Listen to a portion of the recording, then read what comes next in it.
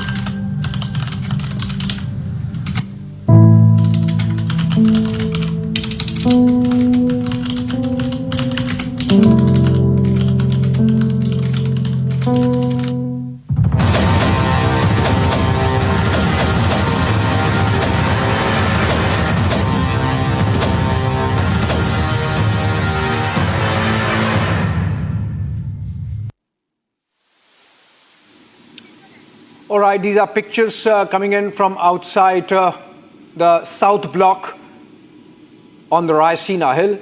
These are pictures of our forces. Remember, South Block is the headquarters of the Ministry of Defense, as also, of course, the Ministry of External Affairs, where that briefing took place. In the backdrop, you can see Rashtrapati Bhavan. These are pictures, in fact, of the mock drill that's going on around the country, in fact. And these people have come out after sirens. So even as those meetings go on inside, outside, the drill continues in case there is a military escalation. This is, of course, happening around the country at the behest of the Ministry of Home Affairs. Shawan is with us. Shawan, over to you with more details on what's really happening on the civilian side in terms of preparing in case there is an escalation from the Pakistani side. Well, in fact, I'm given to understand the Ministry of Home Affairs has already directed all the state governments to take the necessary precautions. In fact, a meeting that is being chaired by the Jammu and Kashmir DGP, which Gursimran was basically highlighting. I can just add one more information that we are basically getting in right now is with the fact that they are basically preparing for some sort of a counter, strike by the Pakistanis, and that is on the expected lines at this point in time. In fact, if I can also bring in Gursimran right now, because he's also tracking what's really happening in Jammu and Kashmir, because there has been an intense cross-border firing that's actually going on. Gursimran, what's the latest? Because in Poonch and Rajouri, it had basically intensified. Has it stopped now?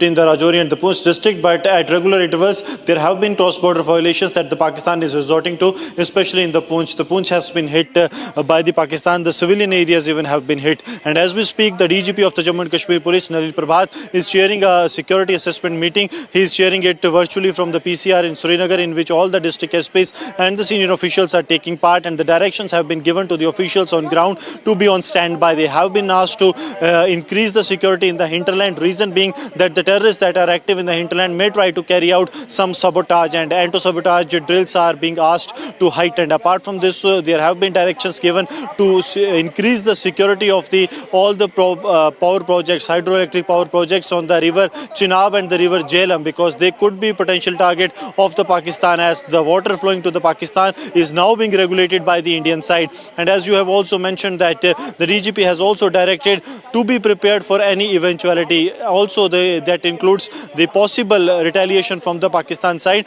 because the LG administration has already given directions for the evacuation of the civilians from the areas that are prone to the Pakistani shelling, because 10 precious lives have been lost in Poonch in the Pakistan's cross-border shelling, and that's why the decision was taken that the evacuation will also take place shortly from the vulnerable areas. That is what the Jammu and Kashmir Police has been asked to ensure at an earliest, Shawan.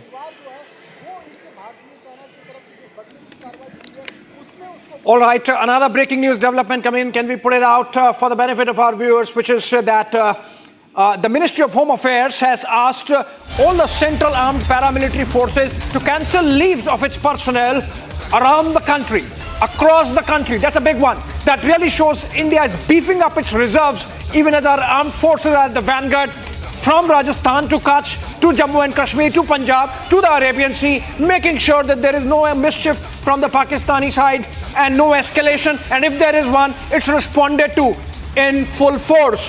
Ministry of Home Affairs now deciding that leaves of all personnel of the Central Armed Paramilitary Forces are to be cancelled. Remember, these are the organizations like the CRPF, CISF, BSF, SSB, among others. All these organizations that are under the Ministry of Home Affairs, and that constitute a huge chunk of India's security architecture in terms of taking care of both internal security and the security at the borders in times of war and peace. And so they are being fully mobilized, and we are seeing that mobilization happening by way of this MHA instruction, under which all leaves of all personnel of the CAPFs are to be now cancelled. Moving on, we have some guests. All right, more pictures. Shawan, over to you. More pictures, I believe we have, of the destruction Operation Sindoor has caused in Pakistan. Well, massive damage has been inflicted upon the Pakistanis right now as far as each of these camps are concerned. Remember, they are not just one structure that has been targeted. In fact, to camouflage their entire operations, the Jaish as well as Lashkar-e-Toiba would have basically had a few other installations around their main operation centers. And that is the reason why, remember, it has taken some time for India to be able to carry out a reconnaissance and carry out the strikes. Now, in fact, some of the visuals that are basically coming in of the aftermath of the precision strikes that have taken place in Pakistan, and there is massive destruction that has taken place. In fact, now there are details emerging of the terrorists who were present at these very sites where the precision strike was carried out. In fact, the number now we are being told has gone about 18. Murid ke. This is coming in Murid ke. Now, remember, Murid ke happens to be Lashkar-e-Toiba's headquarters. These are the latest images coming in of the strike that has taken place. So this time it's very clear, Abhishek. You don't need any more sabut. The Pakistanis are only providing the sabut. The very fact that you have the Pakistanis now coming out and simply saying that you have had their own army generals visiting hospitals and meeting those who have been injured in the precision strike. It's very clear. India has made it very clear. These are not military camps that have been targeted. What has been targeted are terror facilities. Yeah. These are facilities, or I would rather say these are terror factories. In fact, there are multiple testimonies of the Pakistanis who are now coming out speaking about the strikes that have taken place. मस्जिद के आगे administrative office और उसके आगे मस्जिद की छत वो सारी तबाह हो गई थी और एक अफराद था वो अपनी ड्यूटी पे छत पे बैठा हुआ था वो इसके शहीद हो गया.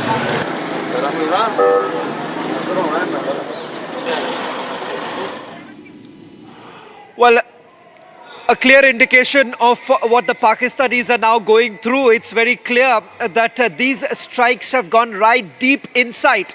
And this time, remember, these are not strikes just in Pakistan-occupied Kashmir. It has gone all the way inside Punjab. Remember the stronghold of the Pakistani army.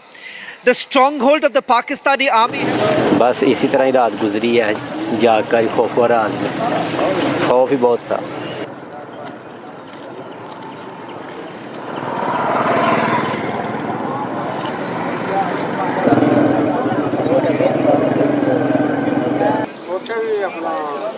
Well, in fact, the testimonies of those who were present there, who have witnessed the precision strikes that have taken place, because if you see, there are innumerable of viewed videos that are now coming in from Pakistan, which shows the extent of damage, the extent of pain that has been inflicted upon the Pakistanis, sending across a very strong message that this time it is no longer acceptable. And if you really look at it, each of these sites, the 9 sites which have been selected, they are the same very places which have been used by some of the top commanders of Lashkar-e-Toiba, Jaish-e-Mohammed, as well as Hizbul Mujahideen. All right, in the studios, Shawan, we have Colonel Shailendra Singh continues to be with us, and we have. Okay, fine. So let me begin with Colonel Shailendra Singh first. Colonel Singh, you have been watching these developments over the last couple of hours. We are hearing from the Pakistani side that there is a lot of damage that has happened. They are admitting, unlike earlier, in the case of Uri surgical strikes and the Balakot air strikes, they were saying nothing has happened. Now they are admitting that India hit 24 missiles inside their territory, that we hit 9 targets, that we killed some people, obviously terrorists, because these are terrorist, that this is terrorist infrastructure. So there is no doubt whatsoever now that this has happened. Jai Hind, Namaskar, Abhishek ji. I can only tell you one thing in my language. Na bhulenge aur na chodenge. Ab hum sirf tumhe todenge. I think India is right now going on that. And that is why you are finding first time Pakistan is accepting that the damages are there. Why? Why will they accept?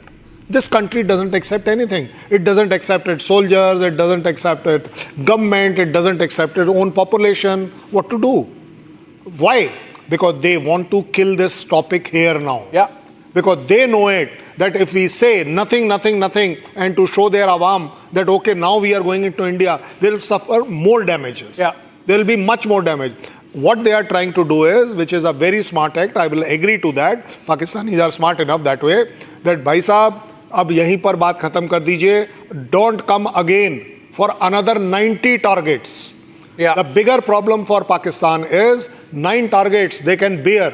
They can bear the losses. पिछले बार 2 कौवे मरे थे, इस बार 10 कौवे मरे हैं. कोई बड़ी बात नहीं है. बड़ी बात यह है that they will get stuck with us if they get into any kind of conventional or even non-conventional.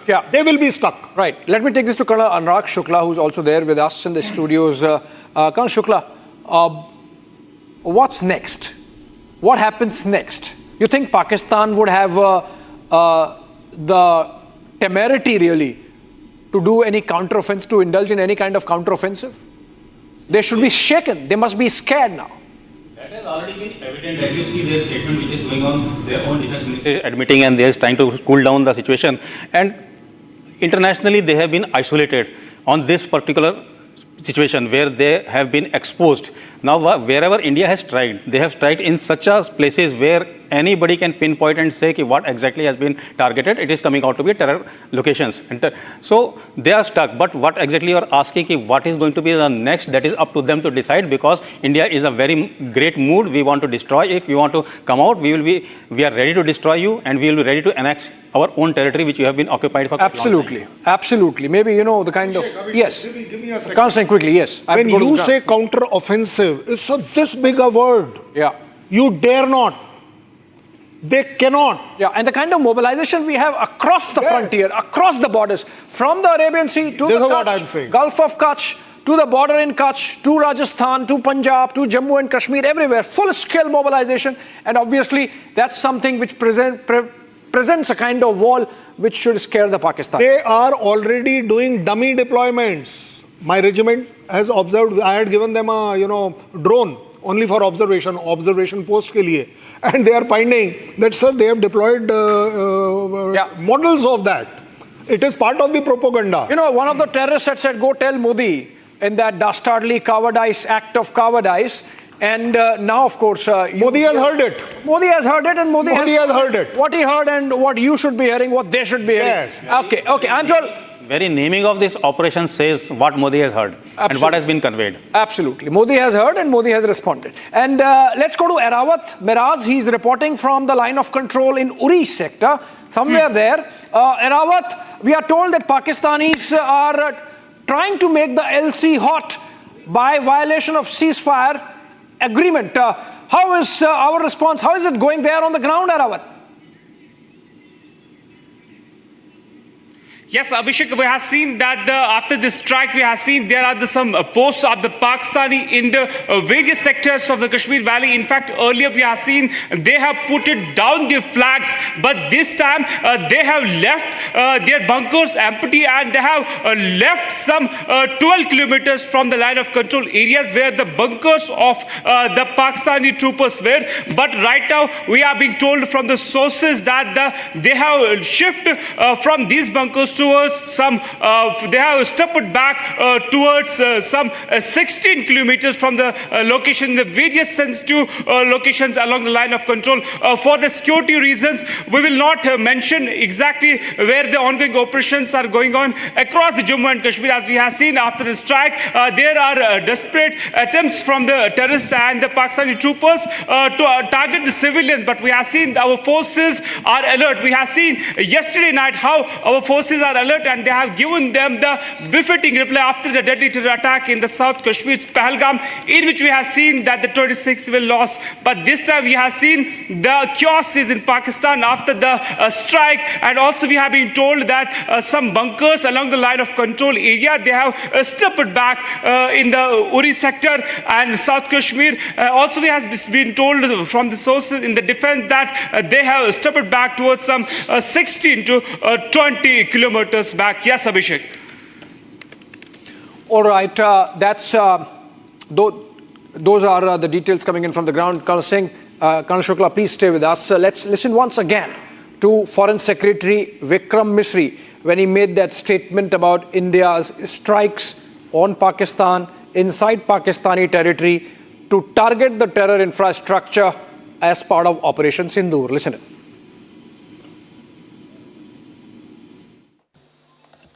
Good morning. Thank you all for joining this briefing. As you are all aware, on April 22, 2025, Pakistani and Pakistan-trained terrorists belonging to the Lashkar-e-Taiba carried out a savage attack on Indian tourists at Pahalgam in Jammu and Kashmir in India. They murdered 26 people, including one national of Nepal, causing the largest number of civilian casualties in a terrorist attack in India since the 26 November 2008 attacks in Mumbai. The attack in Pahalgam was marked by extreme barbarity, with the victims mostly killed with headshots from close range and in front of their families. Family members were deliberately traumatized through the manner of the killing, accompanied by the exhortation that they should take back the message. The attack was clearly driven by the objective of undermining the normalcy returning to Jammu and Kashmir. In particular, it was designed to impact the mainstay of the economy, tourism, with a record 23 million tourists visiting the valley last year. The calculation, presumably, was that harming growth and development in the Union territory would help keep it backward and create fertile ground for continued cross-border terrorism from Pakistan. The manner of the attack was also driven by an objective of provoking communal discord, both in Jammu and Kashmir and the rest of the nation. It is to the credit of the government and the people of India that these designs were foiled. A group calling itself the Resistance Front has claimed responsibility for the attack. This group is a front for the UN-proscribed Pakistani terrorist group Lashkar-e-Taiba. It is notable that India had given inputs about the TRF in the half-yearly report to the monitoring team of the UN's 1267 Sanctions Committee in May and November 2024, bringing out its role as a cover for Pakistan-based terrorist groups. Earlier too, in December 2023, India had informed the monitoring team about Lashkar and Jaish-e-Mohammed operating through small terror groups such as the TRF. Pakistan's pressure to remove references to TRF in the April 25 UN Security Council press statement is notable in this regard. Investigations into the Pahalgam terror attack have brought out the communication notes of terrorists in and to Pakistan. The claims made by the Resistance Front and their reposting by known social media handles of the Lashkar-e-Taiba speak for themselves. Identification of the attackers based on eyewitness accounts as well as other information available to law enforcement agencies has also progressed. Our intelligence has developed an accurate picture of the planners and backers of this team. The features of this attack also tie in with Pakistan's long track record of perpetrating cross-border terror in India, which is well documented and beyond question. All right, General Bakshi sir, you heard that statement again. We have been playing it again and again for the benefit of viewers who might be joining the broadcast now. And essentially, General Bakshi sir, the narrative that's coming in from the Pakistani side is that they also inflicted some damage on Indian side. They are claiming, for example, that they downed some of our aircrafts. Is it not essentially for the consumption of their own population, just fooling them around? It is utter crap. The simple fact is that our aircraft have used standoff fire. They have fired from this side of the border and destroyed these targets, incinerated these bloody targets. But it has been done from one side of the border. So this crap that they started giving the disinformation, they have downed 2 aircraft, is absolute, fact checks prove it is absolute nonsense.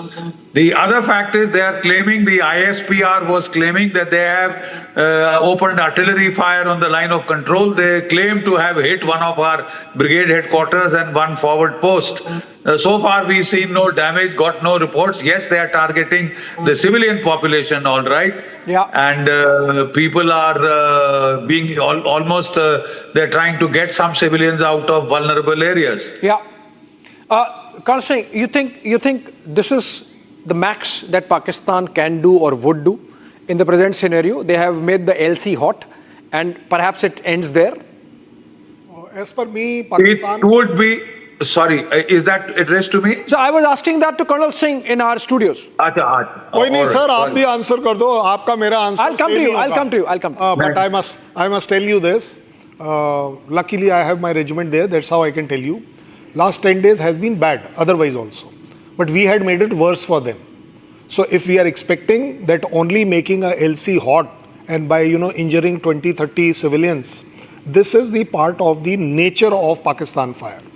They don't fire at us because they know if they fire to any of our battalion headquarters, even to the extent company headquarters, they know it that the fire coming back is nearly, if they fire 10, then there are 100 rounds coming from us.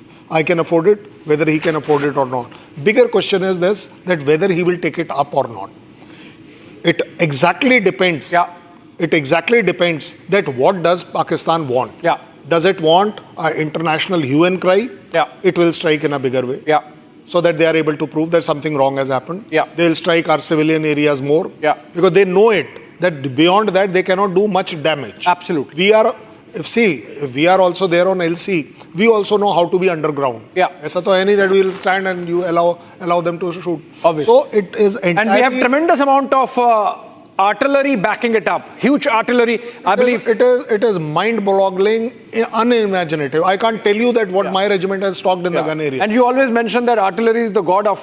It is absolutely god of worth in the world. Yeah. I'm a proud member of that, and I dare say, if somebody can say that, no, this is not true. But the spare this time were the kamikaze drones. And I want to really discuss that military strategy with General Bakshi sir. Sir, give me just a moment before I come to you, because let's listen to those two lady officers who presented India's case before the world in that briefing. We go to Colonel Sophia Qureshi and Wing Commander Vyomika Singh, and the way they narrated Operation Sindoor details, and then I come back.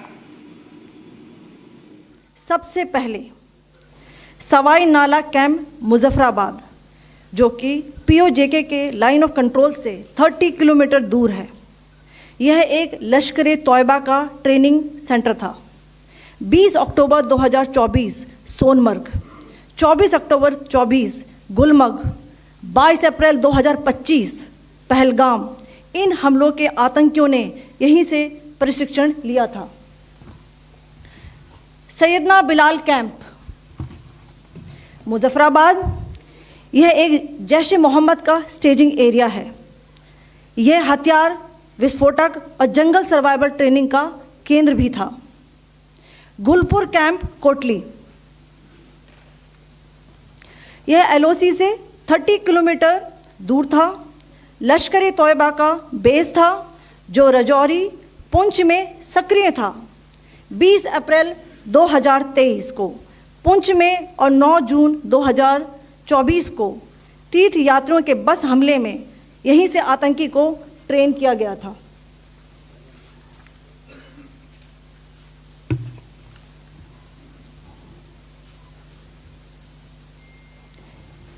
Barnala camp बिम्बर, ये LOC से 9 kilometre दूर है। यहाँ पर हथियार, handling, IED व जंगल survival का प्रशिक्षण केंद्र था। अब्बास कैंप कोटली,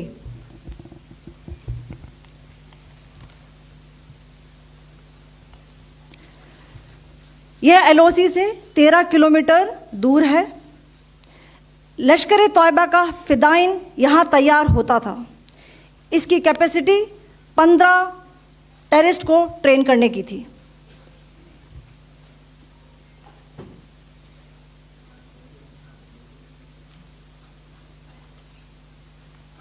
अब मैं पाकिस्तान के अंदर के टारगेट से अवगत कराना चाहूंगी।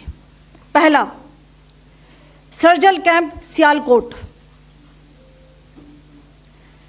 यह अंतर्राष्ट्रीय सीमा से 6 किलोमीटर की दूरी पर है। सांबा कठुआ के सामने।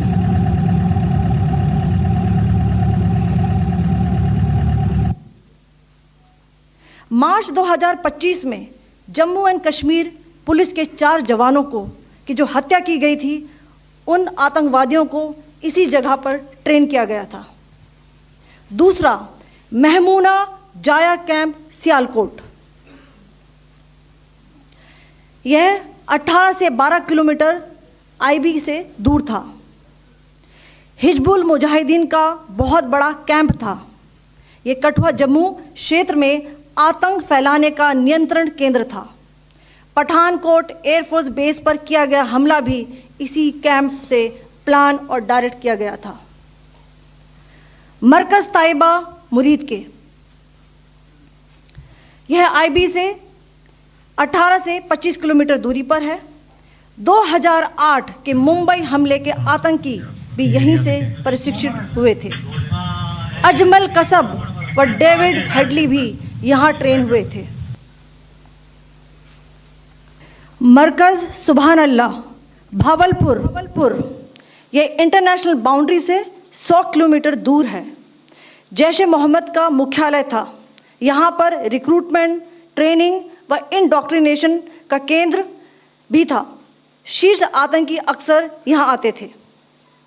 मैं आप सबको बताना चाहती हूँ कि किसी भी सैन्य ठिकाने का निशाना नहीं बनाया गया और अभी तक किसी तरह की नागरिक क्षति की रिपोर्ट नहीं है। ऑपरेशन सिंदूर 22 अप्रैल को पहलगाम में हुए विभत्स आतंकवादी हमले के शिकार मासूम नागरिकों व उनके परिवारों को न्याय देने के लिए लॉन्च किया गया था। इस कार्रवाई में 9 टेररिस्ट कैंप्स को टारगेट किया गया और पूरी तरह से इसे बर्बाद किया गया। पाकिस्तान में पिछले 3 दशकों से टेरर इंफ्रास्ट्रक्चर का निर्माण हो रहा है। इसमें recruitment, indoctrination centres, training areas व लॉन्च पैड शामिल थे, जो पाकिस्तान और पाक अधिकृत जम्मू कश्मीर POK दोनों में फैले हैं।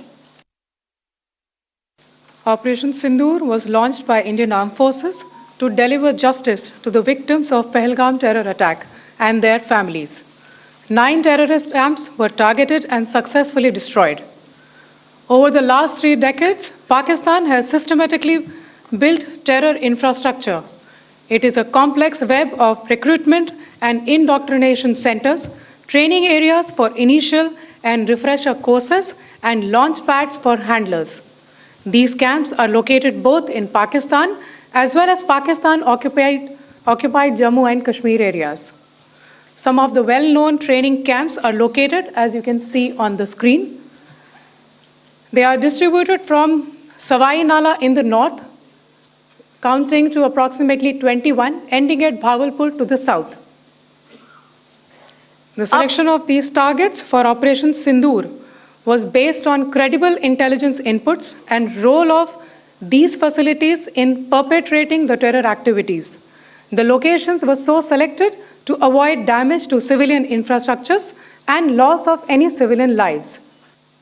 The strike on the terror camps were undertaken through precision capability, as shown to you. A niche technology weapons with careful selection of warheads was ensured so that there will be no collateral damage. The point of impact in each of the target was a specific building or a group of buildings. All the targets were neutralized with clinical efficiency, and the results reiterate the professionalism of the Indian Armed Forces in the planning and execution of their operations. No military establishments were targeted. India has demonstrated considerable restraint in its response.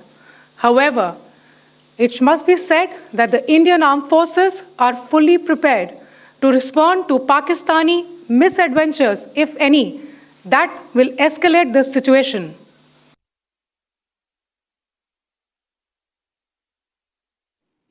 Okay, those were the details of how India picked up those targets and the precision with which those were eliminated by our forces as part of Operation Sindoor. Let's look at the timeline that was provided by Foreign Secretary Vikram Misri in the same press conference, and then I come back to the studios for a conversation.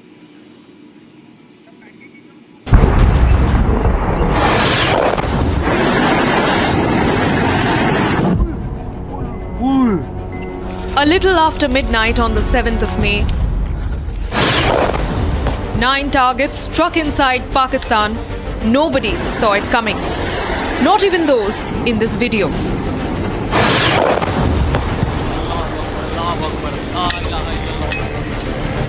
The strikes so precise that men who shot these videos have confirmed the targets. ये नुकसान ये 9 number ये मस्जिद तैयबा मरकज उमर करा के अंदर ये नुकसान है 5 targets in Pakistan-occupied Kashmir, 4 targets deep inside Pakistan territory.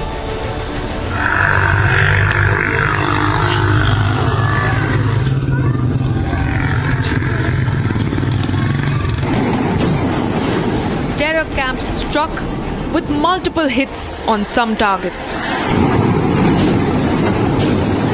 These visuals captured in the dark of the night describe what unfolded deep into the territories of PoK.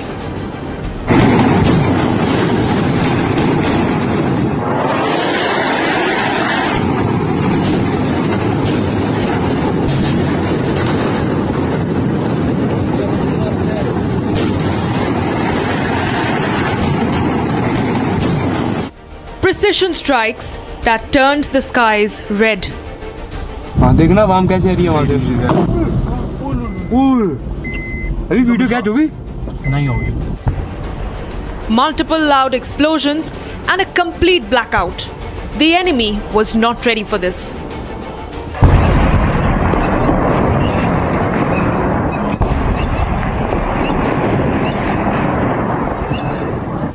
Indian fighter jets hovered over the valley.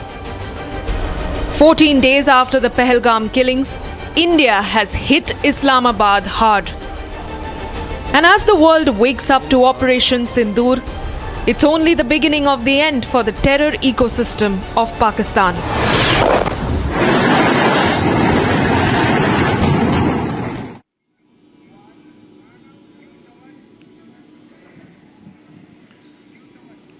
Well, in fact, Abhishek, there's also some more breaking news that I'm getting in right now.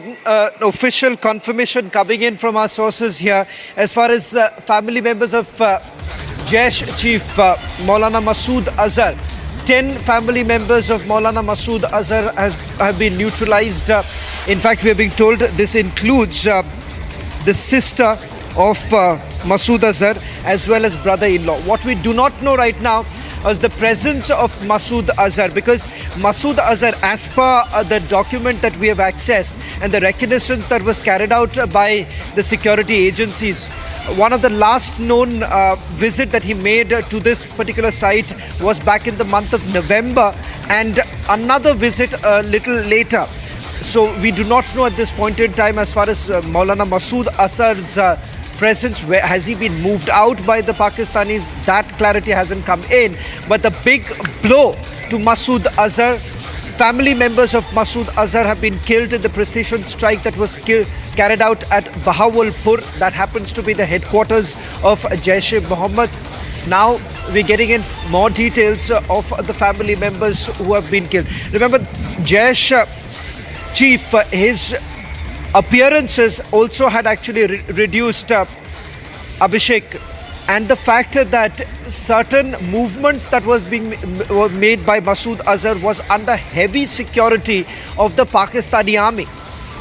Well, yes, naturally so, Shawan, because the likes of Masood Azhar and Hafiz Saeed, terrorists for India and for the world, are seen as some kind of prized asset. The Kohinoors of Pakistani deep state. And on that, let me come to Colonel Shukla and Colonel Singh with us in the studios. Colonel Shukla, you watched that video. The kind of precision and the exactness with which those targets were picked. We have pictures of them, videos of them, and marked out targets, the individuals associated with those terror factories, the fact that the likes of Headley and Kasab were trained there, I think this should be an eye-opener for the world as to Pakistan's cohabitation with terror. Sure, we can see the balance of military here. Like Pakistan has been ready for this strike for last 15 days. They were anticipating the same. But today, when the time came, none of our missiles were able to get interrupted. Every missile which was launched from our side, it landed at the spot where we wanted to drop. So this is the military supremacy, you can say, the amount of weapons we have got. We can fire those weapons to the location at our will, at our time. So that way I will say that India has come long way. If you see what happened in 2019 after Balakot strike, today we have come a long way. We have got a so much sophisticated weapon where we can strike at our own will and at the location we want. There was a full AD deployed from Pakistan side, but none was able to track or interrupt. Yeah, absolutely. Colonel Singh, your comments on this. Kamikaze drones going in, missiles going in as deep as 100 kilometers, and as Colonel Shukla is mentioning, no interception. I mean, the Pakistani generals were effectively sleeping on the wheel, just like they were when the Americans carried out that operation to take out Osama bin Laden. Well, let me tell you what Anurag is saying. Anurag, I think we don't have to prove to anybody our supremacy. What we have, we have. We have been declaring about... But we have shown it. No, I'm coming on the exactly same point. It is only Pakistan who claimed that they got a very credible air defense. We never said that you have a credible or not. And what is their credibility? Their credibility is they have a Chinese air defense system, which they have been claiming that is super. Very good. Yeah. The Chinese system has failed. So I'm only trying to put two and two together for them. Because मेरे को तो आप रोक नहीं पाओगे. I'm very clear about it. If I have to strike Rawalpindi, I will be able to strike. If I have to strike Islamabad, I will strike. I don't find a terrorist camp other than the ISI headquarters, the GHQ and the Munir's office. That's the only thing we are waiting for. And for that two motorcyclists who are roaming around with those two chaps in helmet, who have already eliminated 23 terrorists there. It is their admission, not mine. Who are these two? What is this pair doing? Well, that task must be given to them. I will tell you like that. Now, coming to this point about whether we can reach or not is not the question now. The question is, we have already done it. Yeah. Now, you like it, you don't like it. Now, I would like the Chinese ministry and the Chinese government to come out how effective and credible are the systems of theirs. S-400 is a weak system as per Pakistan. Yeah. It's a dud thing. But your Chinese material was very good. So it is proving time and again that whether it is the man behind the machine or the machine, F-16 was brought down by a 50-year-old Bison, MiG-21. Nobody in the world is flying that. And still, so I will rather say that it is always the man behind the machine who matters a maximum. You have a credible system, well, your credibility is established. I have stuck, I have come back. Do what you like. I think very clearly we have spelled it out. We have the capacity, capability and will to strike. You want more, please react. Yeah, and Colonel Shukla, the fact that Masood Azhar's... Oh yeah, very important. Masood Azhar's hideout inside the JEM headquarters specifically was targeted. That really gives you an idea of the kind of intelligence we have. This is not just about TechInt. You know, this is about human intelligence also. While you can mark out the JEM headquarters with TechInt, with human intelligence there on the ground, you can mark out which room of this complex Masood Azhar stays, which means we have information coming in. We have ears to the ground. And that should be something about our capacity to really take care of our security.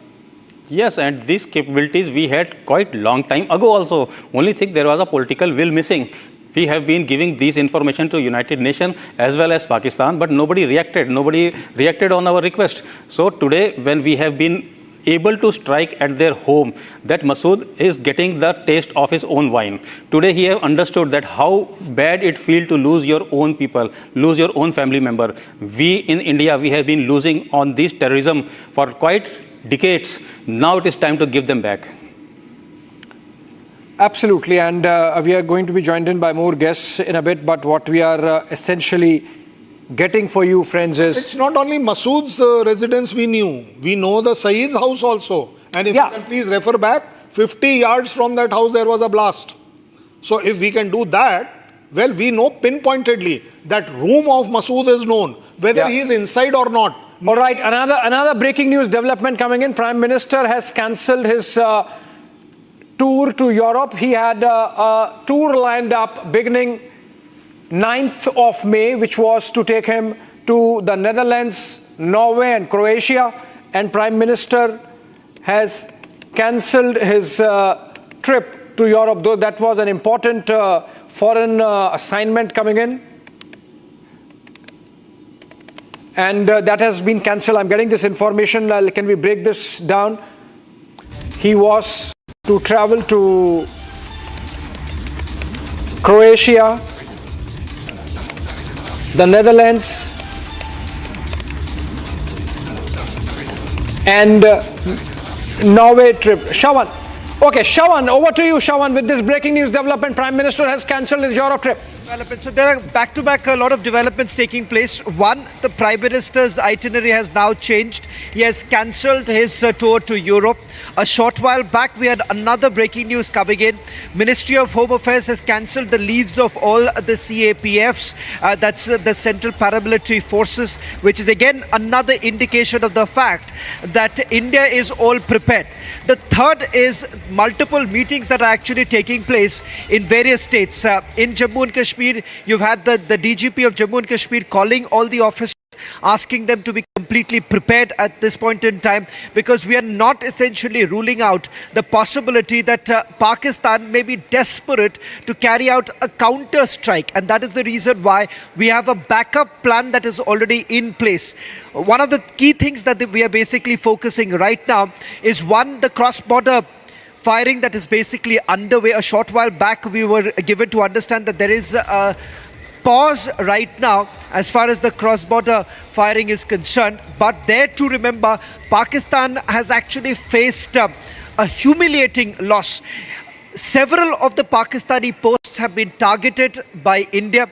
In fact, what has happened is that as a response to the precision attack, Abhishek, you had the Pakistanis basically resorting to heavy artillery firing. That was also responded by India with a heavy artillery firing. But what has essentially happened is that Pakistani posts have also been destroyed. So it's a humiliating experience right now for the Pakistanis.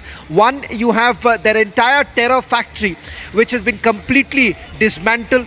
The terror factory from where several of the attacks in Jammu and Kashmir were basically planned, they were hatched. All of it, remember, happening within these very facilities. In fact, if we can also go back to some of the visuals of the strikes that were carried out. In fact, this time, the strategy of the Indian Army has also been very different. And Colonel Shailendra, if I can come to you, a quick check with regards to the tactics that have been employed by the armed forces. You have all the three forces carrying out a coordinated assault. Of course, a large part of it has been taken care by the Indian Army and the Air Force, but the Navy too has played a pivotal role, is what we are picking up. The tact is very different than what we saw during the surgical strikes and then the Balakot strike. This time, the idea was to have a demonstrable experience. Tactical, operations at tactical level are always evaluated as per the success. I think with this kind of success, nobody should even ask whether it was a good tactical operation or not. This is number one. Number two, what we had done at a strategic level, that is what confused Pakistan.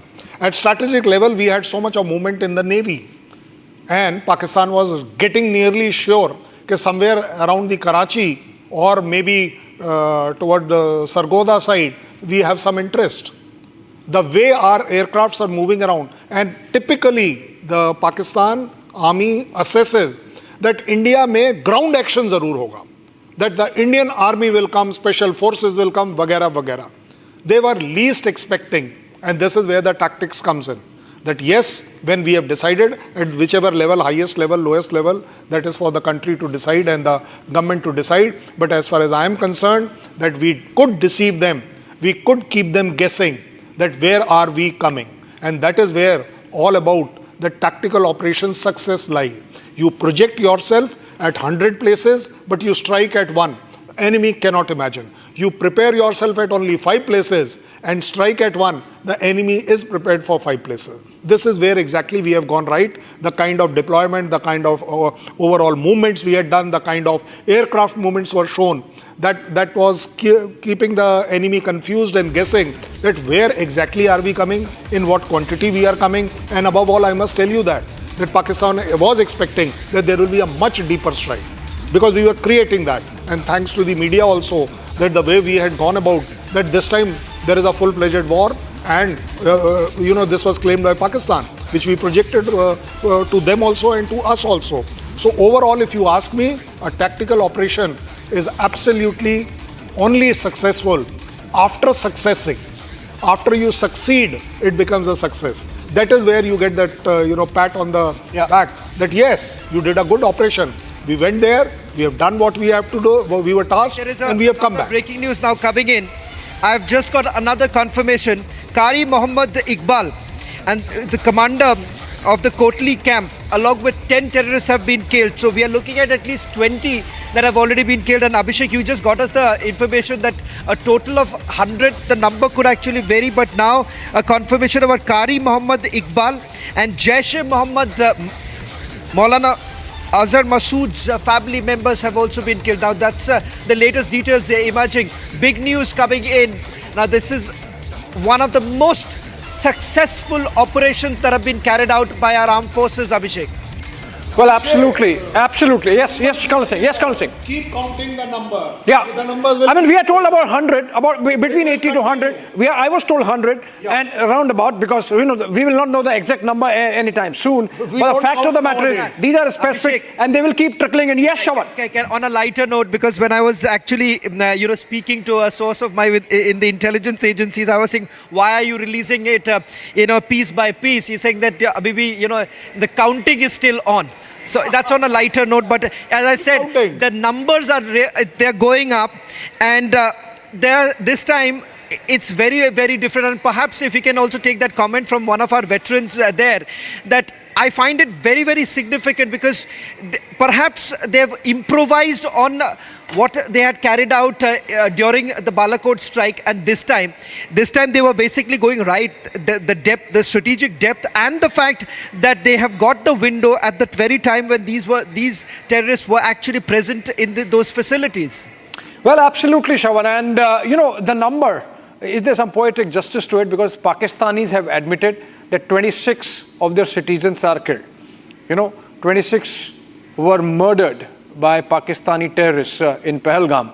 And now they're admitting that their 26 citizens are killed in the strike. The number is much higher. And in fact, it will be a while before Pakistan admits it, because as of now, their army seems to be in a salvage mode, salvaging their reputation. And that's why a lot of counter-information warfare is going on, Colonel Singh, if not counter-measures in terms of military action from the Pakistani side. If there are only 26 people killed, तो जनाजे इतने ज़्यादा क्यों उठाए जा रहे हैं? वो जो बुकिंग हो रखी है खड्डा खोदने की, वो उतनी ज़्यादा क्यों है? You see, you can please Google it and find out. It's not rocket science. You tell anybody from Pakistan, he'll tell you why there is a rush of janazas going in a particular direction. 26 is nothing. 9 places, it averages out maybe 5 or 7. That's all. And though, of course, there is a tremendous amount of ceasefire violation happening. Huge level of ceasefire violation happening. This figure will go up. They will themselves come. The public will demand. The people who have been lost, they are the one who will tell you that what they lost. Pakistan government doesn't lose anything. Pakistan army doesn't lose anything. So 26 is all the headquarters where Pakistani army trainers were there, handlers were there. That figure is what hurting them, and that's why they are accepting it, because they have to answer the families कि मेरा बंदा कहाँ गया. That is where the figure may be 2025. Space is not just a destination. It is a declaration of curiosity, courage, and collective progress. India's space journey reflects this spirit. from launching a small rocket in 1963 to becoming the first nation to land near the south pole of moon, our journey has been remarkable. Our rockets carry more than payloads. They carry the dreams of 1.4 billion Indians. India's achievements are significant scientific milestones. Beyond that, they are proof that the human spirit can defy gravity. India made history by reaching Mars on its first attempt in 2014. Chandrayaan-1 helped discover water on the moon. Chandrayaan-2 gave us the highest resolution images of the moon. Chandrayaan-3 increased our understanding of the lunar south pole. We built cryogenic engines in a record time. We launched 100 satellites in a single mission. We have launched over 400 satellites for 34 nations on our launch vehicles. This year, we docked 2 satellites in space, a major step forward. Friends, India's space journey is not about racing others. It is about reaching higher together. Together, we share a common goal to explore space for the good of humanity. We launch a satellite for the South Asian nations. Now, the G20 satellite mission announced during our presidency will be a gift to the global South. We continue to march ahead with renewed confidence, pushing the boundaries of scientific exploration. Our first human space flight mission, Gaganyaan, highlights our nation's rising aspirations. In coming weeks, an Indian astronaut will travel to space as part of a joint ISRO-NASA mission to the International Space Stations. By 2035, the Bharatiya Antariksh Station will open new frontiers in research and global cooperation. By 2040, an Indian's footprints will be on the moon. Mars and Venus are also on our radar. Friends, for India, space is about exploration as well as about empowerment. It empowers governance, enhances livelihoods, and inspires generations. From fishermen alerts to Gati Shakti platform, from railway safety to weather forecasting, our satellites look out for the welfare of every Indian. We have opened our space sector to startups, entrepreneurs, and young minds. Today, India has over 250 space startups. They are contributing to cutting-edge advancements in satellite technology, propulsion systems, imaging, and much more. And you know, it is even more inspiring that many of our missions are being led by women scientists. Friends, India's space vision is grounded in the ancient wisdom of Vasudhaiv Kutumbakam. That is, the world is one family. We strive not just for our own growth, but to enrich global knowledge, address common challenges, and inspire future generations. India stands for dreaming together, building together, and reaching for the stars together. Let us together write a new chapter in space exploration, guided by science and shared dreams for a better tomorrow. I wish you all a very pleasant and productive stay in India. Thank you. No, ऐसा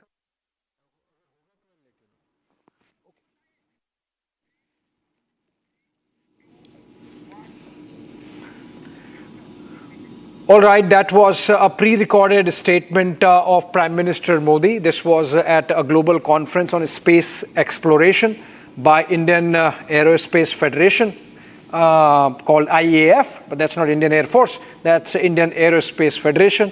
And this was a recorded statement, and that is the reason why there is no mention of Operation Sindoor. It must be clarified.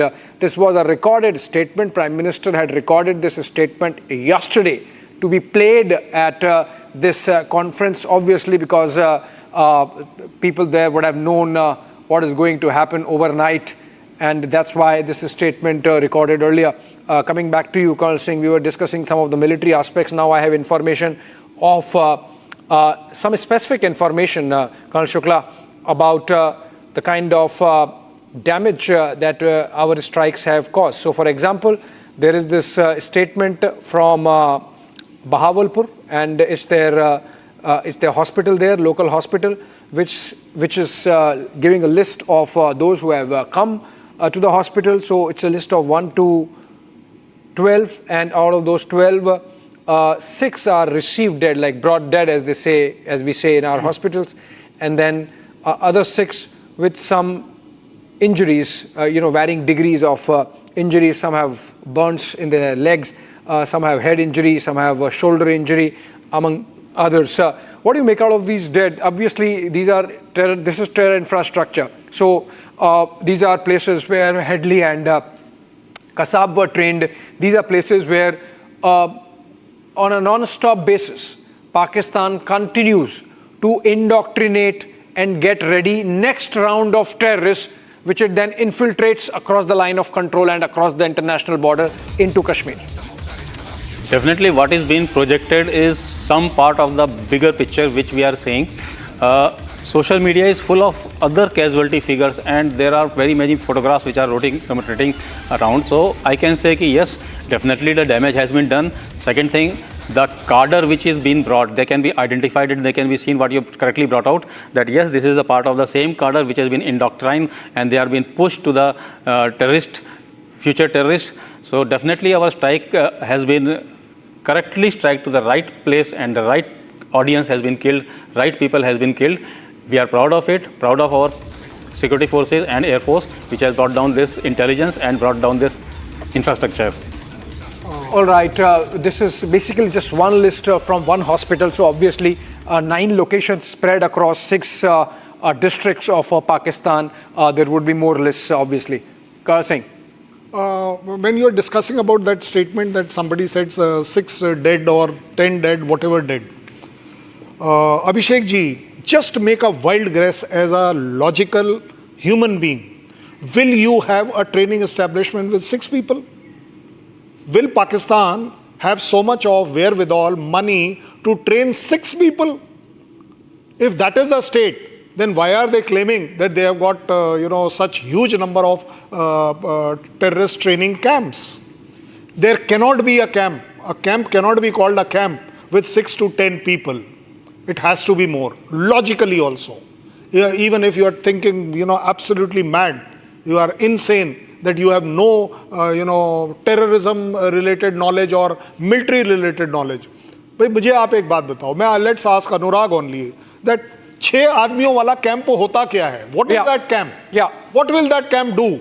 Yeah. So, now I'm prepared to go by that hospital, by the way. I'm not denying that. But what I'm saying is that is a particular dispensary, that is a particular hospital of our level. There are hospitals of 10 bed, 20 bed, 30 bed, 300 bed, 700 bed, 1500 bed. So a particular hospital receiving 6 may be only a stopgap arrangement. There are 9 places. Colonel Singh, also we are getting the sense from the Pakistani side that they are really scared, because they have, I think, understood that Operation Sindoor is just 1.0. If they do anything, yes, there is going to be Operation Sindoor 2.0 also, because look at the statements. They are saying that we have inflicted enough costs on India. We have downed their planes, which obviously they have not. They are saying we have hit back at some of their targets. They have escalated the ceasefire violation along the LC and of course the IB.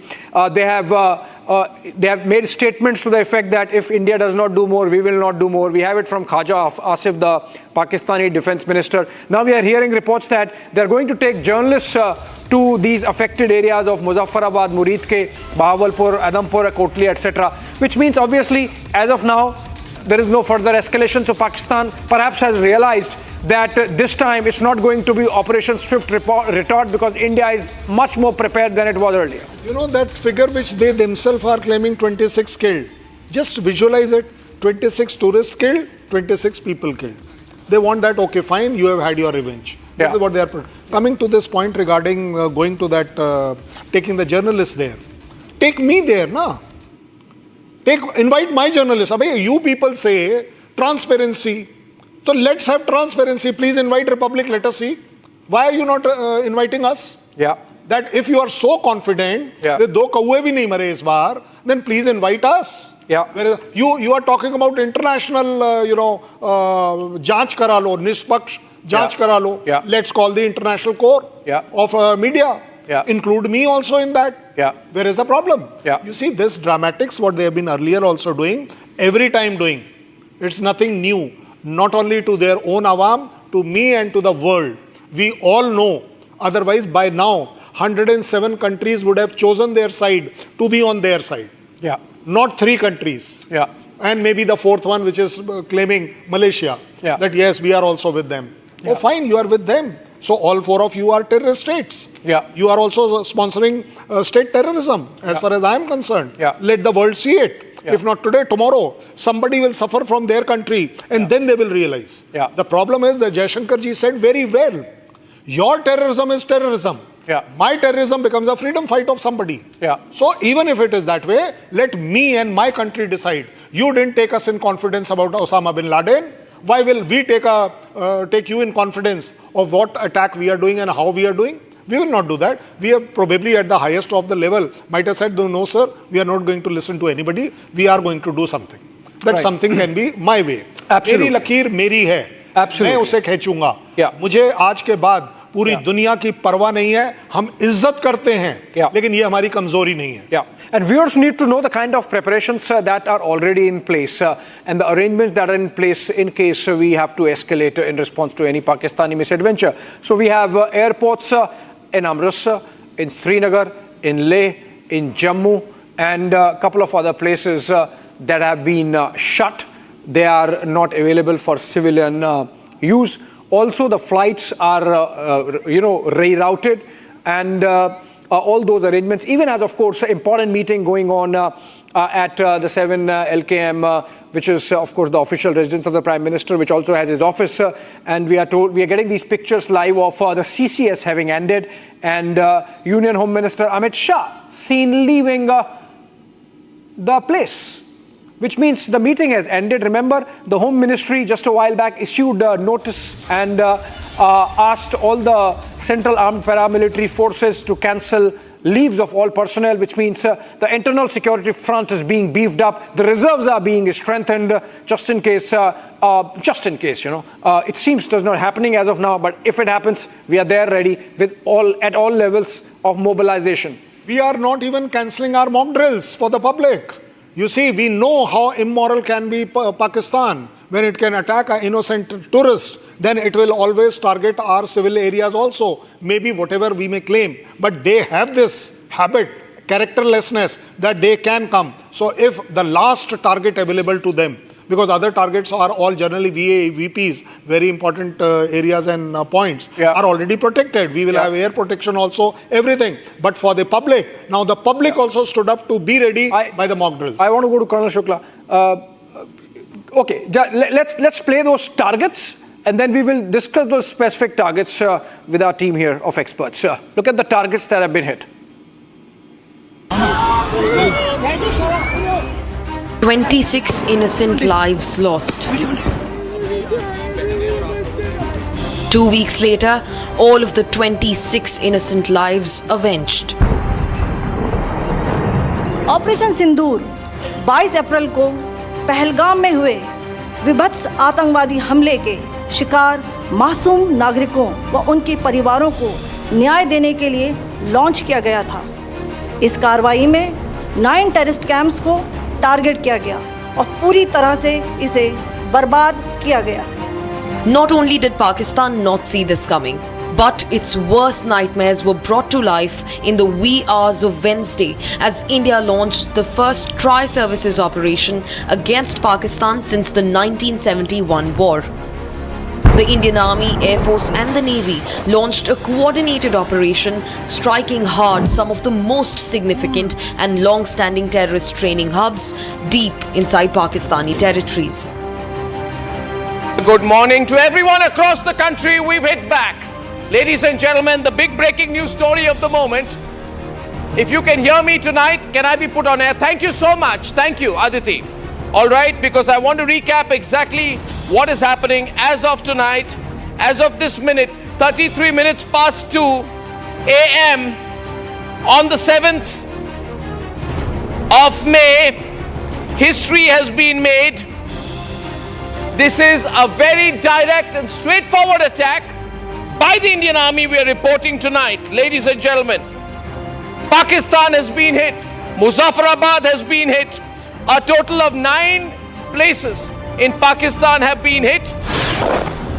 The operation has dismantled 9 major targets of the Lashkar-e-Toiba and Jaish-e-Mohammed. Bombs were also rained on Hizbul Mujahideen hideouts inside Pakistan.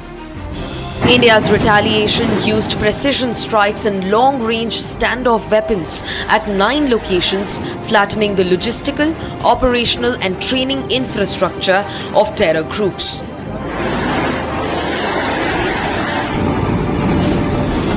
The 9 targets included 4 Jaish-e-Mohammed targets, Bhawalpur in Punjab, Tehra Kalan, Kotli and Muzaffarabad. The Jaish has claimed responsibility for major attacks in India, including the 2001 Parliament attacks and the cowardly 2019 Pulwama suicide bombing.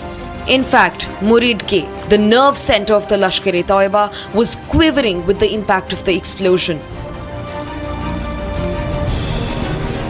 In fact, Barnala and Muzaffarabad terror camps were also charred by missiles. Lashkar-e-Toiba orchestrated the 26/11 Mumbai terror strikes. The Hizbul Mujahideen has not been spared either, with Sialkot and Kotli camps completely hammered. The terrorist group has been active in multiple attacks across the Kashmir Valley. Each of the 9 sites selected for the operation had a history of association with major terror plots and infiltration attempts directed at India. India has hit back, and it has hit back harder than ever. The message is as clear as it can get: zero tolerance towards terrorism and its dirty state sponsors. All right, we are also joined in by Lieutenant General Rajendra Singh, but before I go to him, Colonel Shukla, you were mentioning about we having this capacity earlier also, but this time we have come out really hot. We have really escalated in terms of our hot pursuit also, from Uri to Balakot to now Operation Sindoor. This is really next level, and it would become very difficult for Pakistan to get into any misadventure without realizing that the next time could be even worse than this in terms of we inflicting costs on them. Sure, and Pakistan should also understand what there lies in their arsenal. If we are going to strike, how they are going to protect themselves, and if they plan to strike us back, what they have got for us. See, in last 5 years, if we start from discussing from 2019 onwards, the amount of weapons which we have acquired, including the drones technology and the precise weapon technology, then satellite, we have got our own satellite system, then NVDs and other things, sophisticated technologies which we have absorbed. This is much, much, much way beyond what Pakistan could have. And today the battlefield transparency is so good that in the darkest of the night, we are able to pinpoint and strike our target from the land of our own without crossing any line of control. So much water has passed since last 5 years, and we are sitting on the home grown technologies, and we have absorbed the technology to such an extent that where we sit confidently today, and I can assure my citizens today that be confident of our army. We have got a very tremendous high-tech equipments where we will be able to take down the Pakistan sitting here without crossing the land. लेकिन यार उन्होंने वो जो technology हमने तो ले ली, उन्होंने क्यों नहीं ली? They have been also claiming. They have been claiming, but that is totally evident when Mi-24 missiles went inside their territory. None of them was able to interrupt. No, I think it's not just about the machine. It's about the men also. That's what I'm saying. How you employ, how do you strategize, how do you create a deception? Everything matters. And I think India has really sort of drawn a red line. Let me get in Lieutenant General Rajendra Singh on this. Very good noon to you, sir. And thanks for joining us in this broadcast. Your first comments after whatever India has told the world with that press conference, a statement at multiple levels in terms of making clear the targets, making clear the proof with the videos, making a statement of sorts with those two lady officers addressing press conference, given the fact that women were actually targeted by those cowardly terrorists. It's not the men who were killed. It's about the women who were widowed by those mountain rats there on that day of April 22. Your first comment, sir. Yeah, thank you very much. Thank you very much for inviting me to your channel. I think today is a great day. It is a great day for a number of reasons. Firstly, I think the way our armed forces and our political hierarchy has conducted these operations is fabulous, to say the least. They have been able to achieve a complete surprise. Pakistan had no idea whatsoever that India is going to strike today at about 1:30 or so. And secondly, the type of targets which were chosen, 5 in PoK and 4 in rest of Pakistan, that is Punjab. I think they also are very carefully selected targets. Many of them house the leadership of the terrorists, particularly Bawalpur. I can say this was a place where Hafiz Saeed used to come more often than not, and also his family members were there. So I think it is a very, very good strike that we have been able to achieve. As far as its conduct of operations by Indian Air Force and also the Indian Army is concerned, we have always, whenever the opportunity came, the Indian Air Force, Indian Army, Indian Navy have always proved that we are second to none. As far as Pakistan is concerned, he is no patch in front of us. Yeah, absolutely. I had the pleasure of commanding 43 country troops as first commander of the UN, and I can say without any doubt whatsoever that our troops are the finest. They are the ones who have tremendous amount of josh, determination, and professionalism. And I think the same was evident today. But having said all this, let's not be complacent. I think Pakistan is going to strike back. And if it is strike back, we must strike them even harder, which I have no doubt that they will do. And Indian Army, Indian Air Force, and the Navy, we are fully ready to strike them back. Yeah. Lastly, I would like to say one thing, that the way these operations have been conducted speaks volume of the professionalism of the current leadership of the Indian Army, Air Force, and the Navy. Right, absolutely. And, we have shown it with pictures, what we did. General Singh, just stay with us. In fact, we have our reporters live on the ground from Jammu and Kashmir, both Erawat and Zeenat. And Harsha from the Jammu side in Poonch. Let me go to Zeenat first. Zeenat, we had, I believe, an emergency security review meeting in Srinagar or Jammu by the administration there. We had a statement from Omar Abdullah, and we have those massive ceasefire violations being carried out by Pakistan. How is the situation there on the ground in Srinagar as of now? See, Umar has already chaired a meeting at the civil secretariat where he was where he addressed the DCs and the concerned district administration heads about the preparations on the ground and the kind of evacuation and the medical facilities will be provided by the Jammu and Kashmir administration. Meanwhile, we have been also seeing the DG J&K police has also been monitoring the operation from the PCR Srinagar, and the meeting is also being attended by the joint forces of Jammu and Kashmir police, army, and other personals. Meanwhile, as far as the situation along the line of control is concerned, my VJ Mubashir will show you the Abhishek. This is the area of the Uri along the line of control. This ridge connects you to Uri as well as the Kupwara. Even this connects you to the Gurez, Poonch and all. This is the entire ridge that connects line of control with the international border, where we have been seeing unprovoked ceasefire violations being reported, and this time the Pakistan army carried used heavy artillery, like the artillery and the mortar shells were used towards the Indian post, and also the border belts, the border residents were affected in this. Many of the people have left the villages, and they have been now adjusted in the makeshift accommodations and the other accommodations, and the food material is being provided by the administration there. Meanwhile, as far as the toll of injury or the death is concerned, we are picking up from our sources that the death toll in Jammu and Kashmir due to unprovoked ceasefire carried by the Pakistan army has come down to now almost 10 people, and meanwhile some 41 people have received the injuries. Although the injuries are not that grave, and most of the people who have suffered the injuries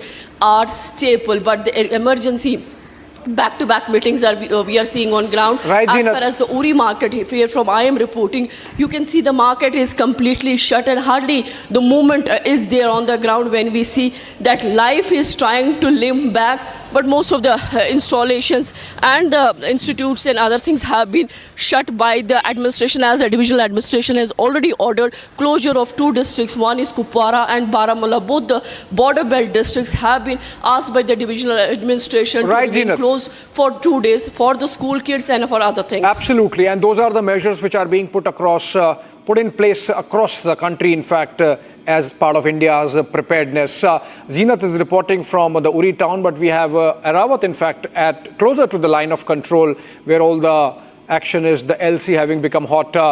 Let's go to Erawat also. And Erawat, over to you. What's the situation there on the ground? Have the guns sort of got contained a bit after India's response? Yes, absolutely, Abhishek. We have seen that the strike on the launching pads of the terrorists, particularly Jaish-e-Mohammed, Lashkar-e-Toiba and the Hizbul Mujahideen. Then after we have seen, I'll request my Vijay to take you through this background, and you can see this is the Pakistan-occupied Kashmir area in the Uri sector, and you can see here in the visuals that there is the smoke which you can see. We have seen the strike in the Pakistan-occupied Kashmir and other parts of the Pakistan. Then after we have seen that the Pakistani troopers, in the frustration, they have tried to target the civilian population of the Uri sector. Particularly, we have also seen in the Tangdar sector, but you can see there is the smoke of the mortar shelling that was done by the Pakistani troopers. But we have seen that our forces has given them the befitting reply to that firing. That after we have seen that the high alert is on across the line of control areas in the Jammu and Kashmir. Yes, Abhishek.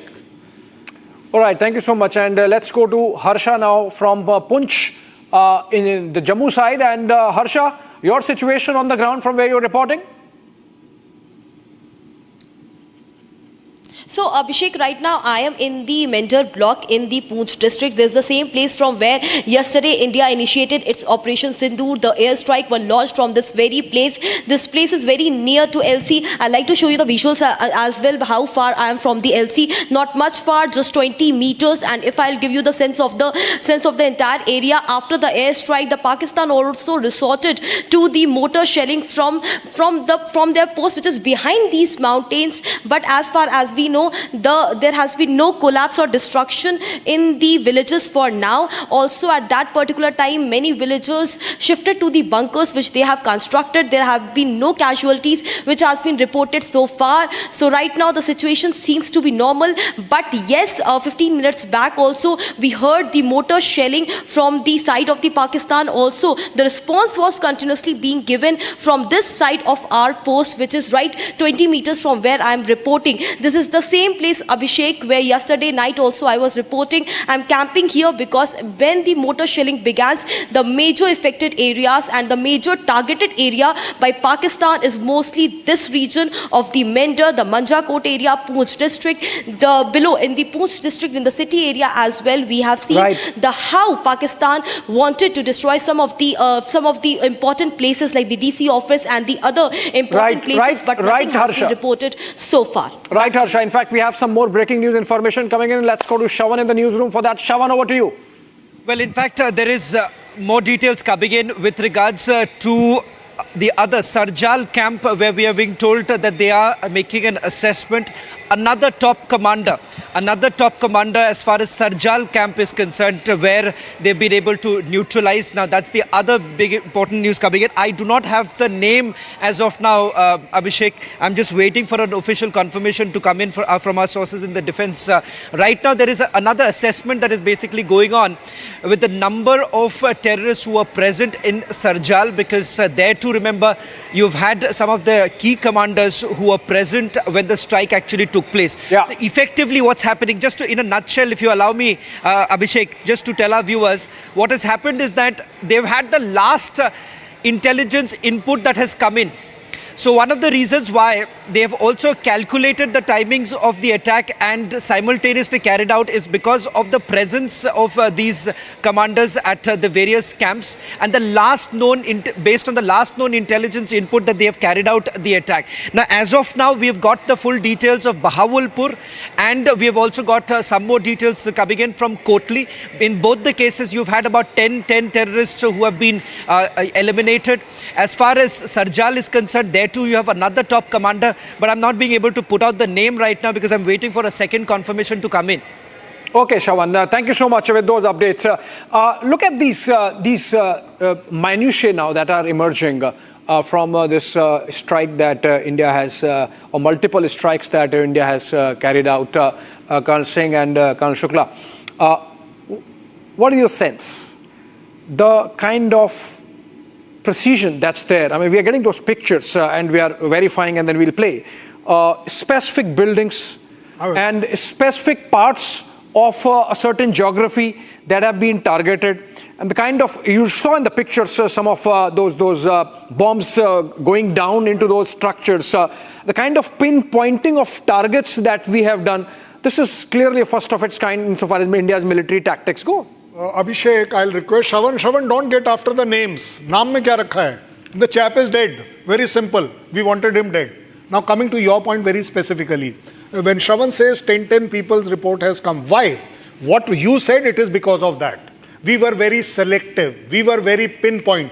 Let the gentleman get the benefit and get away that he was staying in the next building or in the next room. But we bombed a particular place. If I wish, you can blow up that on the screen and it will draw a lot of clarity for the public to understand that what precision are we talking about. वो जो white वाले जो 4-5 building में जो आपको दिखाया जाए, इधर भी देखिए ये वाला जो अभी आपका चल रहा है. Now this, the way there's also another breaking news. The buildings around it.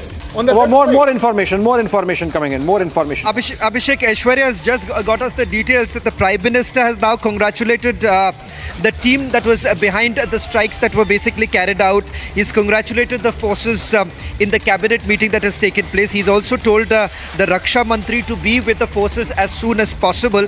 And Raksha Mantri, there's a high possibility, could actually move to the border areas also. Now, that's the big breaking news now coming in. The Prime Minister has basically instructed the Raksha Mantri to move to the border areas. Now, when would that visit take place? That is not known. But in the cabinet, the Prime Minister, of course, was full praises for the kind of fantastic work that our forces have essentially done. And this, ladies and gentlemen, Abhishek and all our veterans who are there in the studio, this by far is one of the best intelligence gathering that we have essentially done. And that is the reason why, now that the report has basically come in of the number of terrorists who have been killed, and Colonel Shailendra, I completely agree, naam mein kya rakha hai, but at the same time, these are the same very terrorists. Now look at how it was. Ranjan, that's from the ministers, not from PM. Sorry, Abhishek, you were saying something. All right, Shawan, basically we are getting this information based on what happened in the cabinet. Essentially, Prime Minister commending our forces for the tremendous success that they have achieved with this precision targeting of the entire terror infrastructure inside Pakistan, be it Jaish-e-Mohammed, be it Lashkar-e-Taiba, be it Hizbul Mujahideen, be it other associate organization, affiliate organizations, they have been targeted, and pictures keep coming in from Pakistan of the kind of damage that has been caused in terms of taking down of this infrastructure. Prime Minister, of course, commending the forces for coordinating and executing this fantastic Operation Sindoor. He has also asked Defense Minister Rajnath Singh to be with the forces, and obviously which means that he would have to travel and be with the forces at the border. Remember, this has been in fact one of the underpinnings of this government, to be seen with the forces and to strongly back them in times of war and peace. So while Defense Minister Rajnath Singh would travel to the border areas now, we have seen Prime Minister himself during occasions like Diwali among others, not spending time at his home, but being with the forces at the borders every year that he does. So there is a message there, just as there is a message here now with the Prime Minister asking Defense Minister Rajnath Singh to travel and be with the forces at the border. Let's look at some other details coming in, one of which is that the Union Home Minister has instructed all Central Armed Paramilitary Forces to be ready and to cancel all leaves of their personnel. Also, Colonel Shukla, we are presenting a picture of being in control of the situation to a level. We are also showing that Pakistan is not the only thing India deals with. While we are dealing with Pakistan in the manner that we should, we are signing a India-UK trade deal that happened last evening.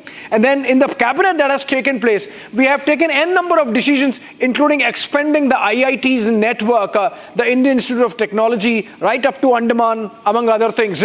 So essentially, a message that we are in control, that while we do rest of the things, we can take care of Pakistan also. See, India has got stuck with this situation because of the misadvantage of the Pakistan. Otherwise, our ultimate long-term goal is to reach to the third largest economy in the world.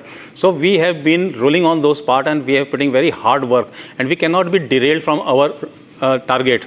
So if in the way there's some situation has come where we have to engage our forces and energy for some time, it's okay. But definitely this is not the target of us. This is not the distraction for us. It will pass by the time, and there are forces who will take care of it. Our main aim of the country is moving fast, country is growing, country is developing. So definitely we are moving towards the third largest economy in the world.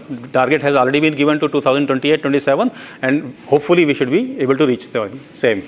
Absolutely. In fact, we are getting pictures from outside the Pakistan High Commission in New Delhi, and these are evocative because remember, a day after the Pahalgam terror attack, when we had our cameras, media teams there outside the Pakistan High Commission, not day after the terror attack, but the day that India had decided to reduce the mission size and to cancel all Pakistani visas, there was someone carrying a cake inside the Pakistan High Commission. And now we have those pictures. Can we play those pictures coming in from outside the Pakistan High Commission, as I am told, in New Delhi?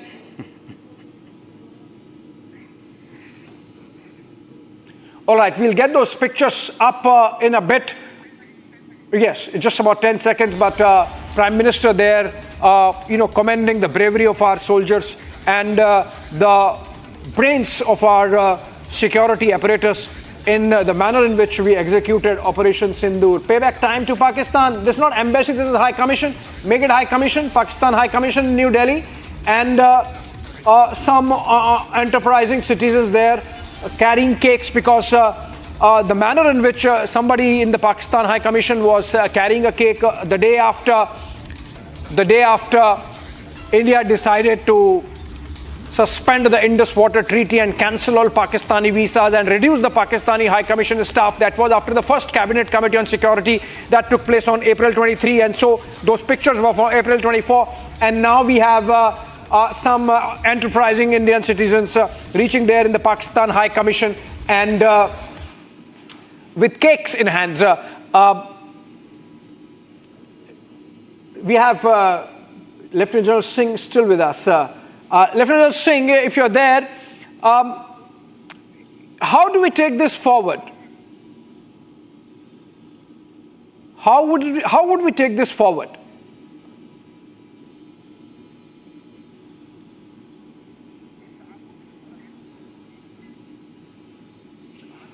Okay, we in fact have a reporter there outside the Pakistan High Commission. Komal is there. Komal, if you are getting me, आपको अगर मेरी आवाज आ रही है, ये बताएं कौन लोग हैं और वहां अभी क्या माहौल है पाकिस्तान हाई कमीशन के बाहर? देखिए, बिल्कुल आतंकिस्तान को एक करारा जवाब मिल गया है और उसके बाद अगर हम देश की बात करें तो देश में देखिए लोग जो है वो खुश है, कह रहे हैं कि बदला ले लिया गया है। लेकिन इस बीच देखिए पाकिस्तान हाई कमीशन के बाहर की तस्वीरें दिखा रहे हैं, केक लेकर के आप पहुंचे हैं और अब देखिए केक भी कटिंग करेंगे। साफ तौर पर इनका ये कहना है कि जब पहलगाम में आतंकी हमला हुआ था तो एक शख्स केक लेकर के जा रहा था और अब ऑपरेशन सिंदूर हुआ है इसलिए आप केक काट रहे हैं। देखिए, जब पहलगाम में हमला हुआ था तो कुछ लोगों ने यहाँ केक काटकर जश्न मनाया था और आज हम अपनी सेना को धन्यवाद करते हैं। हमारी सेना और हमारे प्रधानमंत्री जी ने जो देश का नाम रोशन किया है और उन लोगों को जवाब दिया है जो देश के अंदर रहकर देश विरोधी काम कर रहे थे।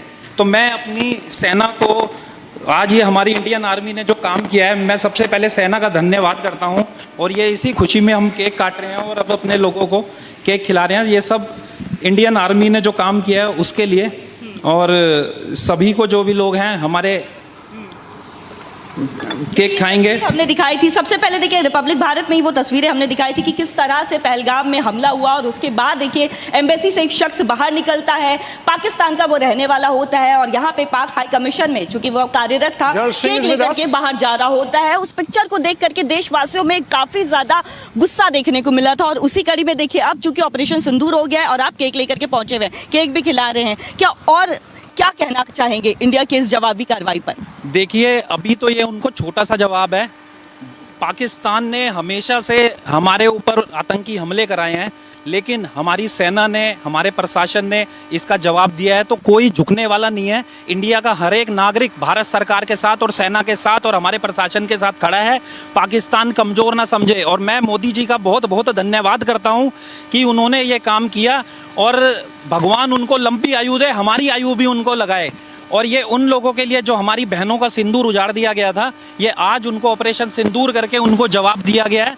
और इसी तरह से हम ये चाहेंगे कि जो भी बचे कुचे आतंकवादी हैं इन सभी के खिलाफ कार्रवाई करके एक बार सारा ही साफ कर देना चाहिए कि दोबारा हमारी बहन बेटियों का सिंदूर नाम पूछकर, जाति पूछकर किसी की हत्या करना ये बहुत ही शर्मनाक और नाम पूछ करके, जाति पूछ करके कलमा पढ़ने को भी बोला जाता है। और ऐसे में देखिए आप भी यहाँ पे पहुंचे हुए हैं, जी, इंडियन आर्मी का ये लेकर के जिंदाबाद। बिल्कुल, क्या कहेंगे इस कार्रवाई पर? मैं तो ये कहूँगा जो कुछ हुआ है ये बहुत अच्छा हुआ है और हमारी सरकार जो कर रही है बहुत अच्छा कर रही है और ऐसी करती रहेगी तो बहुत अच्छा रहेगा, हम सबके लिए अच्छा, हमारे पूरे देश के लिए अच्छा रहेगा। ये हम लेके आए हैं Indian army.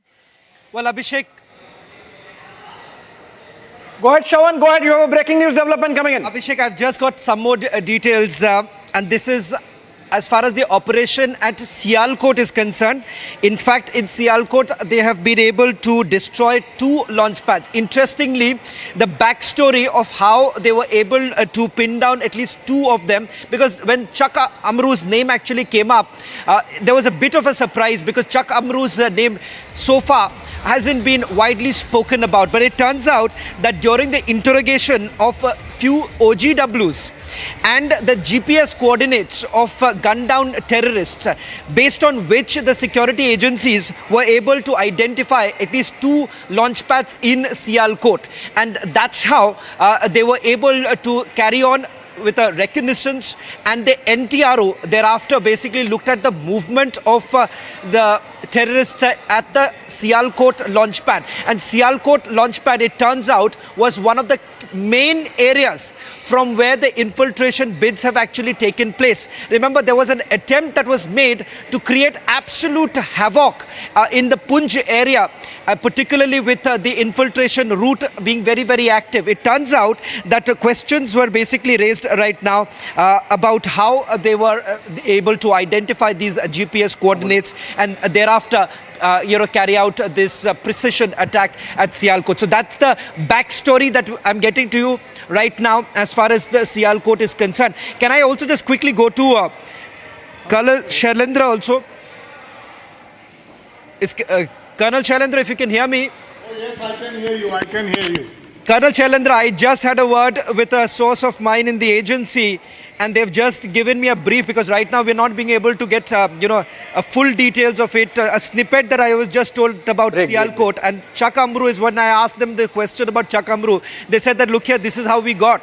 It was based after the interrogation of certain OGWs and some of the terrorists who were basically gunned down, and the GPS coordinates from where, that they actually got, and that's how they realized that Chuck Amru, that was the second launch pad in Sialkot.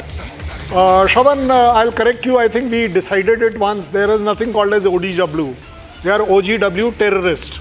There is only one word for them. They need to be treated like a terrorist. But before I answer your question, I would like that cake issue which Abhishek brought out. Well, let me tell you, when the cake was brought by the Pakistani for his embassy, that's the time we had said, you can have the cake, but you can't eat it. Today, what we have shown outside the High Commission, we will have the cake, we will cut it, and we will have it also. We have proved it. That's the difference between Pakistan and us. When they make a claim, it is only a claim.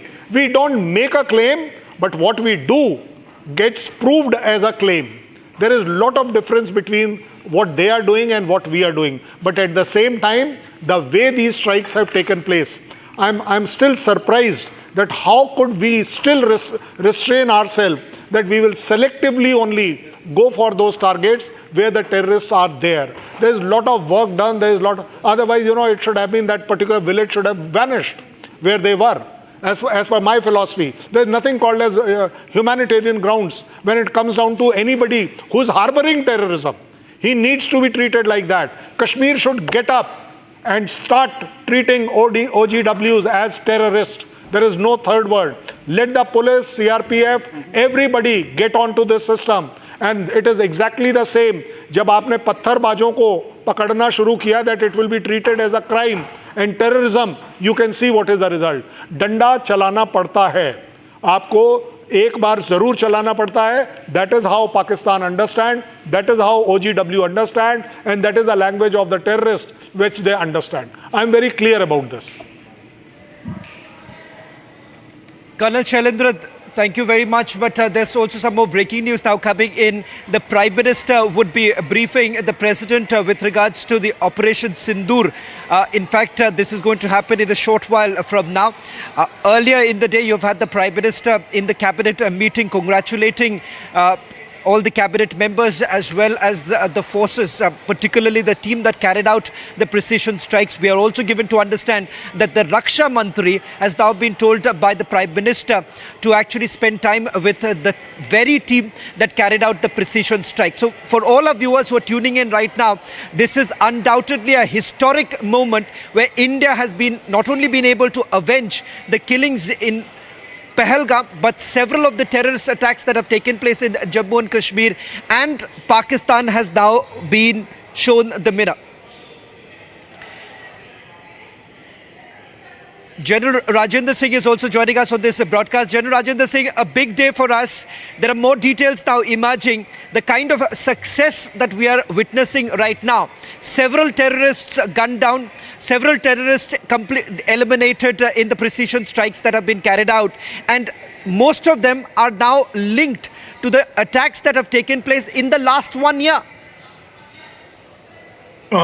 Yes, I think one of the most creditable thing which has happened is that the type of intelligence that we were able to gather from various intelligence agencies like RAW and NTRO and various other agencies, military intelligence, etc.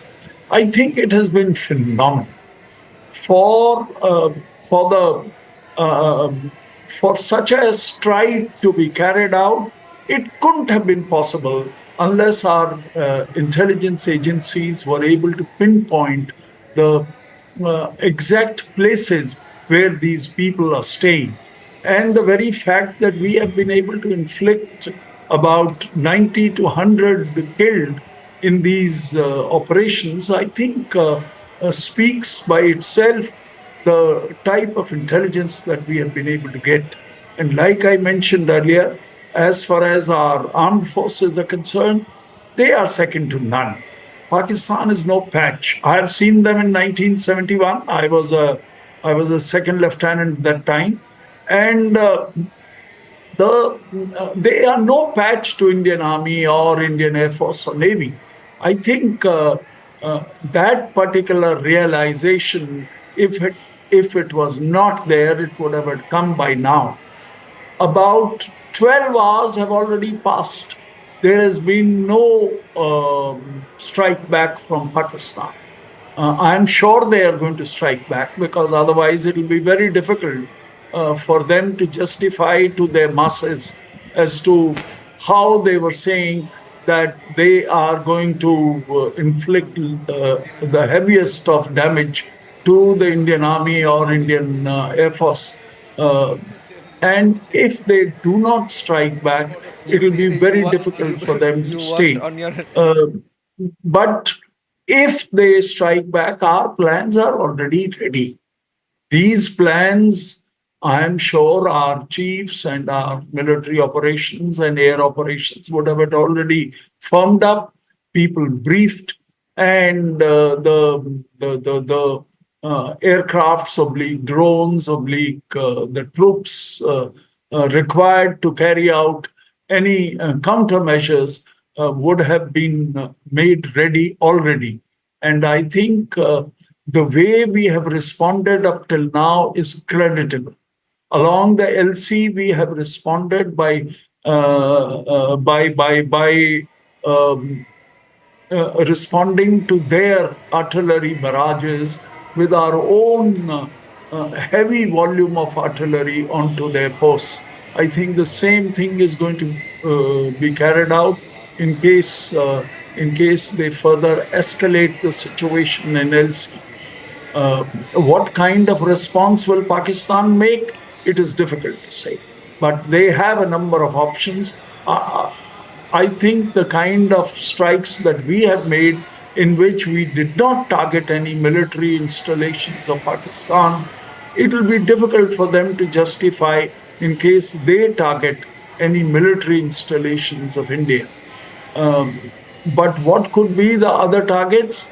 Only the time will tell.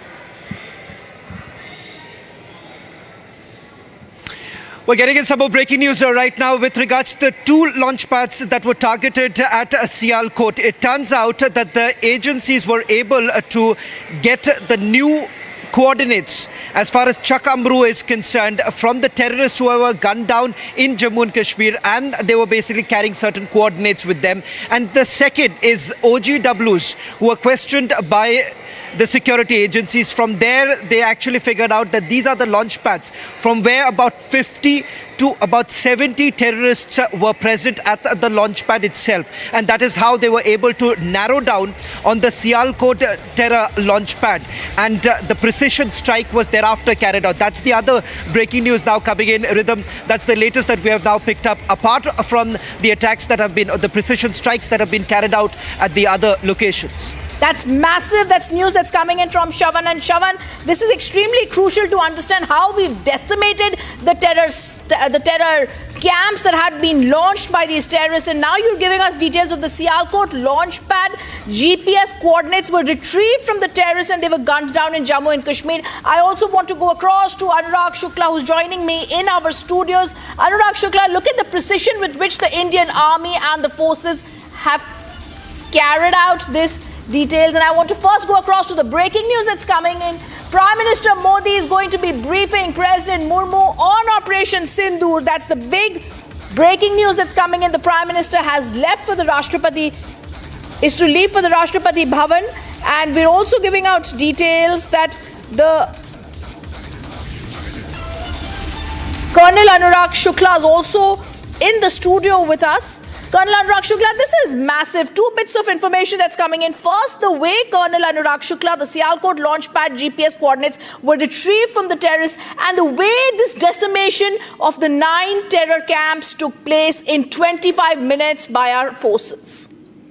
Surely this is the tremendous example of the air superiority and the weapon superiority which India holds over the Pakistan. If you see last 15 days, we have shown, we had made clear our intention to strike on deep inside the Pakistan, and despite all the warnings, Pakistan was fully prepared.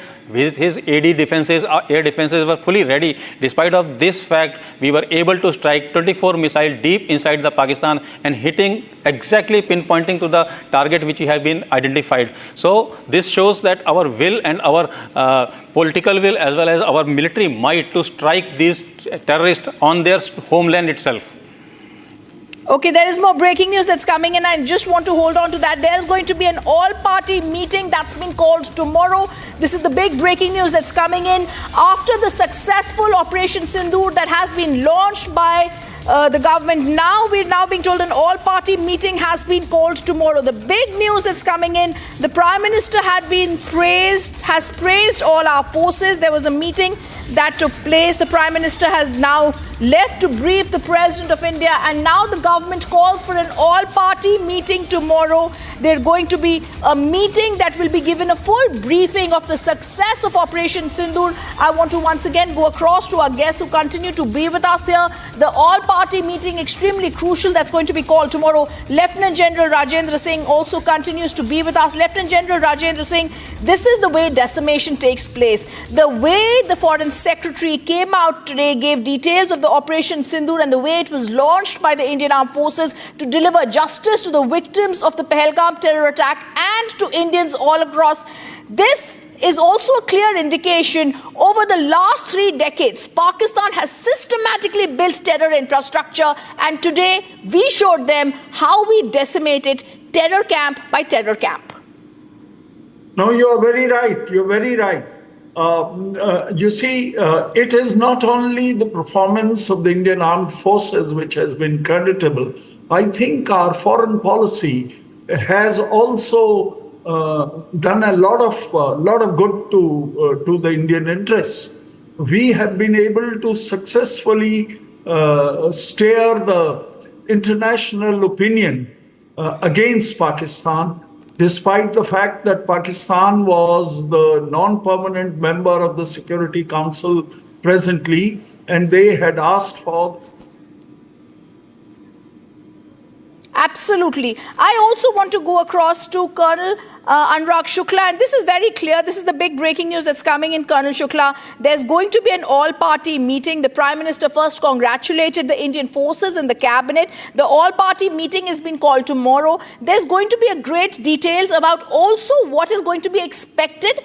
We've clearly told Pakistan this was a calibrated precision strike that took place. It's not, there was great locations were selected to avoid any damage to the civilian installations and loss of civilian lives. There should not be a retaliation, but knowing Pakistan, today India has struck hard. We have to be very prepared, and we are very prepared for any retaliation from their side. We are fully prepared for any retaliation they might be thinking of. We are very strong army, and we will repel them, or not only repel them, we will strike them hard. And they know this thing very well, and that is the reason you see there are contradictory statements coming from different ministers and other state players from the Pakistan. So second thing, coming to the operation, that there's a phase one. The phase one of the operation has been completed. Now everybody is in a good feet. Now the political class will stick together. All party meeting is taking place. The Prime Minister is reporting, briefing the matter to the President. So phase one can be taken as a completed. Now, if phase two has to be activated, that will depend upon the further goals, which will be defined by the CCS. At the same time, depending upon the reaction from the Pakistan side.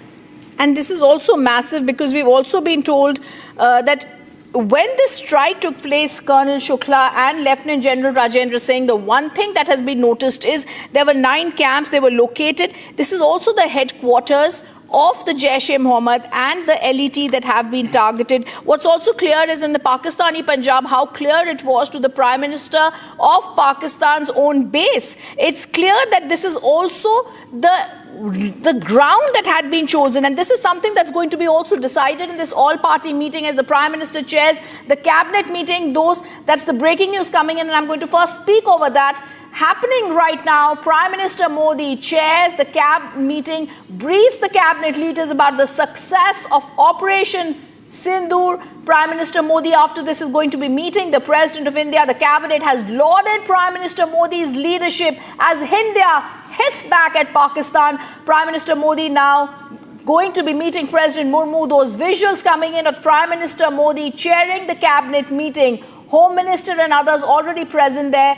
Prime Minister Modi also told the ministers it was a perfect strike.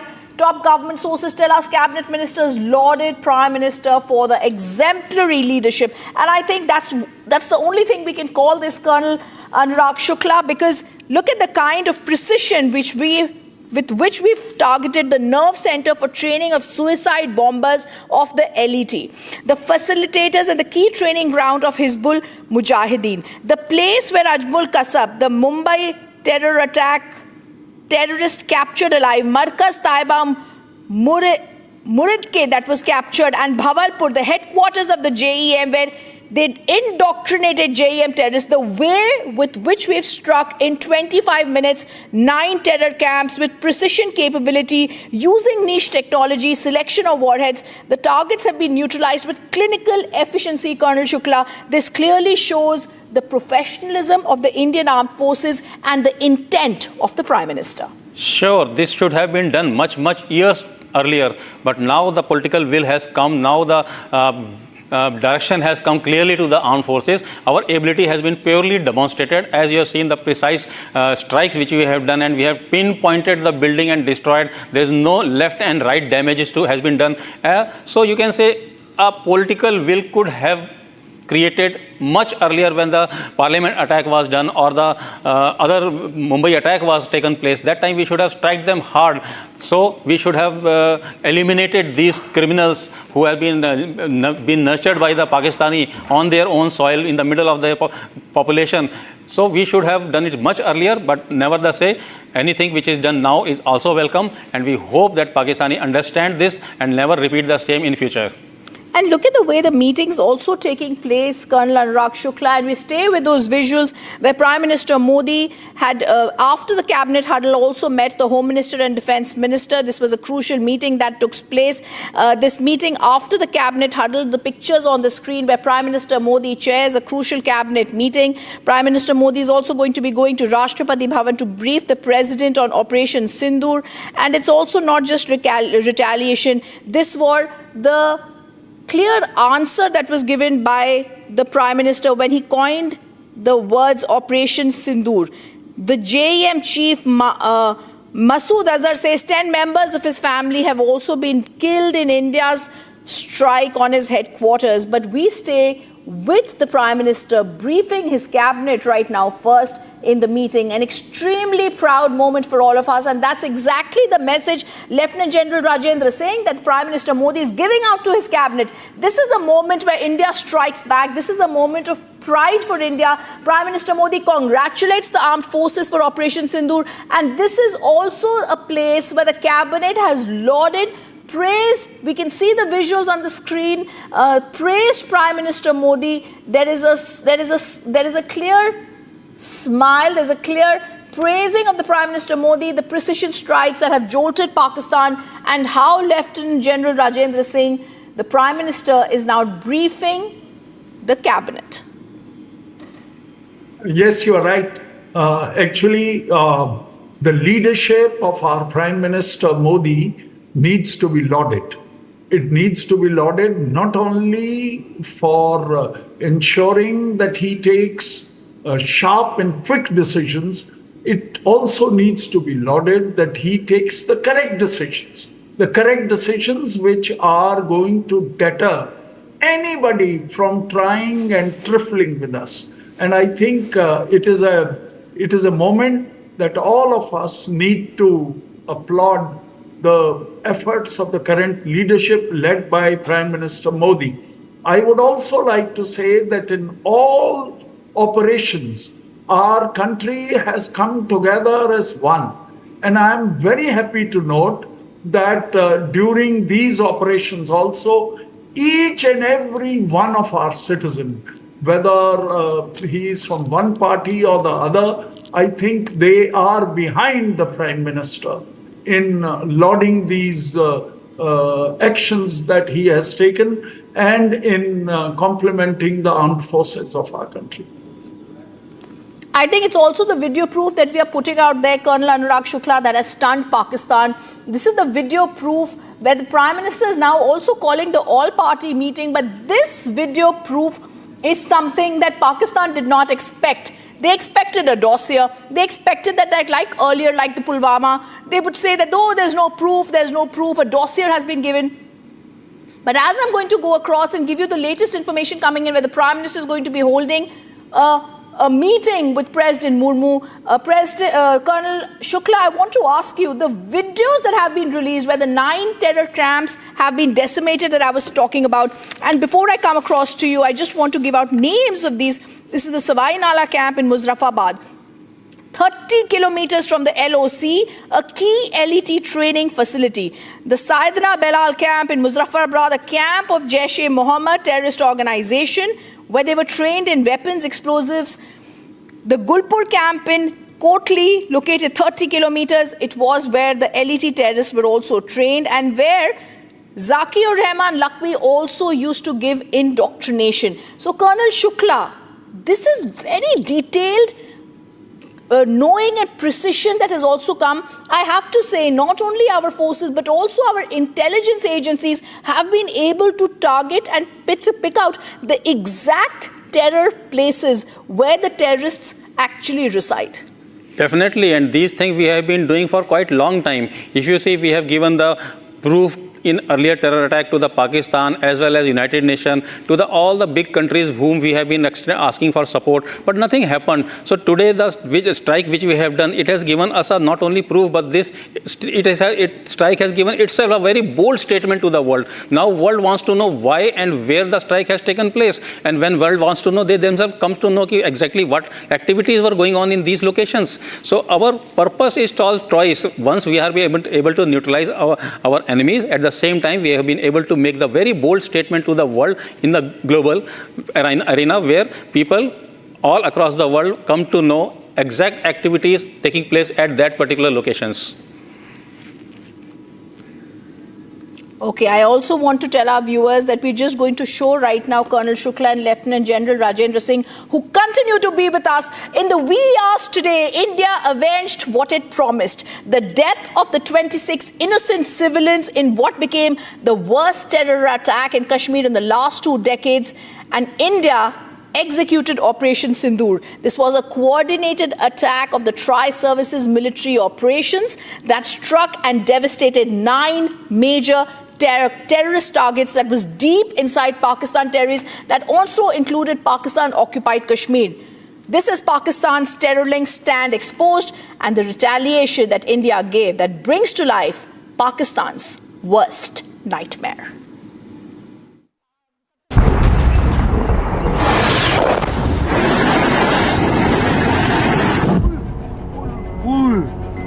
A little after midnight on the 7th of May, 9 targets struck inside Pakistan. Nobody saw it coming. Not even those in this video.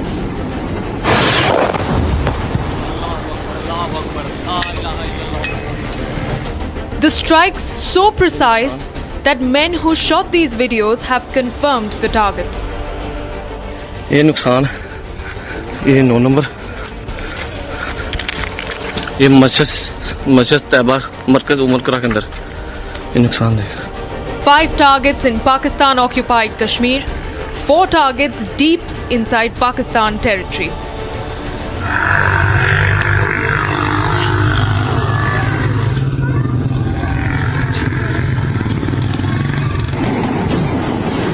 Terror camps struck with multiple hits on some targets.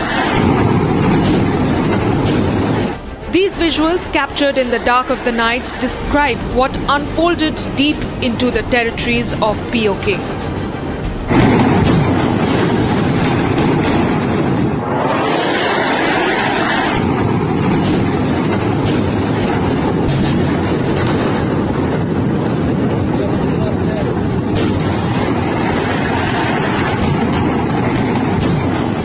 Precision strikes that turned the skies red. हाँ देखना वाम कैसे आ रही है वहाँ से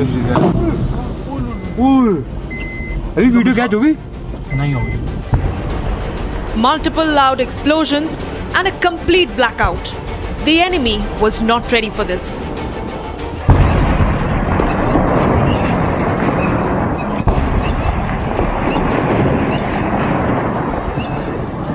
Indian fighter jets hovered over the valley. 14 days after the Pahalgam killings, India has hit Islamabad hard.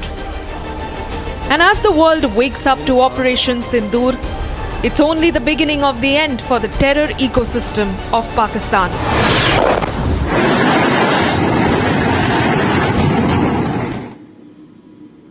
This is India's fury. This is India's retaliation. This is also 9 targets where India has shown no mercy to a rattled Pakistan.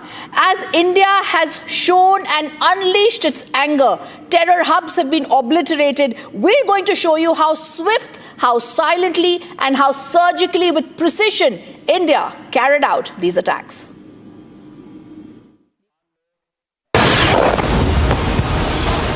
Swift, silent, surgical. The Indian Armed Forces launched Operation Sindoor, obliterating terror infrastructure deep inside Pakistan and PoK. 14 days and 9 targets later, the terror towers of Pakistan have toppled. Headquarters of Jaish and LET were also reduced to rubble. The escalation followed days of mounting anticipation after the dastardly Pahalgam terror attack, which left 26 innocent civilians dead. In an official statement, the Ministry of Defence confirmed that 9 terror sites were struck with precision and no Pakistani military installations were targeted. Pakistan Army spokesperson Lieutenant General Ahmad Sharif Chaudhry said that Indian missiles struck Kotli and Muzaffarabad in Pakistan-occupied Kashmir and Bahawalpur in Punjab province. Meanwhile, following the strike, a rattled Pakistan threatened India. Echoing a hollow threat, Shehbaz Sharif, the Prime Minister of Pakistan, said that PoK will react forcefully. Reacting to the developments, US President Donald Trump said that the US was aware that something was about to happen and hoped that the situation would de-escalate quickly. No, it's a shame. We just heard about it just as we were walking in the doors of the Oval. Just heard about it. I guess people knew something was going to happen based on a little bit of the past. They've been fighting for a long time. You know, they've been fighting for many, many decades and centuries, actually, if you really think about it. No, I just hope it ends very quickly. According to the reports, India has reached out to various countries across the globe, including US, Russia and the UK, to brief them about the military strike. With India tightening its ironclad fist around Pakistan's neck. Operation Sindoor echoes the message of Prime Minister Modi from the grounds of Bihar.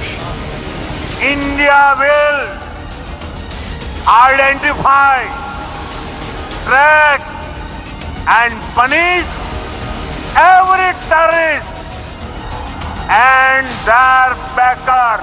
We will pursue them to the ends of the earth. India's spirit will never be broken by terrorism. Terrorism will not go unpunished. And the message is clear. India will always strike back.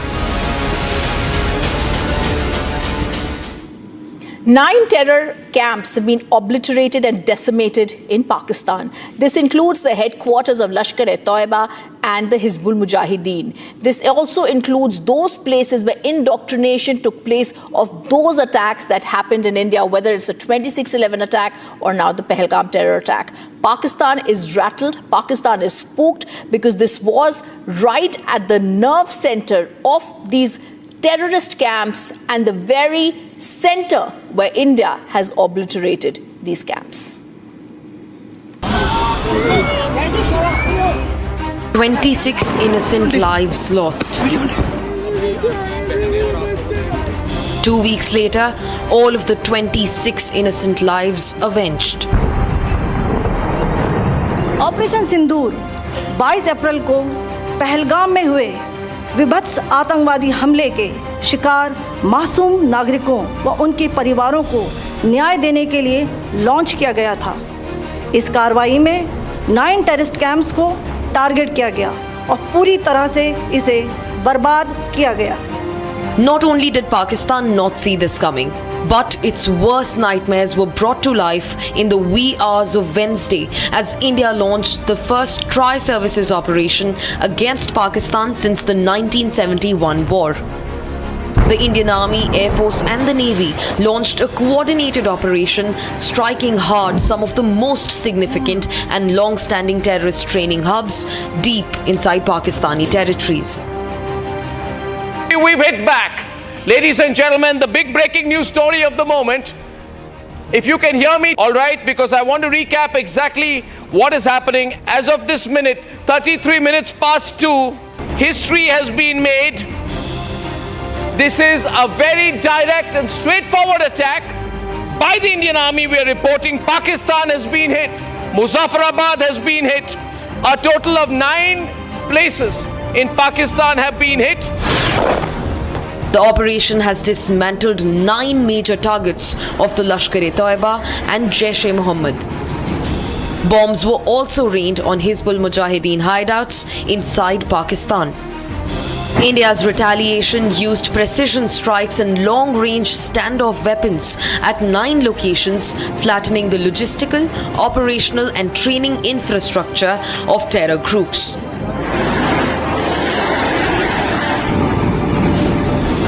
The 9 targets included 4 Jaish-e-Mohammed targets, Bahawalpur in Punjab, Tehra Kalan, Kotli and Muzaffarabad.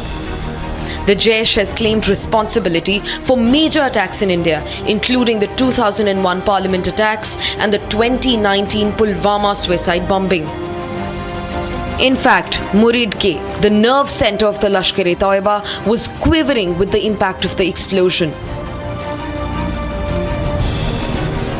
In fact, Barnala and Muzaffarabad terror camps were also charred by missiles. Lashkar-e-Toiba orchestrated the 26/11 Mumbai terror strikes. The Hizbul Mujahideen has not been spared either, with Sialkot and Kotli camps completely hammered. The terrorist group has been active in multiple attacks across the Kashmir Valley. Each of the 9 sites selected for the operation had a history of association with major terror plots and infiltration attempts directed at India. India has hit back, and it has hit back harder than ever. The message is as clear as it can get: zero tolerance towards terrorism and its dirty state sponsors.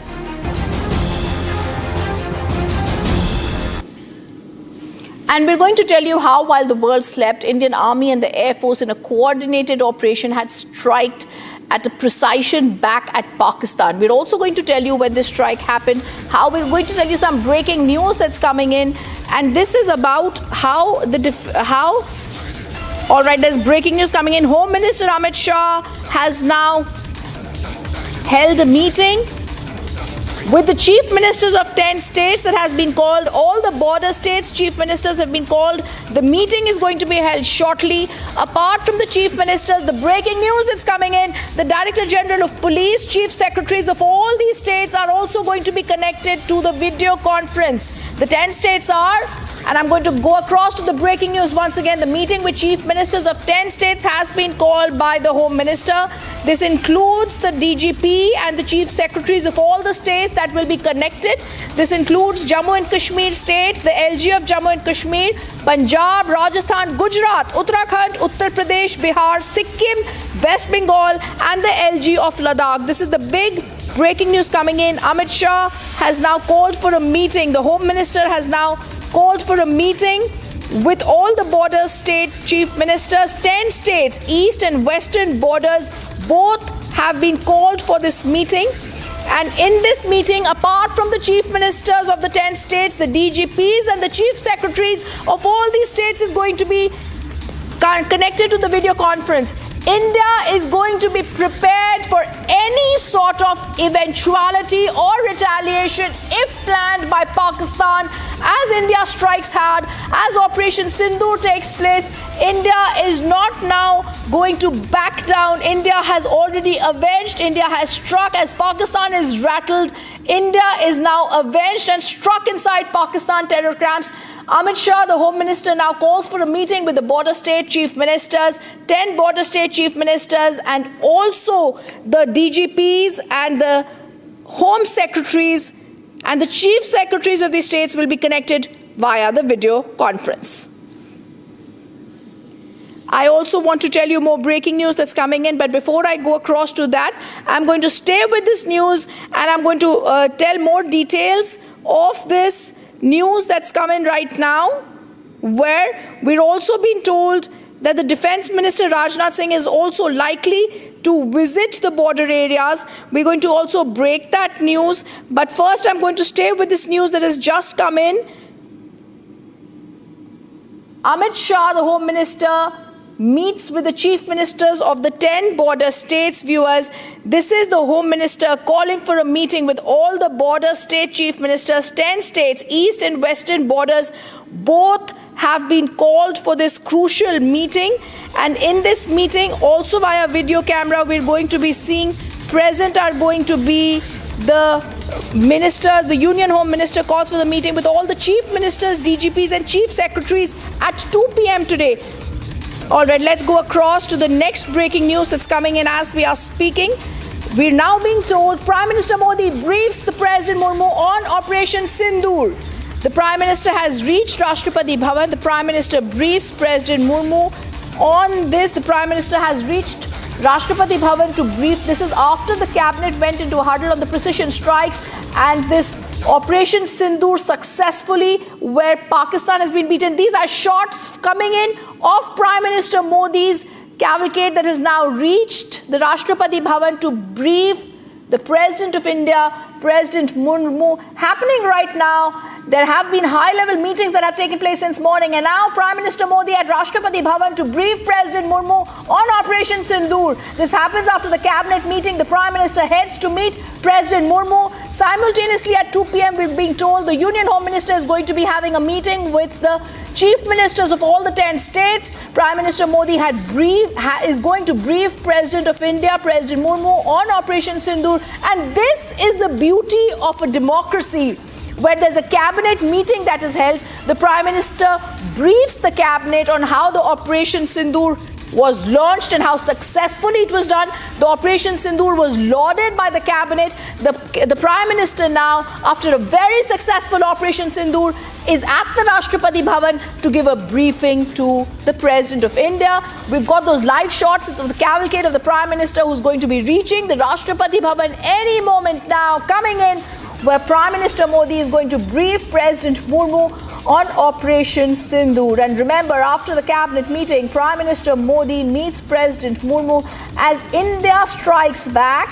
Home Minister also convenes a high-level meeting. Prime Minister Modi reaches Rashtrapati Bhavan to meet President Murmu. And this is the big breaking news that's coming in as the Prime Minister is going to brief President Murmu on Operation Sindoor.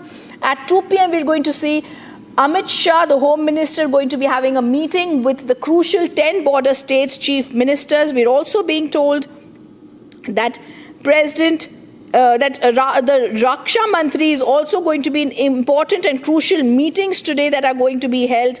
And the big breaking news that's coming in, we're going to say an all-party meeting is also going to be called tomorrow. But happening right now, we stay with those live visuals where Prime Minister Modi has gone and is meeting the President to give details of Operation Sindoor that had been launched. And this is extremely crucial to understand the significance of this, because there are several people over, and I also want to remember there are also people, viewers, the wife of Shubham Dwivedi, who lost his life in the Pahalgam attack, and how she says she wants to thank the Prime Minister for taking revenge for her husband's death. There were visuals earlier of the cabinet meeting where the Prime Minister gave details of Operation Sindoor. It was chaired by Prime Minister Modi, and the Indian Prime Minister had lauded the Indian military for targeting Pakistani terrorists inside Pakistan. He's also been lauded for the successful Operation Sindoor that has been carried on. The Home Minister also calls for other meetings, but these visuals that we stay with show how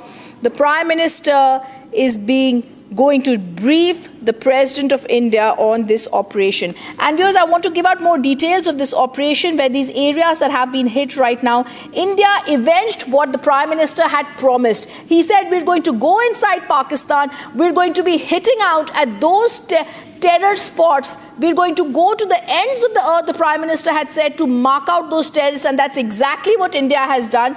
We have avenged in the wee hours today what the Prime Minister promised. India executed Operation Sindoor. This is the coordinated tri-services military operation. We attacked and devastated 9 major terrorist targets deep inside the Pakistan territories, which includes the Pakistan-occupied Kashmir.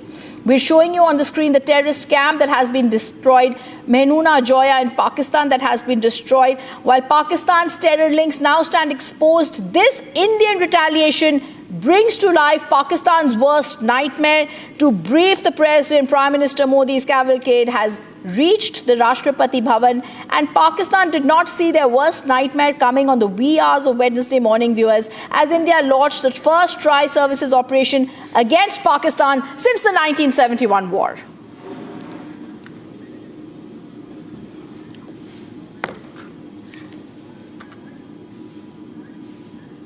While the world was asleep, the Indian Army and the Air Force in a coordinated operation struck back at Pakistan and Pakistan-occupied Kashmir. We destroyed 9 terror dens 14 days after the dastardly Pahalgam attack. India sent a clear message through Operation Sindoor. We have zero tolerance against terror. Meanwhile, several global leaders backed India and also the zero tolerance policy towards terror.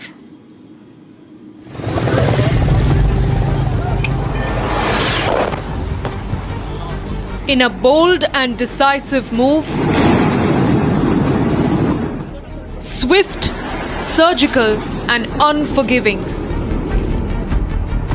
14 days after the dastardly Pahalgam terror attack,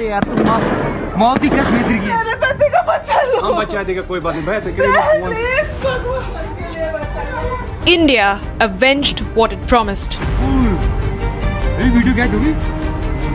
India launched Operation Sindoor and destroyed 9 terror sites in Pakistan-occupied Kashmir and Pakistan.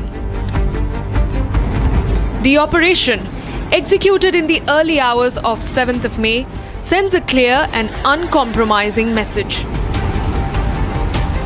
India will no longer tolerate provocation. While the world stood with India against the fight of terror, we saw world leaders backing India and condemning the terror attack. As India strikes Pakistan, the world is watching and reacting.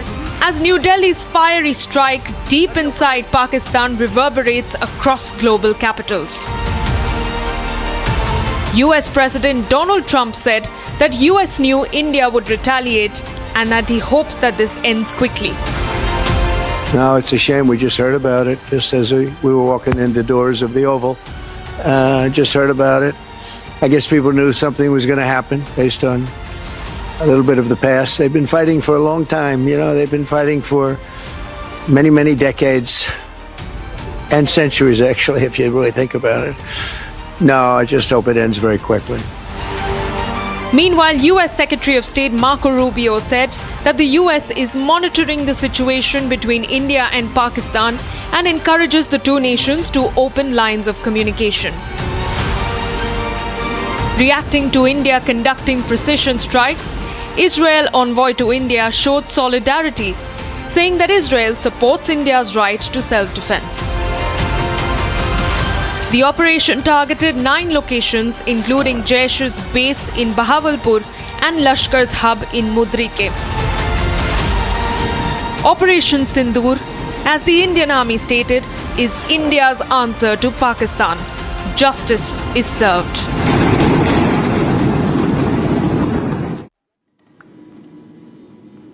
And I'm also joined in the studios now by Major General KK Sinha, who's joining us here. Major General KK Sinha, we wake up to the fantastic news where India strikes hard and India strikes back at Pakistan after the dastardly attack. This is a clear signal to them, Major General KK Sinha. We've been lauding our tri-services, we've been lauding in the Prime Minister, but also our intelligence. The way the 9 targets have been carefully chosen with precision and targeted shows the capabilities of Indian intelligence.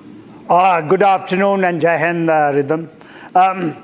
See, what India has today showcased to the complete world, what integrated, well scenarized, well thought of, the strategic target which we, and the way we actually attributed there and carry out the retribution to our desired effect in these areas.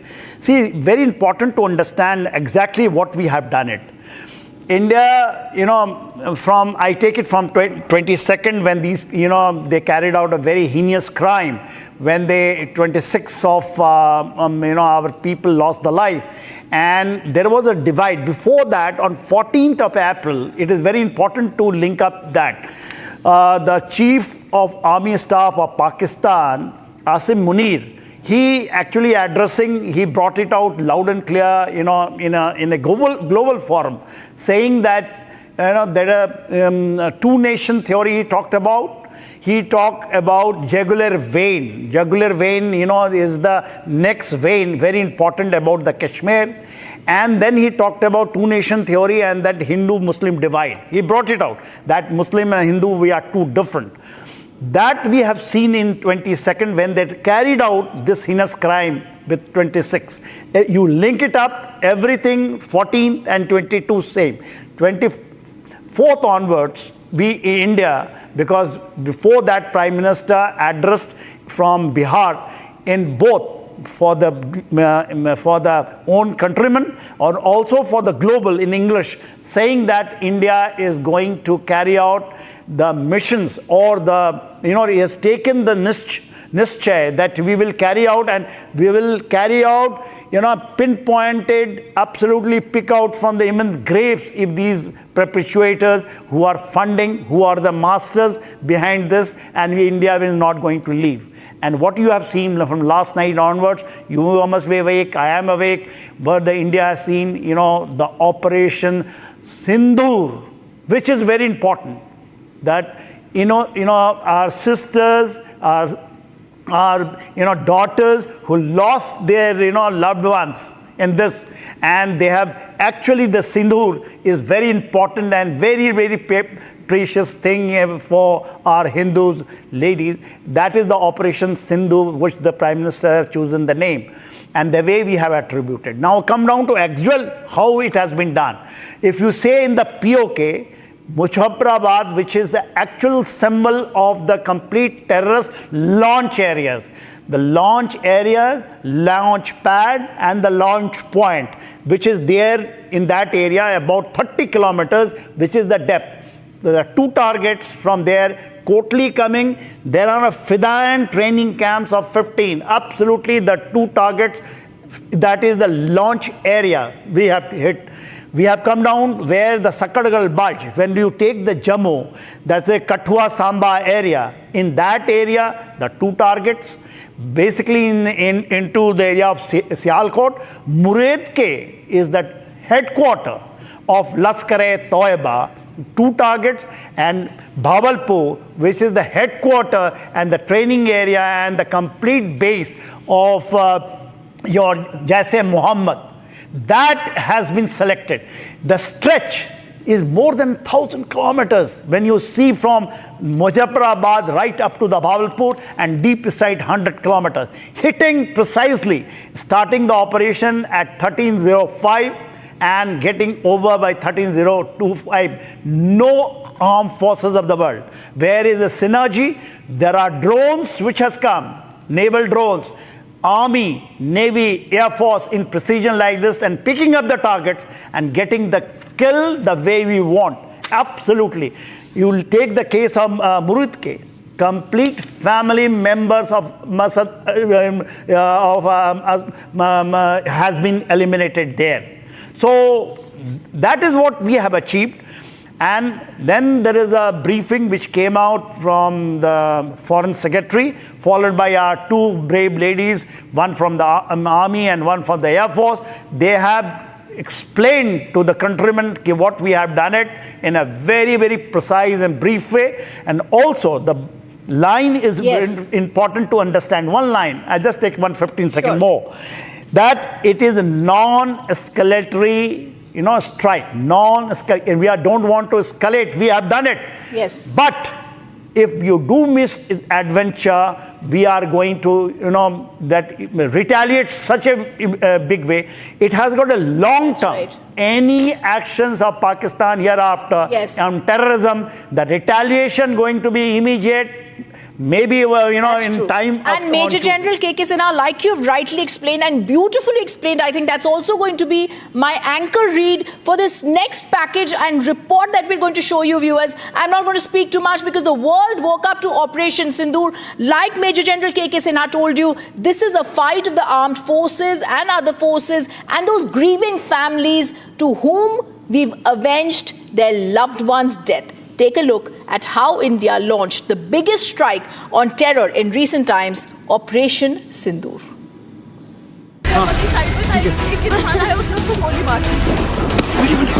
The April 22nd Pahalgam terror attack claimed the lives of 26 Indians, families that were witness to the killings of their loved ones.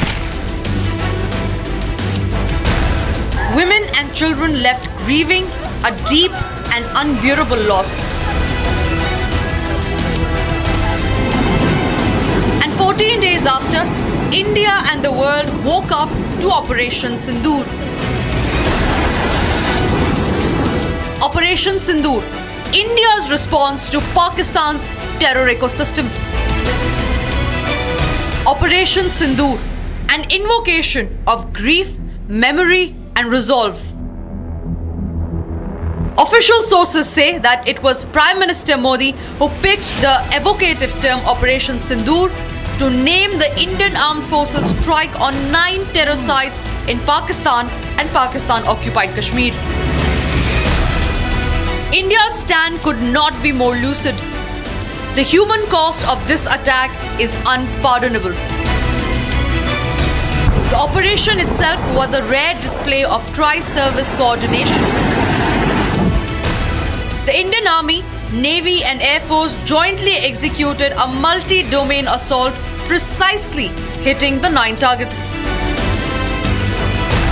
For 25 minutes, Operation Sindoor executed precision strikes at multiple terror camps, and it's only the beginning of the decimation of Islamabad's terror network. And while India mourns the loss of those who fell prey to the Pakistani butchers, Operation Sindoor is a testament to the unwavering resolve of the surviving women, of the armed forces' determination, and of Bharat's fight against terrorism.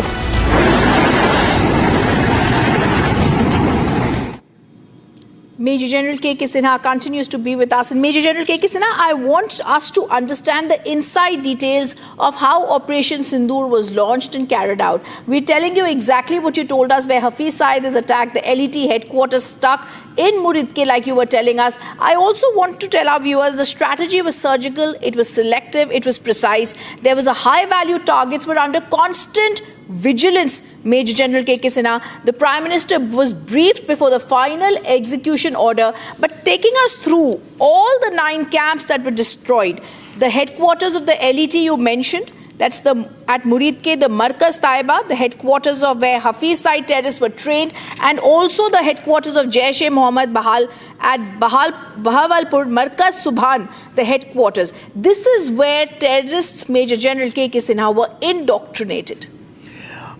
You are absolutely right. For your viewers, let me, explain what is Bahawalpur, and what is this terrorist camp of, center. It is a center. Like we have got, institution like National Defense Academy or IMA.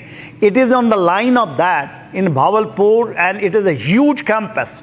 It is next to the cantonment, Bahawalpur cantonment. This is the area which they created, especially by JEM, Jaish-e-Mohammed, Masood Azhar, along with his, people. What is important that, you just take your mind just before 2010 or 2016 or in this area, people, these Fidayans, these terrorists, they used to be recruited. Then they used to be, trained in all aspects, in all domains, like you carry out in academy. On the final day, the Pakistan Army generals, along with Masood Azhar, they used to carry out a review parade.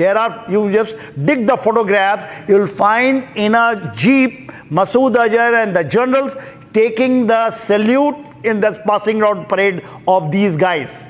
So this has got, a symbol of both terrorism and military establishment of Pakistan, and ISI and the Pak Army, how they used to. Just I have given you one example. Same thing is there in Muridke. Muridke is north of Lahore and south of Gujranwala. A very, very important. Just ahead is the Sialkot, and that where we have actually hit, it is about 18 kilometers from the international border.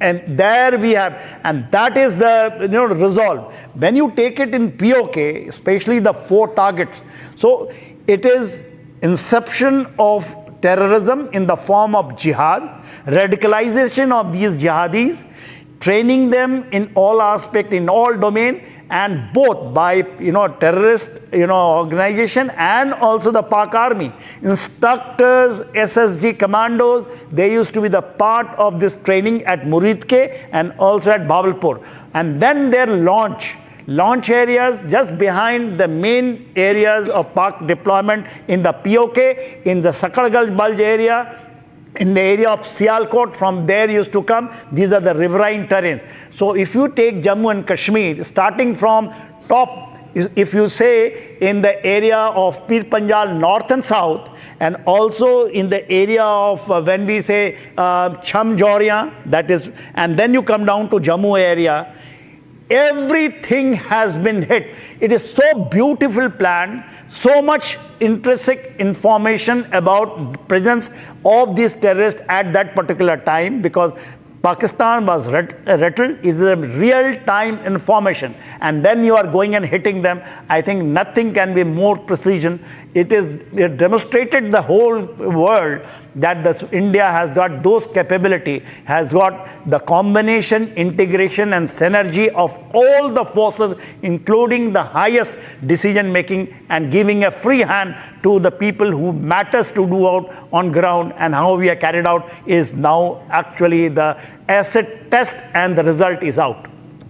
All right. I'm also going to tell our viewers in just a moment, we're going to be bringing out great details of Operation Sindoor, justice served, that the Indian Army is tweeting about. And I'm going to bring out those details with the pictures that the Indian Army has put out in just a short while. But first, I'm going to go across to a report, and then this breaking news coming in. A fortnight after Pakistan's terror proxies slaughter 26 tourists, sending their families into despair and leaving the world in shock, Pahalgam has now been avenged. In a coordinated tri-services operation condemned and called now Operation codenamed Sindoor, India has unleashed hell across the border, flattening 9 handpicked terror hubs deep inside Pakistan and Pakistan-occupied Kashmir, while typically underplaying the extent of damage that has been wrought by India's fierce counteroffensive.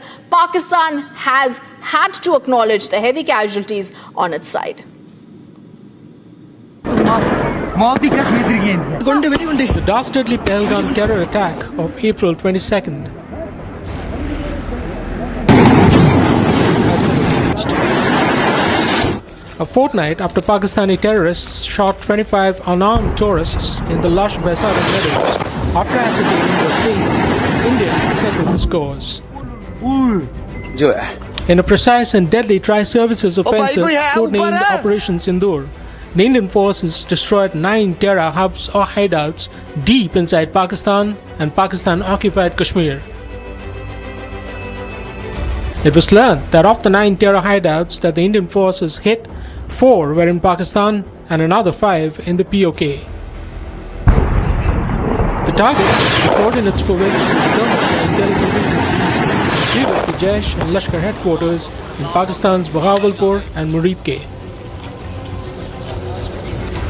The precision munitions, which included kamikaze drones, downed Markaz Tayyaba, the main training camp or facility of the Lashkar Tayyaba. Huge visual coming in right now. Just see the extent of the devastation in Pakistan tonight. Just see that go through.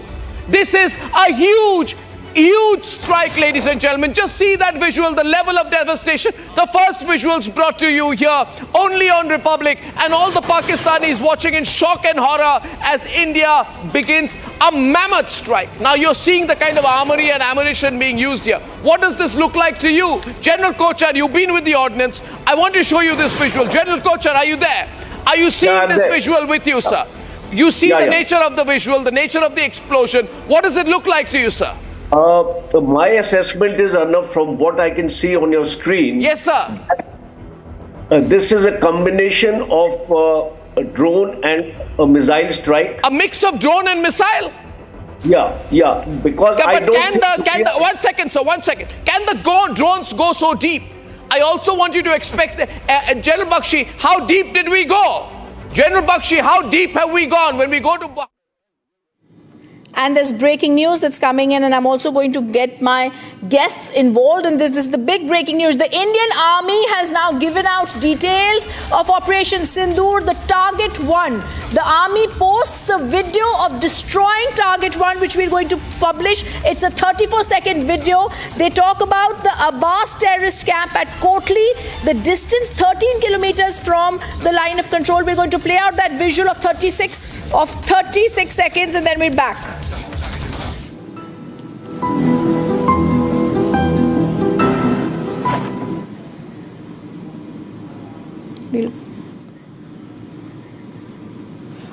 All right, the big breaking news that we'd broken a few minutes ago. Home Minister Amit Shah in that meeting that's going to be held. The government sources had said the Prime Minister had briefed the cabinet, and now the big breaking news that's coming in. This is a meeting that the Home Minister is having. There's also another meeting that has been announced of Home Minister Amit Shah with all the state chief ministers, the DGPs. That is going to be a briefing that's going to be there on Operation Sindoor. After the very successful meeting, after the very successful Operation Sindoor, Union Home Minister Amit Shah is going to be... This is the meeting that the Home Minister Amit Shah had called for with the 10 border states and the chief ministers. He'd also called for the 10 DGPs to be present here, or they could join via the virtual image, and also the chief secretaries of the states. The 10 states where the chief ministers had been called by the Home Minister Amit Shah, that meeting that is about to begin by the Home Minister, in which the Home Minister is going to be briefing the 10 border states. The chief ministers and DGPs and the chief secretaries of the 10 border states are going to be present here. This includes the state chief ministers of Jammu and Kashmir, of Punjab, of Rajasthan, Gujarat, Uttarakhand, Bihar, Uttar Pradesh, Sikkim, West Bengal, the LG Ladakh. They'll all be attending the meeting that has been called by the Union Home Minister after the success of Operation Sindoor. Union Home Minister Amit Shah had called for this meeting. He called for the meeting with the chief secretaries, with the DGPs and the chief ministers. This crucial meeting by the Union Home Minister that's going to be addressing and meeting the border state chief ministers. Obviously, this meeting is going to be giving out key pointers, viewers, on what has taken place and also precautionary measures, Major General KK Sinha, that have to be put on guard now. Yeah, this is a very important meeting, but you brought it out that, both eastern and western side. First, we take it the western front of ours, when Jammu and Kashmir, Punjab. Then, of course, we have got Rajasthan and Gujarat. Those 4 and 6 of them of the northeast. Sir, I'm just interrupting you for 1 minute. Now the meeting that the Prime Minister has with the President of India, Draupadi Murmu, those are the first visuals coming after an extremely successful Operation Sindoor, where India decimated 9 terror camps. After having met the cabinet, the Prime Minister of India on the very successful Operation Sindoor then briefs the President of India, Draupadi Murmu. We'd seen earlier he was going towards the Rashtrapati Bhavan, Prime Minister Modi, who was lauded by his cabinet on this success of Operation Sindoor, briefing, giving, discussing, deliberating Operation Sindoor with the President of India. There is this beautiful namaste that has been shared between the President and the Prime Minister, Major General KK Sinha. And we'd also, I just want to go across to this tweet that's come in from the President of India, Major General KK Sinha, and then I ask you to please comment on it. The President of India has said that Prime Minister Shri Narendra Modi called on President Draupadi Murmu at Rashtrapati Bhavan and briefed her about Operation Sindoor. And as we go back, I want you to speak on both sets of visuals that we are putting out, Major General KK Sinha. The beauty of the Indian democracy, where even now the Prime Minister goes and briefs the President after the successful operation. On the other side, all the 10 border states, like you mentioned, the eastern side and the western side, now being briefed by the Home Minister. So the beauty of Indian democracy, what we can see, it is in full play display. Prime Minister and going to the head of the armed forces, Army, Navy and Air Force, and he is the executive head, the Prime Minister, is briefing him exactly what happened. This is not only a protocol, but this is actually what the democracy is. The same time, Home Minister, you see, when you carry out the internal security matters, homeland security in a global parlance, when we use homeland security, he has taken in account of all the people who matters. And we have got 2 neighbors, which is immediately of concern. One is Pakistan and towards the Bangladesh. I think, he has left the Chinese part of it for the time being, because I think there is no threat. This is what the threat assessment for the immediate requirement. But there is a huge threat requirement which is coming from Bangladesh, because it is against the terrorism. And terrorism is also coming from the Bangladesh. The way the situation is there internally inside the Bangladesh, I think is a very, very good visual where all and everyone, including the DGP of the state, has been brought, and that will give the resolve, because today onwards, there was supposed to be, mock drills also starting. Yes, sir. Sir, I just want you to just now speak over what I'm going to show for 34 seconds to our viewers. Let's break that now. Breaking news that had come in. The Indian Army has now tweeted the target one of Operation Sindoor, the Abbas terrorist camp at Kotli, at 13 kilometers from the line of control. The destruction that took place at 1:04 a.m. on the 7th of May, 2025. We play out that visual.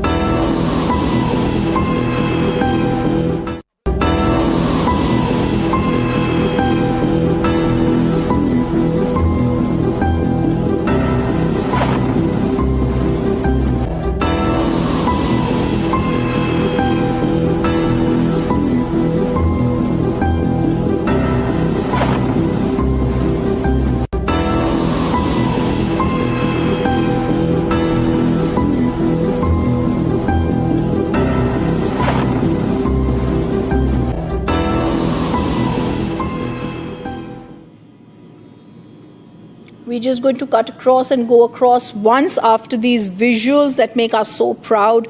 This is the Abbas terrorist camp. And now first we're going to go across to those visuals of Union Home Minister Amit Shah, who's chairing the meeting with the border states. This crucial meeting chaired with all the border state chief ministers, the DGPs and the chief secretaries of the border states. And the Indian Army had just put out this tweet, but this is very crucial to understand that at this meeting, Major General K.K. Sinha, he's going to be briefing and giving out details about the kind of action that needs to be taken to be cautious at both the borders. Rhythm, a very important operations which is on. When we say, our firm base is there from where we launch. Those are actually, we have got a lot of columnists. We used to call fifth columnist, but now it is overground worker. You have been hearing about it. The operations against the overground worker, it is not only the sympathizers of the adversary, but also the people who... now you want to have this... We're just putting the... Okay.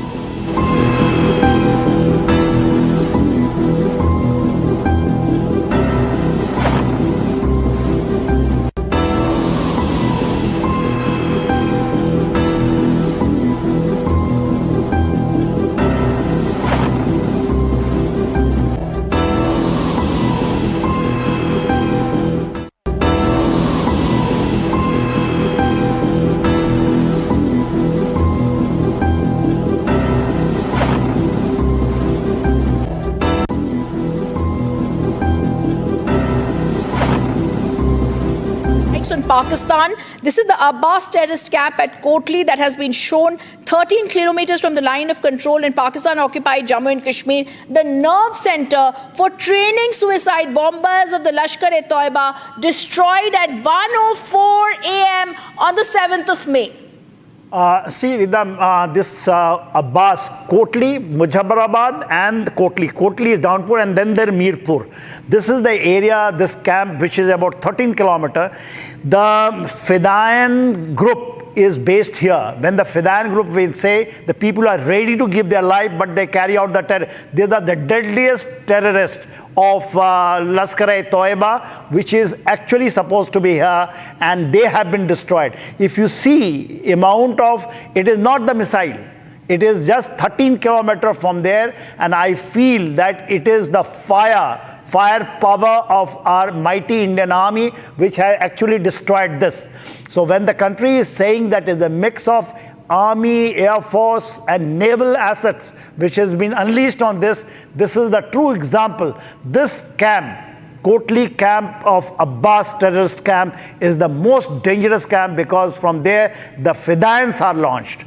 There is supposed to be a number, I think 327, brigade they used to call it, of the Fidayans, which are basically earlier they used to be trained in Afghanistan. Now it is being trained in those two centers of Bawalpur and Murudke, and then brought over here. Even earlier they used to be having a camp somewhere in Khyber Pakhtunkhwa, which has been shifted now into the Abbas training camp, and the capacity is 15. If you see amount of polymerization which is being done, where what can you see, it has been hit by, I think, either Pinaka, by a grad, maybe artillery. I will not speculate, but certainly not by missile.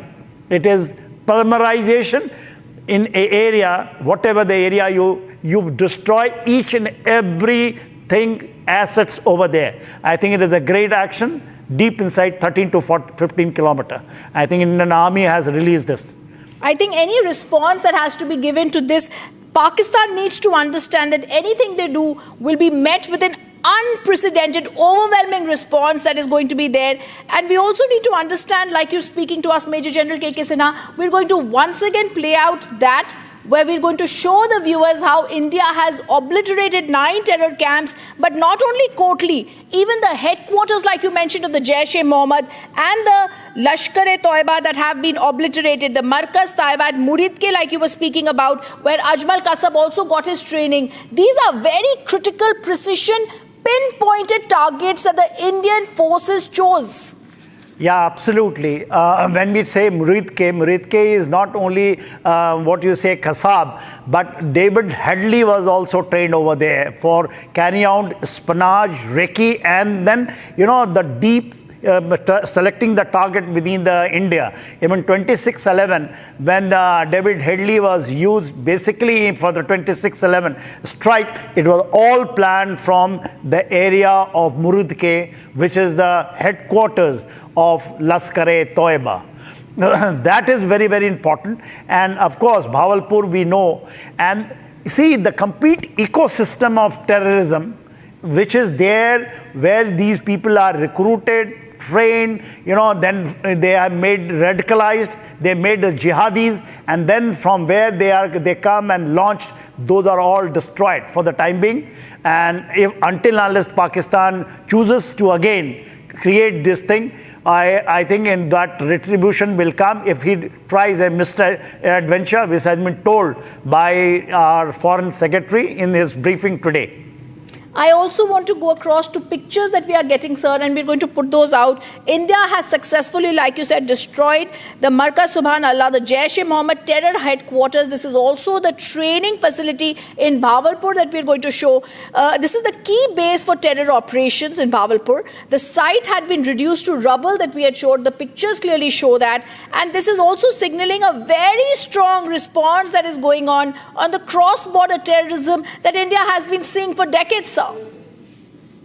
You are absolutely right. Bawalpur, as a crow fly, when we take it from international border, it is 100 kilometers deep inside when you move on road. And this is along with NH5 of Pakistan and along with the canal system which is going from Bawal Nagar to Bawalpur. So this is a very, very important area. And just behind that, is Rahmiyar Khan nearby and Multan. These are the heart and soul of Pakistan military and also the terrorism. So that has been destroyed. And I was told that there are 4, missiles which has landed over there. And these precision missiles are so devastating, it can go to 8-figure grid reference point exactly where desired to go. And it is all intelligence based. It is not in the thin air it has been fired. It has been carried out with the deep your intelligence-based operations when these terrorists were there. And I think the damage initially was coming 30. I think it is now gone maybe very, very high, up to 100 terrorists killed over there itself. I also want to get some breaking news that's also coming in, of course, from Pakistan. The morale is down. They are demoralized, they are rattled, they are nervous. We're also now going to go across to that breaking news that's coming in, and we're going to put that picture out, viewers, that we've just got. This is the picture of the Chinese ambassador Jiang Zhaidong calling on the Pakistan FM Muhammad Ishaq Dar. A very clear picture in which, if I can actually see, very somber faces. They're all looking down, rattled, nervous. There are no smiles. There are hands that are closed. The body language is serious. Everybody seems to be taking notes. And there is just solemnity. There's just nervousness and grievousness that is in the air. But this is also a very critical thing to understand, sir, here, that this is also happening, that China had earlier also supported Pakistan. The kind of language they've used, the kind of support we've heard that the China is giving to them. Of course, for China, the support to them is obvious, because they will try to have the non-state actors and the state actors in Pakistan create an unstable India, which helps their economic pursuits as well as them trying to have regional dominance in Asia. Yeah, see, the Chinese involvement in twofold as far as Pakistan is concerned. First, for the military, 81% of the Pakistan weapons and equipment are Chinese, which is proven to be of no use as Pakistan is concerned. They are a very, very bad state. The second point is the terrorism. The Pakistan picked up the Chinese has picked up the Pakistan the act of terrorism of strategy of 1,000 cut as their extended policy. That's why when it's come down to Lashkar-e-Toiba, Hizbul Mujahideen, especially Masood Azhar and Hafiz Saeed, China was vetoing number of times for these organization to declare it as a global terrorist or the organization, and they are also funding them with the drones, all equipment, ammunitions. They are doing it. Al-Badr, which is now the TRF, this is the Chinese. Chinese gave them the idea, and especially when the Chinese ambassador over there, they changed the idea, changed the name of Lashkar, like Lashkar, Mujahideen, and come to TRF. And today's briefing, if you have heard properly with our foreign secretary, he talked about TRF. TRF claimed when the strike took place in Pahalgam, initially the TRF, the resistant front, which is the Al-Badr, the Chinese stooge of all these three tanjims, as that they owned up that they have taken the responsibility. But immediately they have, on the behest of China, they took out. And also the UN, United Nations Security Council, when the resolution passed, they were able to take out the name of TRF. But today India has exposed it in a big way. That's right. Sir, we're also going to show our viewers exactly what had happened. We're going to show you Operation Sindoor, how Pakistan and Pakistan terror camps have been decimated in the wee hours of the morning on 7th May. The first one, the tweet showed 1:04 a.m., how we obliterated the first terror camp. We're going to give you a timeline about how Operation Sindoor worked out.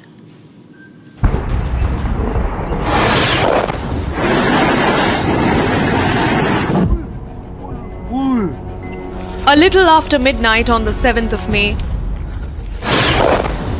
9 targets struck inside Pakistan. Nobody saw it coming.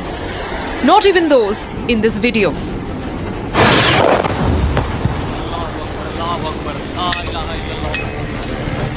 The strikes so precise that men who shot these videos have confirmed the targets. ये नुकसान, ये 9 number, ये मस्जिद तैयबा मरकज उमर करा के अंदर ये नुकसान है. 5 targets in Pakistan occupied Kashmir, 4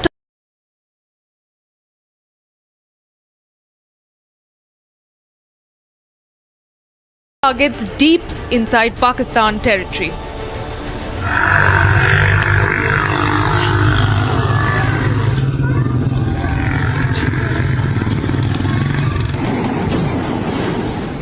camps struck with multiple hits on some targets. These visuals, captured in the dark of the night, describe what unfolded deep into the territories of PoK.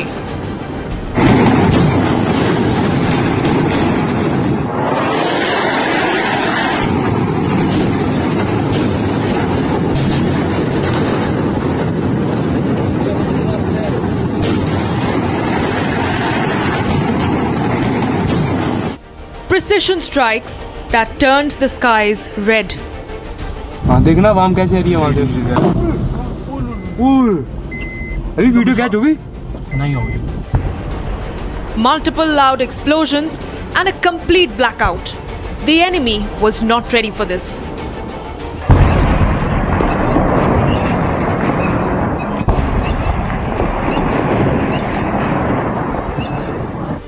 Indian fighter jets hovered over the valley. 14 days after the Pahalgam killings, India has hit Islamabad hard. And as the world wakes up to Operation Sindoor, it's only the beginning of the end for the terror ecosystem of Pakistan.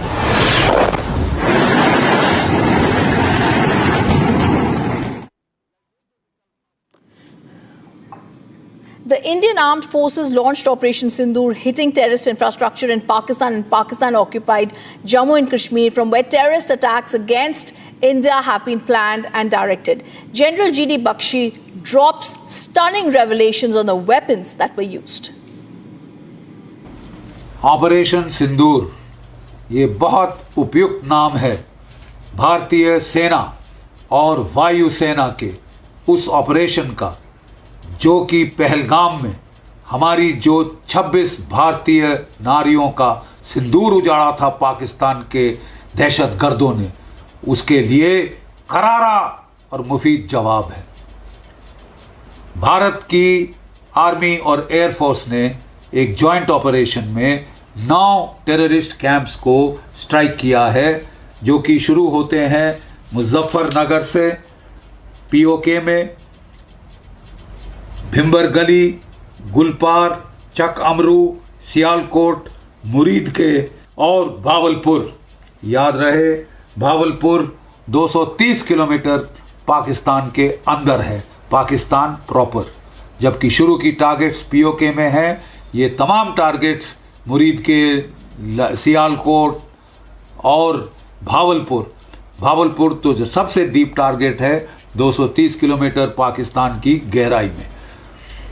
मेरा अंदाज़ है कि हमारी air force ने Su-30 MKIs के साथ BrahMos missiles का इस्तेमाल किया है और शायद राफाल्स के साथ स्पाइस क्रूज मिसाइल्स का इस्तेमाल करते हुए जो गहरी टारगेट्स हैं उनको स्ट्राइक किया है। इंडियन आर्मी ने जो LOC के नज़दीक टारगेट्स हैं जैसे कि मुजफ्फराबाद, कोटली, भिम्बर गली इत्यादि, इनको अपने या तो ground launched BrahMos cruise missile से टारगेट किया है या फिर कोई शॉर्ट रेंज हमारे जो वेपन्स हैं, मतलब इनसे शॉर्टर रेंज वेपन्स हैं जैसे कि स्मर्च या फिर आपके Pinaka multi barrel rocket launchers, इनसे टारगेट किया है और इन टारगेट्स को निस्तनाभूत कर दिया है। उनके फ्लैशेस तो श्रीनगर से दिखाई दे रहे थे, इतने जम के हमला किया था। हमारा जो रिस्पांस रहा है, इस बार हमने हाईली विजिबल टारगेट्स को स्ट्राइक किया है और मेरा ख्याल तो इनमें साथ में लॉइटरिंग म्यूनिशंस का भी इस्तेमाल किया गया था, possibly to confuse the enemy radars and present multiple targets, ताकि अगर कोई भी रिस्पांस होता तो उसको केटर फॉर किया जा सकता था। लेकिन लगता है आपको याद होगा जब ईरान ने मिसाइल हमला किया था पाकिस्तान पे, तो पाकिस्तान के चाइनीज़ रडार्स उसको कैच ही नहीं कर पाए थे और पाकिस्तान बहुत कंप्लेन कर रहा था चाइना को। इस बार भी प्रिसाइसली वही हुआ है। हमारे BrahMos cruise missile on side of the border stand of ranges से फायर किए गए हैं पाकिस्तान के अंदर, राइट। और इसके चलते वो उनके रडार्स बिल्कुल पिकअप नहीं कर पाए, खरोंच नहीं आई है हमारे किसी भी जहाज़ को या कोई भी ग्राउंड बेस्ड लॉन्चर को।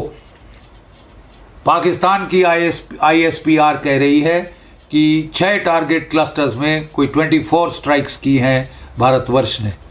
वो कह रहे हैं कि उन्होंने रिटेलिएट किया है अपनी आर्टिलरी से, एक ब्रिगेड हेडक्वार्टर पे फायर करके और एक जो है Indian post on the LAC उसके ऊपर फायर करके। अभी तक इसका कोई पुख्ता सबूत हमें नहीं मिला है। हमारा जो रिस्पांस रहा है वो नॉन एस्केलेटरी है, वो प्रोपोर्शनेट स्ट्राइक है। सो फार हमने केवल पाकिस्तान की टेरर टारगेट्स को एड्रेस किया है, लेकिन अगर पाकिस्तान भारत की जवाबी कार्रवाई में भारत की सिविल या मिलिट्री टारगेट्स को स्ट्राइक करता है तो हमें पूरी जस्टिफिकेशन मिलेगी इसको एस्केलेट करने अगले 2-3 स्टेप्स, जिसमें पाकिस्तान की आर्मी, ISI के जो कमांड, जो उनका नेटवर्क है इस टेरर इकोसिस्टम का, उसको भी हम टारगेट कर सकते हैं और उस दर्जे हरारत तक जा सकते हैं जहां पाकिस्तान जाना चाहता है। हमें उम्मीद है कि पाकिस्तान को अकल आ गई होगी और वो यहीं पे सिलसिला ख़त्म कर देगा। We are prepared to not go any further if Pakistan does not escalate. जय भारत, जय Hind.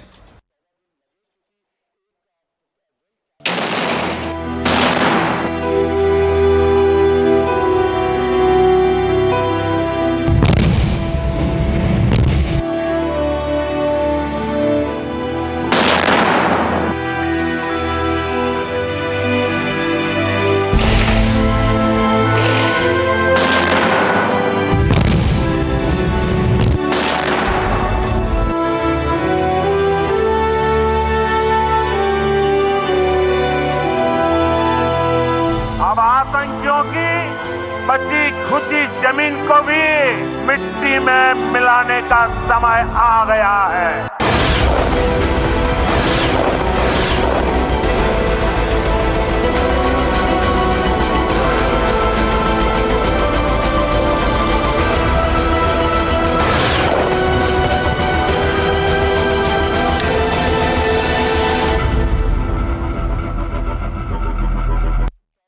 In the global employability rankings by Times Higher Education UK, only the following 6 institutions from India are ranked amongst the top 230 in the world for having the most employable graduates. IIT Delhi, IISc Bangalore, IIT Bombay, IIM Ahmedabad, IIT Kharagpur and Amity University. MDH की हल्दी मिर्ची धनिया करे कमाल, ये रंग दे, ये खुशबू दे, ये तीखा, ये कम पड़े, क्या निराला MDH masala.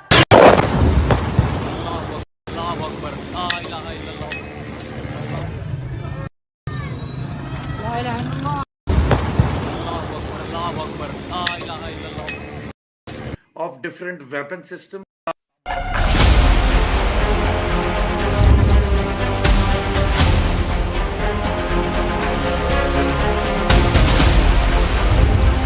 I say to the whole world, India will identify, track and punish every terrorist.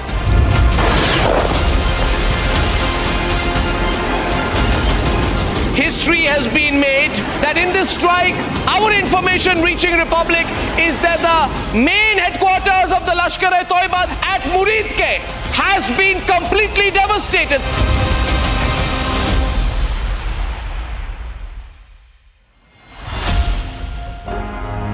आधे बाउल दही में 4 चम्मच MDH चटनी पुदीना मसाला डाला, स्टर करो, पुदीना चटनी तैयार। MDH चटनी पुदीना मसाला।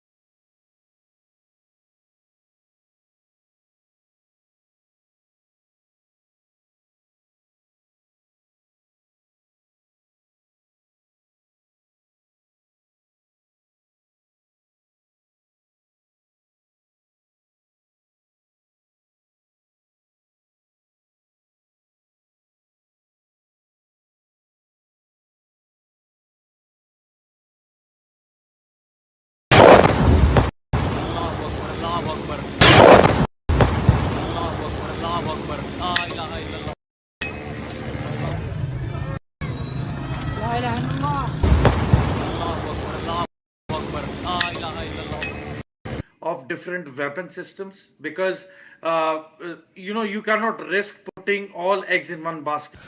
मस्जिद तैयबा मरकज उमर करा के अंदर ये नुकसान है. Not risk putting all eggs in one basket.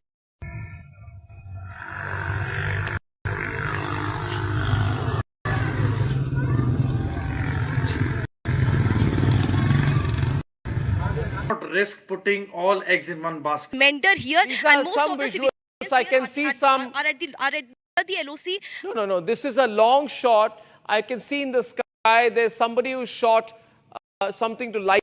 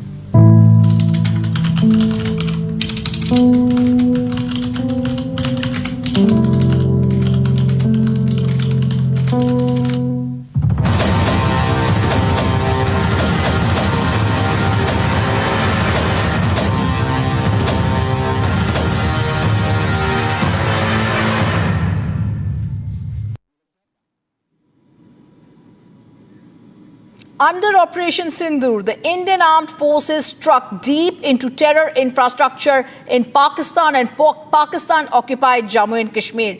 We hit locations believed to be and had been the planning and the headquarters and the execution of terrorism attacks, including the Pahalgam attack. I say to the whole world, India will identify, track and punish every terrorist and their backers. Terrorism will not go unpunished.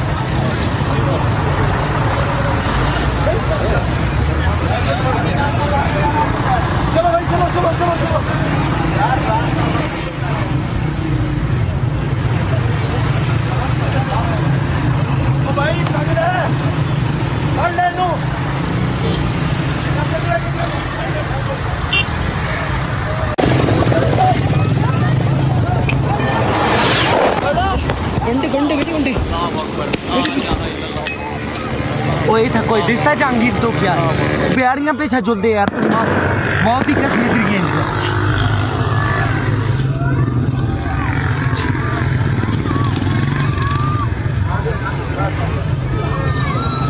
ला इलाहा इल्लल्लाह वो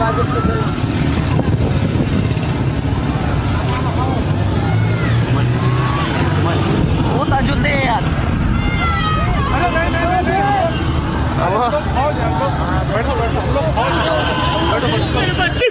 ये नुकसान हम लोग फौजी हैं, आपकी सेफ्टी के लिए आए हैं, आपकी सेफ्टी के लिए आए हैं। बैठो बैठो बैठो बैठो, आपकी सेफ्टी के लिए आए हैं। हम इंडियन आर्मी हैं, बैठो। मस्जिद तैयबा मरकज उमर का अंदर आप लोग हैं। नुकसान आपके बच्चे कुछ नहीं करेंगे, थोड़ा बताइए। हुआ पति को आए हैं, बैठो बैठो बैठो ये बैठो, आपकी नुकसान सेफ्टी के लिए आए हैं। ये 9 नंबर हम इंडियन आर्मी हैं, बैठो। ये इंडियन आर्मी है। आप लोग कहाँ से आए हो? कहाँ से आए आप लोग? आपके बच्चे कुछ नहीं करेंगे, मस्जिद तैयबा मरकज उमर का बताइए। अंदर हुआ पति को मार दिया। नहीं नहीं बेटा, शांत रहो। लो पानी पियो, पानी पियो।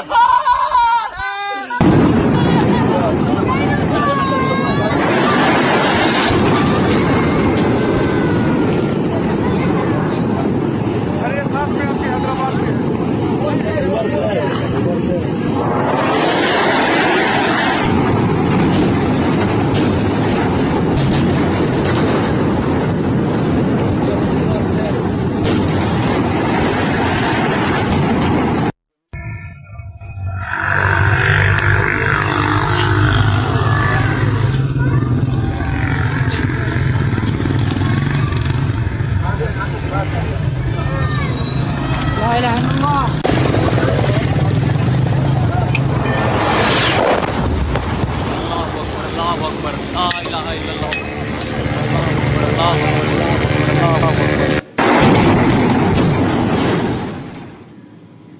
In response to Pakistan's state-sponsored terrorism, viewers, India had announced the strikes have been carried out against 9 targets that were identified in Pakistan and Pakistan-occupied Kashmir to take down the terror infrastructure. The strikes had come after the dastardly Pahalgam attack that claimed 26 lives. This has been dubbed Operation Sindoor. The Indian Ministry of Defence had said it hit infrastructure from where terrorist attacks against India have been planned for decades. Swift, silent, surgical. The Indian Armed Forces launched Operation Sindoor, obliterating terror infrastructure deep inside Pakistan and PoK. 14 days and 9 targets later, the terror towers of Pakistan have toppled. Headquarters of Jaish and LET were also reduced to rubble. The escalation followed days of mounting anticipation after the dastardly Pahalgam terror attack, which left 26 innocent civilians dead. In an official statement, the Ministry of Defence confirmed that 9 terror sites were struck with precision and no Pakistani military installations were targeted. Pakistan Army spokesperson Lieutenant General Ahmad Sharif Chaudhry said that Indian missiles struck Kotli and Muzaffarabad in Pakistan-occupied Kashmir and Bahawalpur in Punjab province. Meanwhile, following the strike, a rattled Pakistan threatened India. Echoing a hollow threat, Shehbaz Sharif, the Prime Minister of Pakistan, said that PoK will react forcefully. Reacting to the developments, US President Donald Trump said that the US was aware that something was about to happen and hoped that the situation would de-escalate quickly. No, it's a shame. We just heard about it just as we were walking in the doors of the Oval. Just heard about it. I guess people knew something was going to happen based on a little bit of the past. They've been fighting for a long time. You know, they've been fighting for many, many decades and centuries, actually, if you really think about it. No, I just hope it ends very quickly. According to the reports, India has reached out to various countries across the globe, including US, Russia and the UK, to brief them about the military strike. With India tightening its ironclad fist around Pakistan's neck, Operation Sindoor echoes the message of Prime Minister Modi from the grounds of Bihar.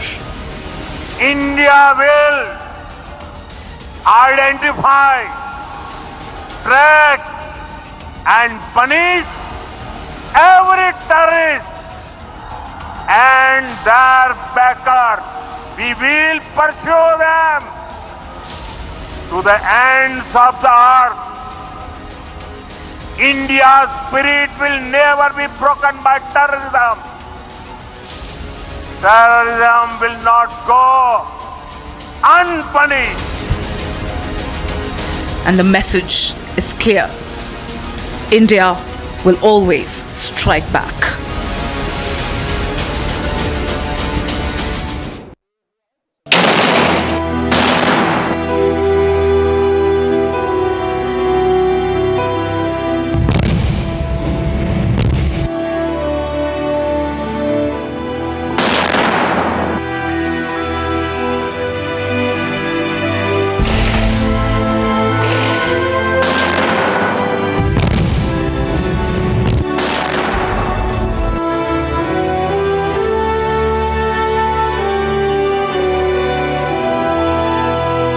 अब आतंकियों की बची खुची जमीन को भी मिट्टी में मिलाने का समय आ गया है।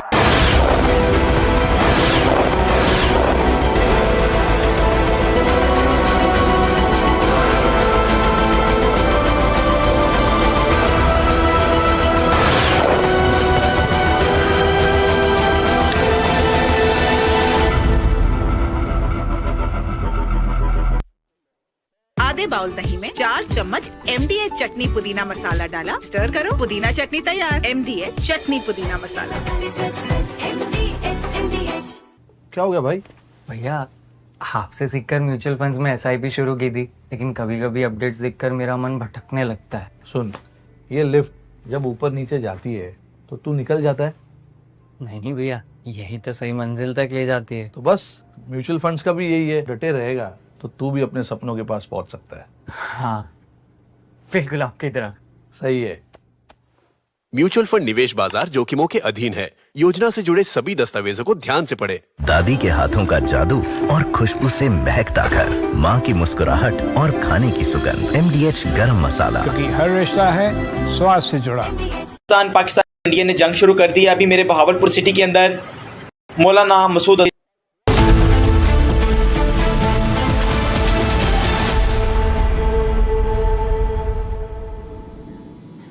We asked today, India avenged what it promised, the death of 26 innocent civilians in what became the worst terror attacks in Kashmir in the last 2 decades. India executed Operation Sindoor, the coordinated tri-services military operation that struck and devastated 9 major terrorist targets that were inside the Pakistan territories, that includes Pakistan-occupied Kashmir.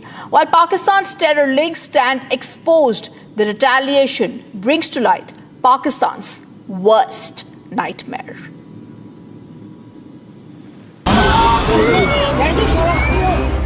"26 innocent lives lost.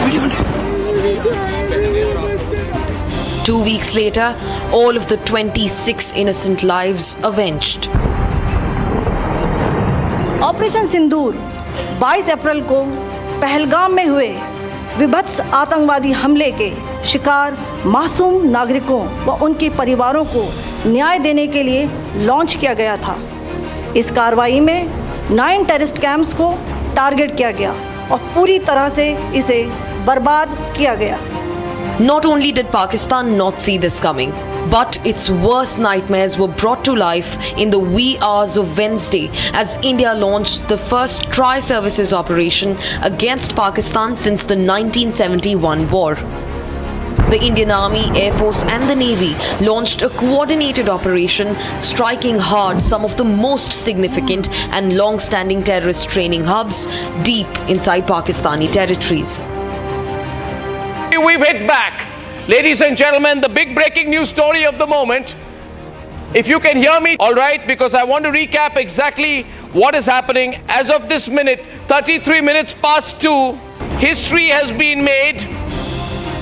This is a very direct and straightforward attack by the Indian Army. We are reporting Pakistan has been hit. Muzaffarabad has been hit.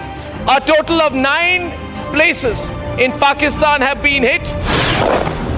The operation has dismantled 9 major targets of the Lashkar-e-Toiba and Jaish-e-Mohammed. Bombs were also rained on Hizbul Mujahideen hideouts inside Pakistan.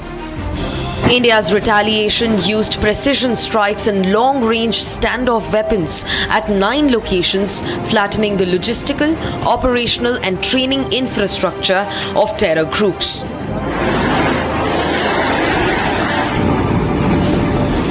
The 9 targets included 4 Jaish-e-Mohammed targets: Bahawalpur in Punjab, Tehra Kalan, Kotli and Muzaffarabad. The Jaish has claimed responsibility for major attacks in India, including the 2001 Parliament attacks and the 2019 Pulwama suicide bombing. In fact, Muridke, the nerve center of the Lashkar-e-Toiba, was quivering with the impact of the explosion. In fact, Barnala and Muzaffarabad terror camps were also charred by missiles. Lashkar-e-Toiba orchestrated the 26/11 Mumbai terror strikes. The Hizbul Mujahideen has not been spared either, with Sialkot and Kotli camps completely hammered. The terrorist group has been active in multiple attacks across the Kashmir Valley. Each of the 9 sites selected for the operation had a history of association with major terror plots and infiltration attempts directed at India. India has hit back, and it has hit back harder than ever. The message is as clear as it can get: zero tolerance towards terrorism and its dirty state sponsors.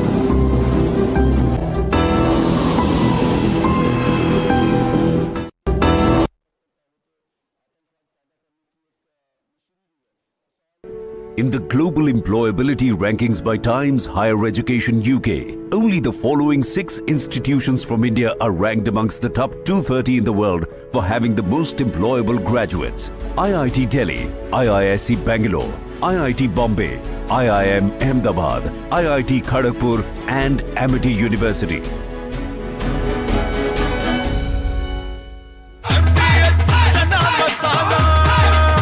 अब छोलिया हो या लोबिया, सफेद चने या काले चने, सब कुछ मजेदार बने। Unlike in 2019 when we had hit Balakot, which was in the wilderness, and Pakistan got an excuse to say that nothing.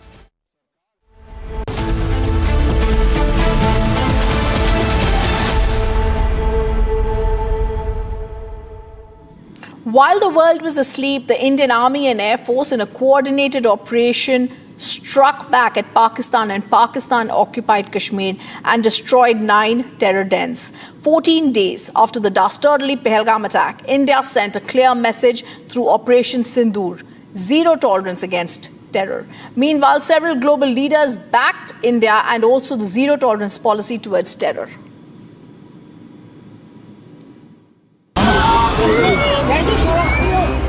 26 innocent lives lost. 2 weeks later, all of the 26 innocent lives avenged.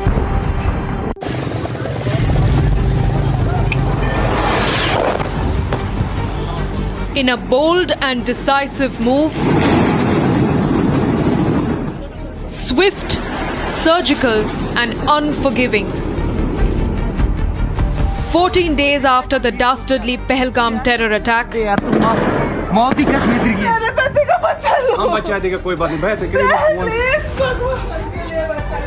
India avenged what it promised.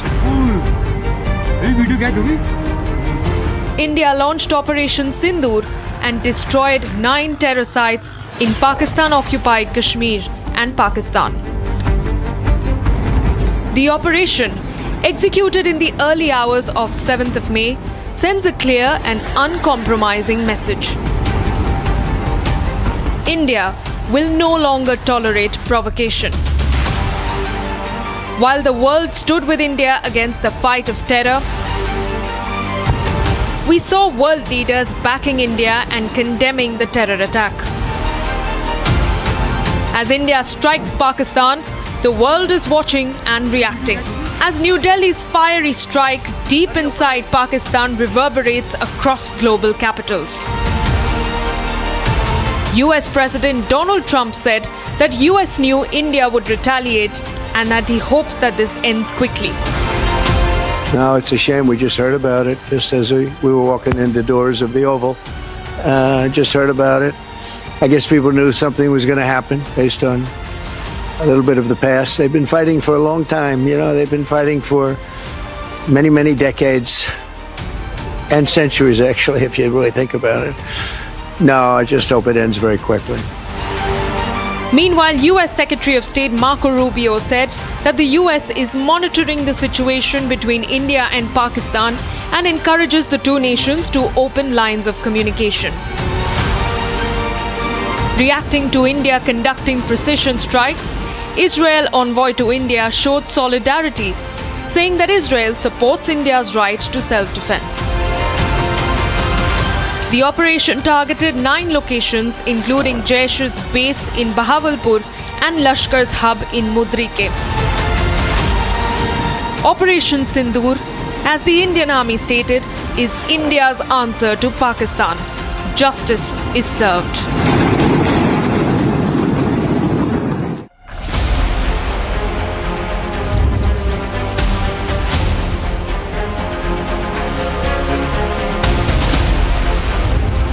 I say to the whole world, India will identify, track and punish every terrorist.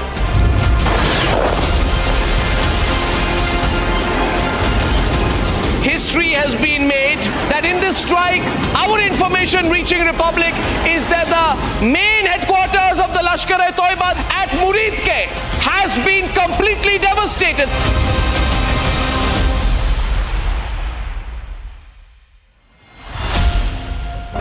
Mahi sir, how much do you love your fans? Honestly, I love my new fans. पुराने वाले बेकार में शोर करते sir fans हैं शोर तो करेंगे ही ना नए वाले नहीं करते and they listen to what I say. The new generation Orient BLDC fans. Super silent performance with voice control. Silly me, I thought Cricket fans. MDH की देगी मीरज देगी मिर्च का तड़का अंग अंग फड़का MDH की देगी Miraj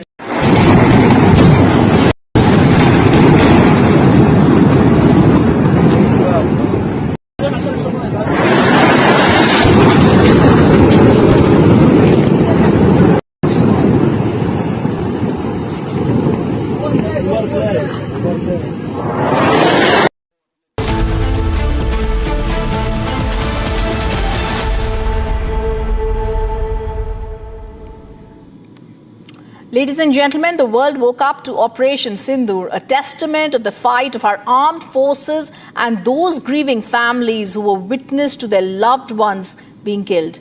We bring you this report on the biggest Indian strike on terror, Operation Sindoor.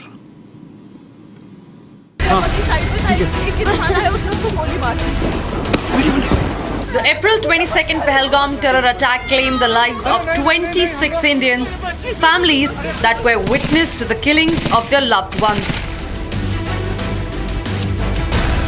Women and children left grieving a deep and unbearable loss.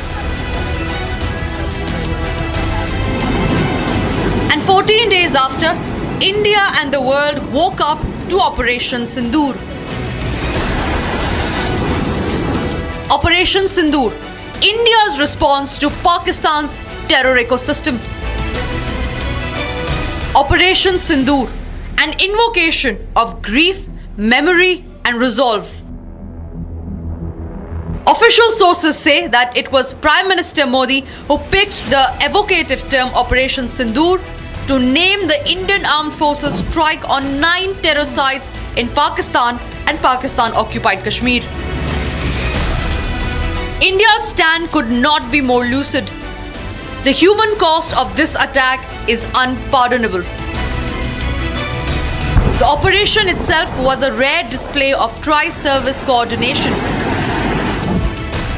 The Indian Army, Navy and Air Force jointly executed a multi-domain assault precisely hitting the 9 targets. For 25 minutes, Operation Sindoor executed precision strikes at multiple terror camps, and it's only the beginning of the decimation of Islamabad's terror network. And while India mourns the loss of those who fell prey to the Pakistani butchers, Operation Sindoor is a testament to the unwavering resolve of the surviving women, of the armed forces' determination, and of Bharat's fight against terrorism.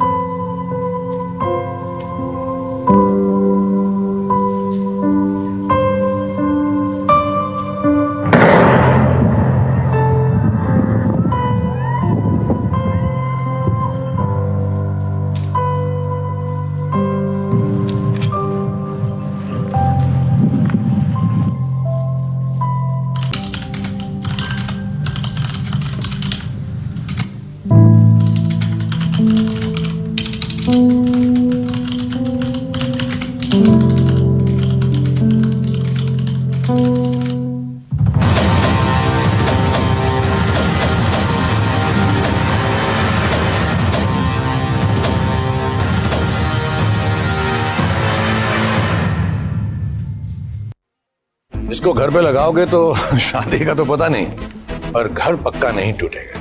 Rungta नहीं तो घर strong नहीं। Rungta steel TMT बार एकदम solid. पहाड़ों में एक hiking stick भी बन सकती है। ये है सीक्रेट रेसिपी MDH का जीरा सिर्फ जल जीरा मसाला।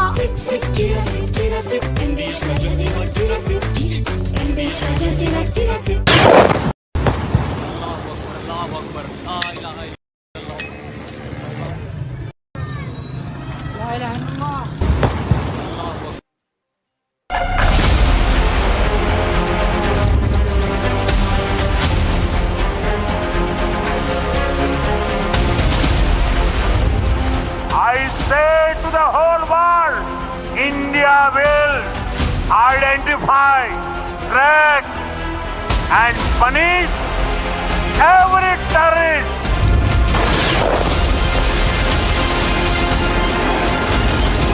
History has been made that in this strike, our information reaching Republic is that the main headquarters of the Lashkar-e-Toiba at Muridke has been completely devastated.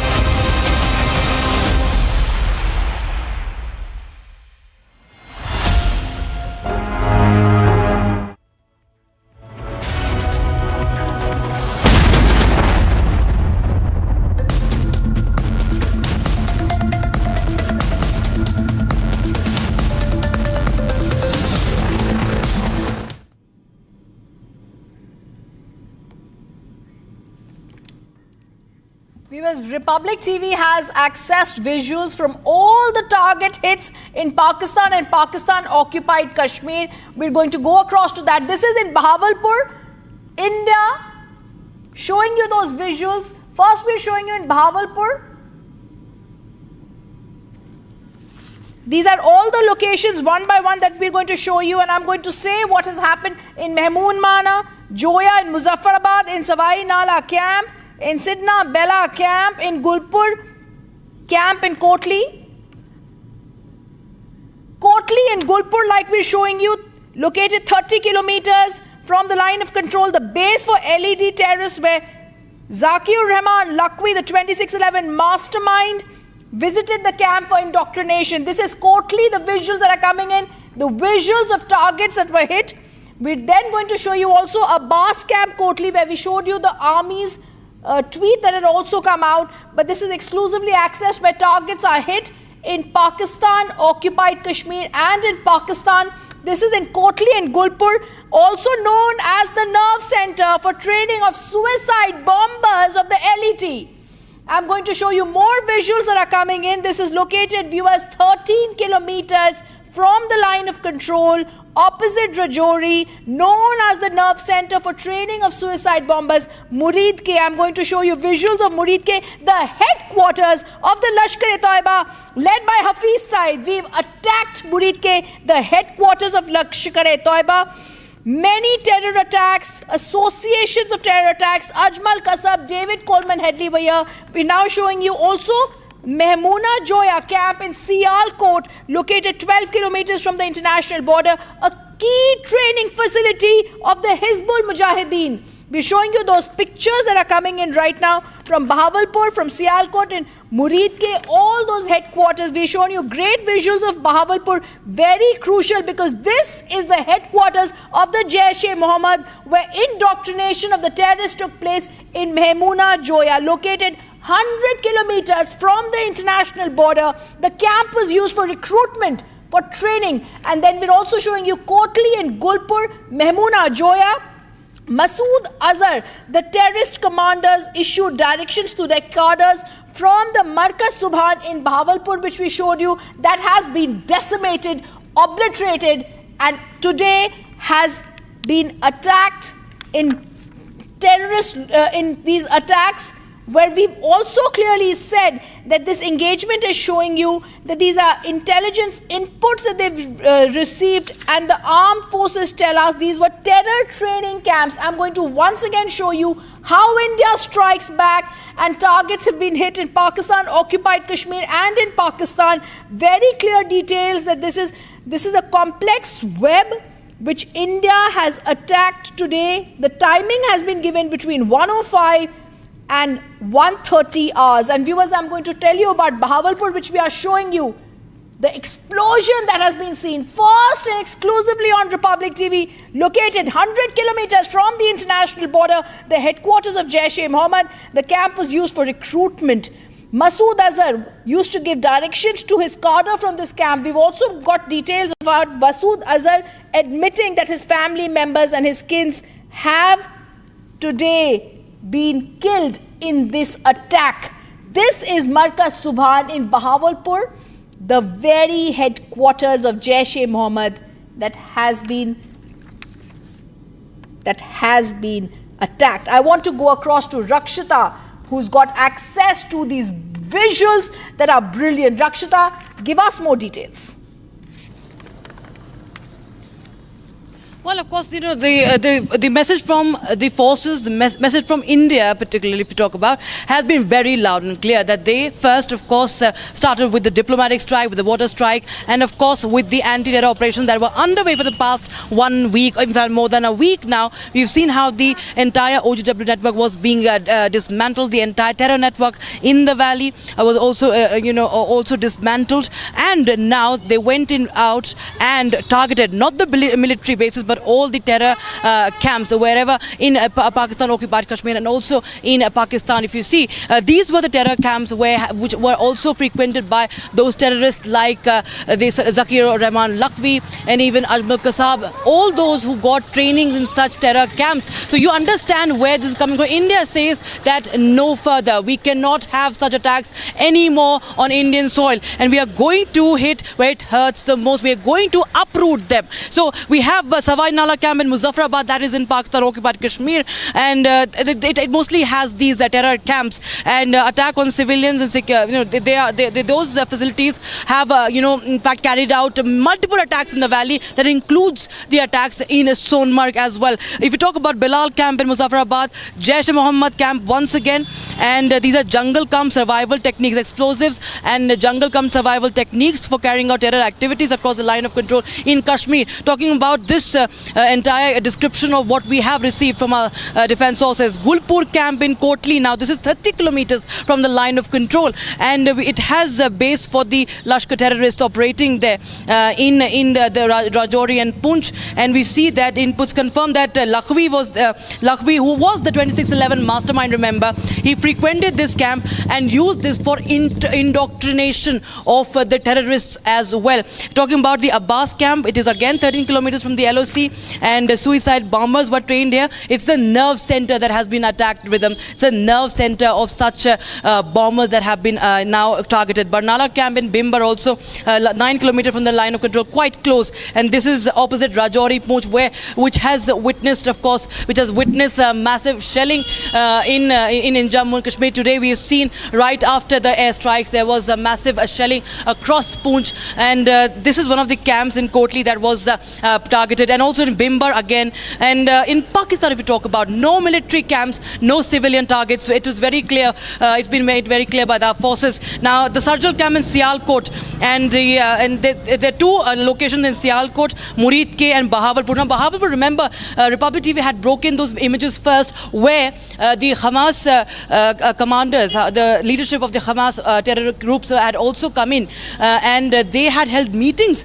with these terrorists, these terror groups as well, because we saw that there was a Hamas link, the Hamas linked to all these, the kind of killing, this dastardly killing, the firing, that kneeling down, the entire design of those terrorists was very much, the entire pattern was very much that of Hamas. And Bahawalpur has been a terror hotbed, and it is in Punjab's Pakistan. So the Markaz Subhan in Bahawalpur has been targeted 100 kilometers from the IB, the international boundary. That is, remember, the headquarters of Jaish-e-Mohammed, and it has been used for recruitment, for training, for indoctrination as well, and it has been frequented by Masood Azhar. Remember, Masood Azhar's family has also in fact Masood Azhar himself has issued a statement about the loss of his family members. So there has been great destruction in these terror hotbeds, in the terror outfits, the families of these terrorists, because India knows what the families,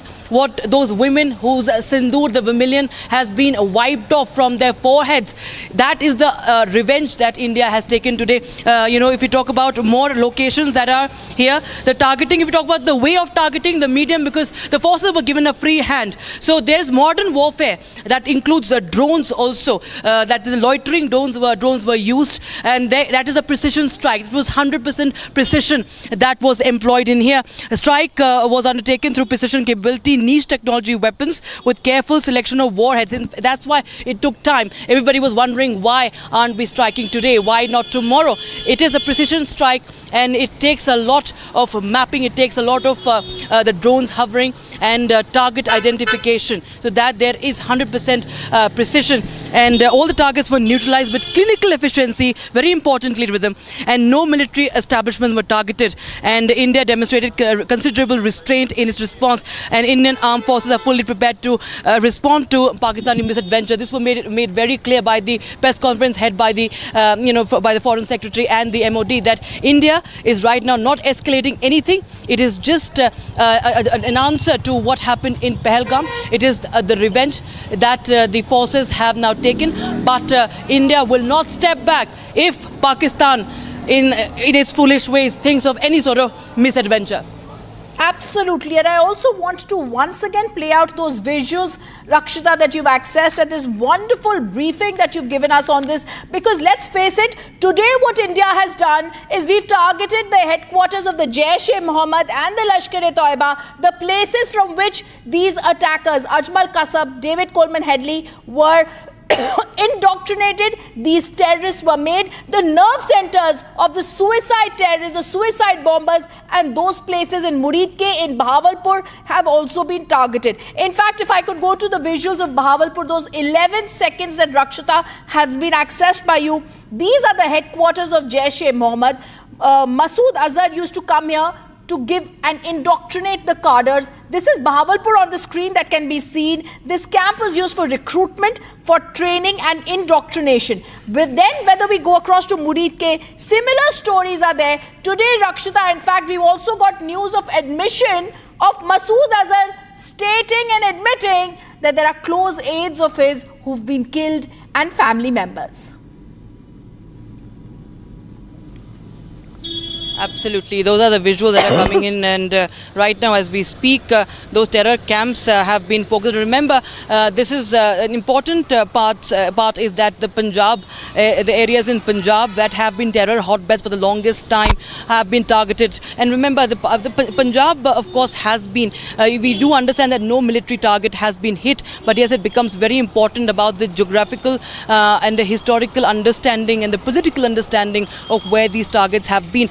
Nevertheless, this Indian Army maintains, Indian forces maintain that we continue to strike and take the revenge.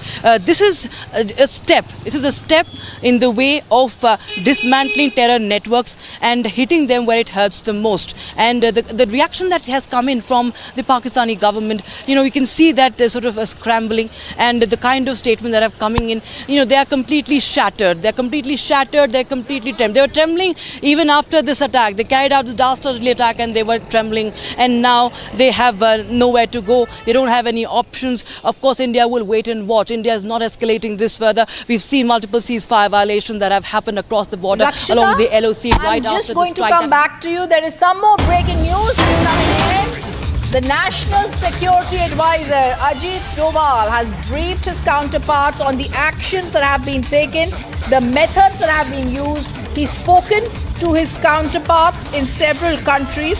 Soon after the focused strikes on terror have taken place, he has spoken with the NSA of United States and the Secretary of State, Marco Rubio. He's spoken, the National Security Advisor Ajit Doval has also spoken to the United Kingdom National Security Advisor Jonathan Powell. He's spoken to the Saudi NSA, Musaid Al-Ayban, the UAE NSA, H.H. Sheikh Tahanoon, Secretary General of NSC of UAE, Ali Al-Shamsi, and NSA of Japan, Masatka Okano. The brief has also been that the National Security Advisor spoke to his counterparts. He established contact with the Russian NSA Sergei Shoigu, the member of the Political Bureau of CPC, the CC Committee. Now, we're also getting to know great details about the NSA having briefed his counterparts on the methods, the action taken, which was measured, the non-escalatory and restrained measures. He emphasized India had no intent to escalate but was well prepared to retaliate absolutely, resolutely should Pakistan decide to escalate. The NSA had also said he would be in touch with his counterparts in the next few days. The National Security Advisor speaking to and giving details to his counterparts in the other nations, and this is brilliant after the surgical strike was carried out selectively and precisely.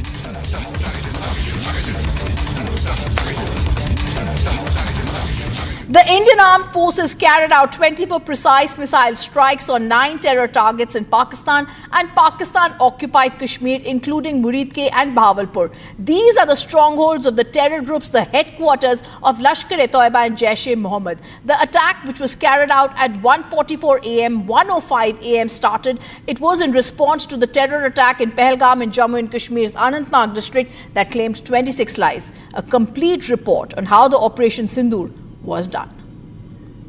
Let me take you through the inside details of how Operation Sindoor was conceptualized. National Security Advisor Ajit Doval and a special team spearheaded this entire mission.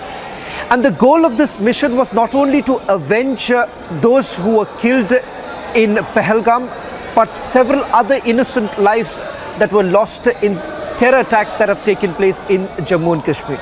That is the reason why each of these 9 targets that were selected by this special team, there is a significance attached to it. I'll take you through each of the camps of Lashkar-e-Toiba, Jaish-e-Mohammed and Hizbul Mujahideen that was targeted in these precision strikes that were carried out by the Indian Armed Forces. In fact, we are given to understand that this was not limited to just terror launch pads, but the very fact that the terror factory operating out of Pakistan should be completely eliminated. That is the reason why this mission was not restricted to just Pakistan-occupied Kashmir, but also deep inside Punjab. Playing a crucial role was also the NTRO. Most of these areas were under some sort of a surveillance to basically look at those who were present inside those very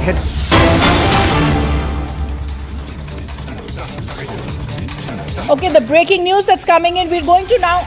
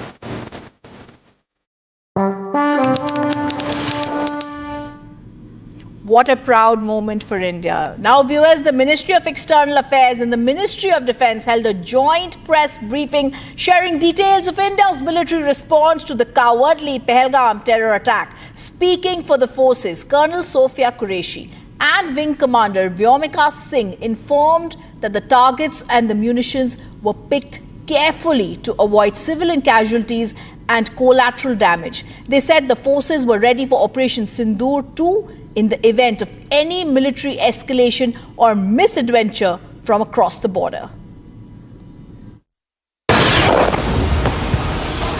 Less than 24 hours after India inflicted a heavy cost on Pakistan for the Pahalgam terror attack, the forces shared details of Operation Sindoor at a key security briefing in the capital. Speaking for the forces, Colonel Sophia Qureshi and Wing Commander Vyomika Singh said the targets and payloads were picked very carefully to avoid civilian casualties and collateral damage. Addressing the joint press briefing, Foreign Secretary Vikram Misri said the counter-strikes were intelligence-based and non-escalatory. Misri said the targets were locked on the basis of hard and actionable intelligence, and the forces took necessary caution to avoid any harm or damage to the civilian population and installations in Pakistan.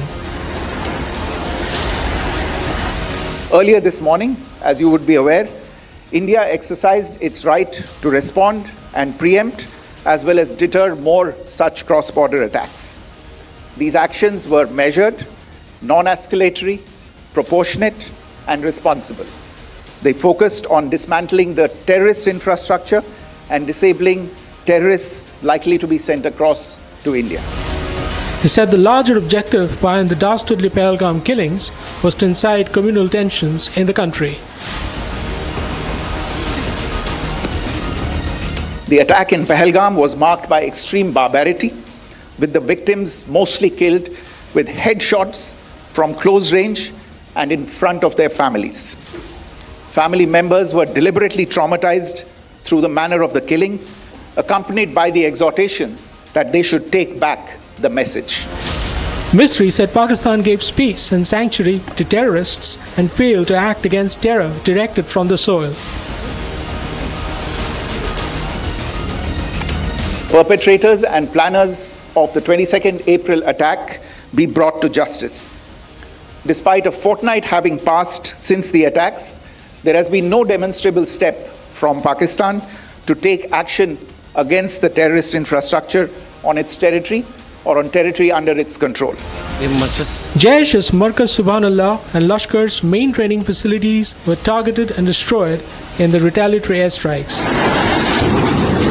Jaish-e-Mohammed's Tehran facility and the Hizbul's Maimouna Zoya facility were also blown to bits in the precision strikes. Operation Sindoor 22 अप्रैल को पहलगाम में हुए विभत्स आतंकवादी हमले के शिकार मासूम नागरिकों व उनके परिवारों को न्याय देने के लिए लॉन्च किया गया था। इस कार्रवाई में 9 टेररिस्ट कैंप्स को टारगेट किया गया और पूरी तरह से इसे बर्बाद किया गया। Republic learned from top sources that the Indian munitions and payloads targeted the residence of Jaish chief Masood Azhar as well as his terror nursery. While the fate of the Jaish chief remains unclear in the wake of Operation Sindoor, a purported statement from him said 10 members of his family perished in the airstrikes. Meanwhile, in a statement of intent, the forces said they were ready to hit Pakistan again in the event of any further escalation or misadventure. India has demonstrated considerable restraint in its response. However, it must be said that the Indian armed forces are fully prepared to respond to Pakistani misadventures, if any, that will escalate this situation. Meanwhile, as a coward Pakistan targeted civilians post-Operation Sindoor with heavy artillery shelling across the LSC, the forces responded befittingly and proportionately. The message is clear. The blueprint for Operation Sindoor 2 is ready if Pakistan dares respond. Major General G.D. Bakshi, in a sharp strategic commentary, hints at the potential use of the BrahMos missile in future cross-border counter-terrorism operations. He emphasizes the speed, precision and visibility. He suggests high-impact non-escalatory strike on entrenched terror camps could serve as both a tactical message and a deterrent. With BrahMos' unmatchable accuracy, rapid deployment capability, Major General Bakshi frames it as an ideal tool for swift punitive action, underscoring India's evolving doctrine of decisive, proportionate response. Operation Sindoor ये बहुत उपयुक्त नाम है भारतीय सेना और वायुसेना के उस ऑपरेशन का जो कि पहलगाम में हमारी जो 26 भारतीय नारियों का सिंदूर उजाड़ा था पाकिस्तान के दहशतगर्दों ने, उसके लिए करारा और मुफीद जवाब है। भारत की आर्मी और एयरफोर्स ने एक जॉइंट ऑपरेशन में 9 टेररिस्ट कैंप्स को स्ट्राइक किया है, जो कि शुरू होते हैं मुजफ्फरनगर से, PoK में, भिंबर गली, गुलपार, चक अमरू, सियालकोट, मुरीद के और भावलपुर। याद रहे, भावलपुर 230 किलोमीटर पाकिस्तान के अंदर है, पाकिस्तान प्रॉपर, जबकि शुरू की टारगेट्स PoK में हैं। ये तमाम टारगेट्स मुरीद के, सियालकोट और भावलपुर तो जो सबसे डीप टारगेट है 230 किलोमीटर पाकिस्तान की गहराई में। मेरा अंदाज़ है कि हमारी एयरफोर्स ने Su-30 MKIs के साथ ब्रह्मोस मिसाइल्स का इस्तेमाल किया है और शायद राफाल्स के साथ स्पाइस क्रूज मिसाइल्स का इस्तेमाल करते हुए जो गहरी टारगेट्स हैं उनको स्ट्राइक किया है। इंडियन आर्मी ने जो LOC के नज़दीक टारगेट्स हैं जैसे कि मुजफ्फराबाद, कोटली, भिम्बर गली इत्यादि, इनको अपने या तो ground launched BrahMos cruise missile से टारगेट किया है या फिर कोई शॉर्ट रेंज हमारे जो वेपन्स हैं, मतलब इनसे शॉर्टर रेंज वेपन्स हैं जैसे कि स्मर्च या फिर आपके Pinaka multi barrel rocket launchers, इनसे टारगेट किया है और इन टारगेट्स को निस्तनाभूत कर दिया है। उनके फ्लैशेस तो श्रीनगर से दिखाई दे रहे थे, इतने जम के हमला किया था। हमारा जो रिस्पांस रहा है, इस बार हमने हाईली विजिबल टारगेट्स को स्ट्राइक किया है और मेरा ख्याल तो इनमें साथ में लॉइटरिंग म्यूनिशंस का भी इस्तेमाल किया गया था, possibly to confuse the enemy radars and present multiple targets, ताकि अगर कोई भी रिस्पांस होता तो उसको केटर फॉर किया जा सकता था। लेकिन लगता है आपको याद होगा जब ईरान ने मिसाइल हमला किया था पाकिस्तान पे, तो पाकिस्तान के चाइनीज़ रडार्स उसको कैच ही नहीं कर पाए थे और पाकिस्तान बहुत कंप्लेन कर रहा था चाइना को। इस बार भी प्रिसाइसली वही हुआ है। हमारे BrahMos cruise missile on side of the border stand of ranges से फायर किए गए हैं पाकिस्तान के अंदर, राइट। और इसके चलते वो उनके रडार्स बिल्कुल पिकअप नहीं कर पाए, खरोंच नहीं आई है हमारे किसी भी जहाज़ को या कोई भी ग्राउंड बेस्ड लॉन्चर को। पाकिस्तान की ISPR कह रही है कि 6 टारगेट क्लस्टर्स में कोई 24 स्ट्राइक्स की हैं भारतवर्ष ने। वो कह रहे हैं कि उन्होंने रिटेलिएट किया है अपनी आर्टिलरी से, एक ब्रिगेड हेडक्वार्टर पे फायर करके और एक जो है Indian post on the LAC उसके ऊपर फायर करके। अभी तक इसका कोई पुख्ता सबूत हमें नहीं मिला है। हमारा जो रिस्पांस रहा है वो नॉन एस्केलेटरी है, वो प्रोपोर्शनेट स्ट्राइक है।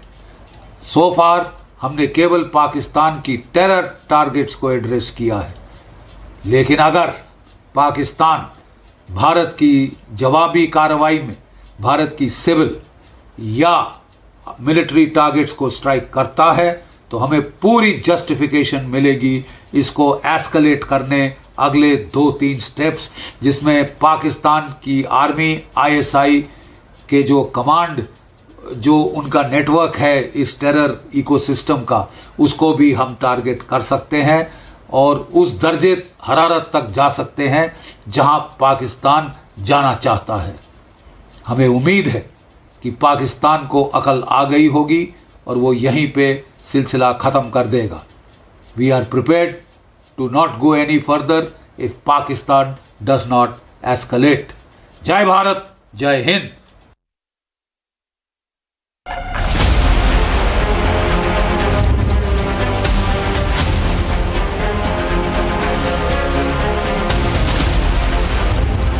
I say to the whole world, India will identify, track and punish every terrorist.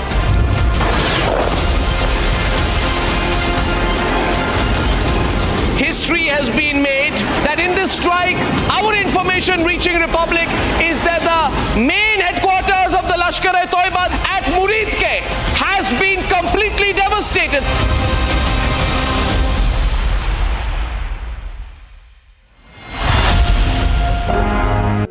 In the global employability rankings by Times Higher Education UK, only the following 6 institutions from India are ranked amongst the top 230 in the world for having the most employable graduates.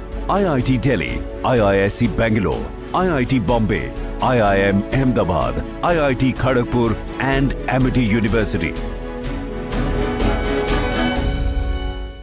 MDH की हल्दी मिर्ची धनिया करे कमाल, ये रंग दे, ये खुशबू दे, ये तीखा, ये कम पड़े, क्या निराला MDH मसाला। पाकिस्तानियों ने जंग शुरू कर दी है। अभी मेरे बहावलपुर सिटी के अंदर मौलाना मसूद अजहर साहब के जो है मदरसा है उसके ऊपर 4 मिसाइल दागे गए हैं, 4 मिसाइलों के साथ हमला किया गया है मौलाना मसूद अजहर के मदरसे के ऊपर। हम अपनी अफवाज पाकिस्तान के साथ खड़े हैं, लेकिन मेरा सवाल है कि हमारी एजेंसीज कहाँ सोई हुई थी, हमारी अफवाज पाकिस्तान कहाँ सोई हुई थी ये हमला हुआ। मुजफ्फराबाद की भी खबर आ रही है कि मुजफ्फराबाद वाली साइड पे भी अटैक हुआ है, लेकिन सबसे पहले मेरे बहावलपुर सिटी के अंदर अटैक हुआ है ब्लास्टिक मिसाइल के साथ। उन्होंने हमला किया है मौलाना मसूद अजहर साहब के मदरसे के ऊपर, 4 मिसाइल मारे गए हैं।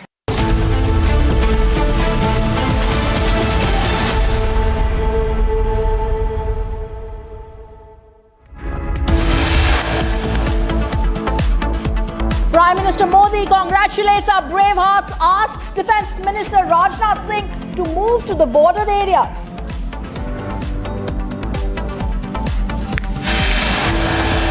Prime Minister Modi meets President Murmu, briefs her about Operation Sindoor.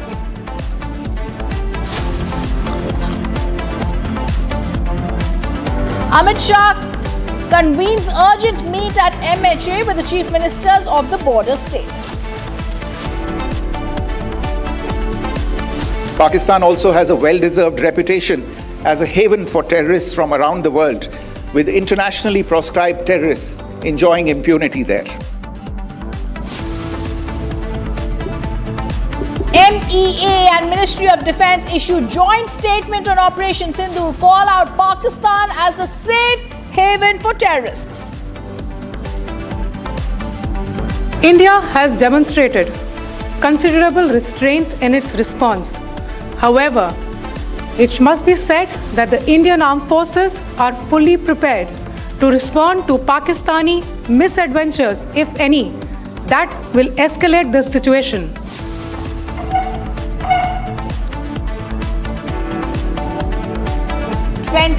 Minutes in which Ministry of Defence briefs on Operation Sindoor, explains how precision strikes were carried out on 9 targets for 25 minutes.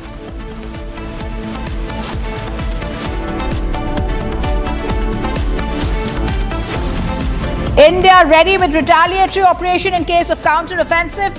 Forces on guard across the border in Kashmir.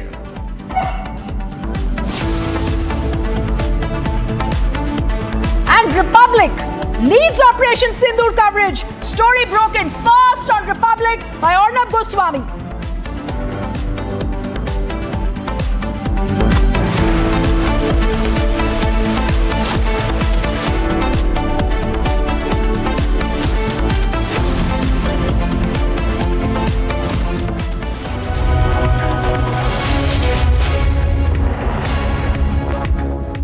We're going to begin with the breaking news that's coming in. Operation Sindoor. India destroys Jaish-e-Mohammed's Markaz Subhan-Allah terror camp in Pakistan's Bahawalpur. We're going to play out that exclusive 11 seconds. The headquarters of Jaish-e-Mohammed have been destroyed. Masood Azhar gave orders from here, 100 kilometers from the international border.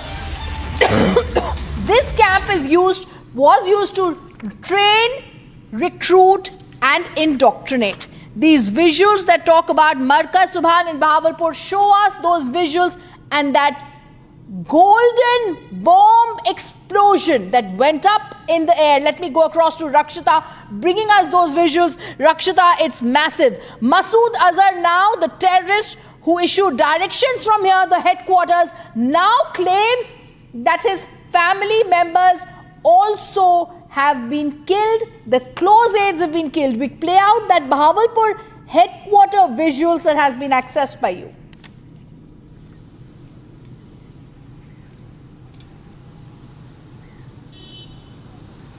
Rakshita, these Bahawalpur visuals are so telling. They speak their own picture as India strikes at the terror heart of Pakistan. Absolutely, Jaish-e-Mohammed Chief Masood Azhar has claimed that 10 members at least of his family, and includes 4 of his aides also, have been killed. Now this man has been sponsoring, has been breeding terror for the longest time, for decades now. He has been sending these terrorists, these demons on Indian soil, bleeding the innocent civilians, innocent Indians on the soil. And today, his own family, Today his own aides have been targeted, and how? That target, that headquarters, that terror headquarter is now reduced into rubble. And this is what India had vowed. India said nothing anymore. No, we've had enough. We won't spare this time. We are going to dismantle you. We are going to uproot you. We are going to where it hits you the most. You will be left nowhere to go. That is the message primarily that is being sent by our forces, by our intelligence agency who have worked together. It's a historic action, that has been taken, that has taken place. If we talk about this place, the Markaz we're talking about, this Masood Azhar, of course, has been the mastermind of several terror attacks, if we talk about. And we've seen Masood Azhar was also arrested in 1994, remember, released after the IC 814. And then there were many such activities that he carried out, terror activities, now including the parliament attack, his role in the Mumbai attacks as well. So, and there are camps that have been targeted this time, where the likes of the 26/11 terror attack gunman, the terrorist Ajmal Kasab was also visiting, and many such of those terror masterminds were indoctrinating the young boys. They were indoctrinating and also creating these terror camps. Also, they were weaponizing them, providing them weapons, and this was happening in Pakistan occupied Kashmir as well as in Pakistan. Like you see, Bahawalpur, the locations that have been hit in Bahawalpur, those have been also hit. The way that that blaze comes out, the explosion, it's for every Indian to see. India said, the Prime Minister said that we will find you, we will trap you, and we will punish you. The punishment is for the world to see, that nobody would dare ever raise an eye to India, not even look at the way anybody can dare look at the way they did towards India. And we've seen that India this time has set an example like never before. This is not an operation. These are strikes down the bottom. These are strikes dismantling these terrorists, these masterminds who have been controlling these areas and sponsoring terrorist attacks in several parts of the country, Rhythm. And their headquarters, their training camps today are nothing but rubble. There are only plumes of smoke that is coming out. Absolute panic if you see in PoK. You see these army people, they're not even army, they are all connected with these terrorists, and they go and they're meeting people. And this shows that how India has, hit them very, very hard. And a very good evidence we can see, while we do not need to give evidence to anybody, but the Saboot gang. The Saboot gang, which suddenly gets activated, whenever there is any dastardly attack on India and India hits back, it's for them to see as well. India has documented each and every location, Pakistan occupied Kashmir or Pakistan, a befitting reply given. And this could be just the beginning. The game has just begun, India is not looking for escalation. We are a professional force. India has a planning. India has a strategy. It is a wise nation. India has a leadership. It does not have maniacs like Asim Munir leading the country and vitiating and spewing venom just for their own career, just extending their own tenures. India, of course, is a leader in the global south. India will take the right decisions so that there is no instability in the region. Minimum damage. If you see the way these strikes have been conducted with the precision strikes, 100% precision. Modern warfare has been employed here. Yes. The drones, the loitering munitions that have been used here, that is the kamikaze. It's very important. They can, in fact, they can do the work of a missile without using the missile and with minimum collateral damage. That has also been one of the key areas where India has worked on, that there should be minimum collateral damage. No military targets, no civilian targets. And on India's, of course, India also continues to, protect its own civilians. Yes, there is a lot of attention on the border, along the international border, along the LOC. All right. And the I also want to, yes, Rakshita, go across to some more breaking news that's coming in, and I'm going to stay with those visuals also that are coming in.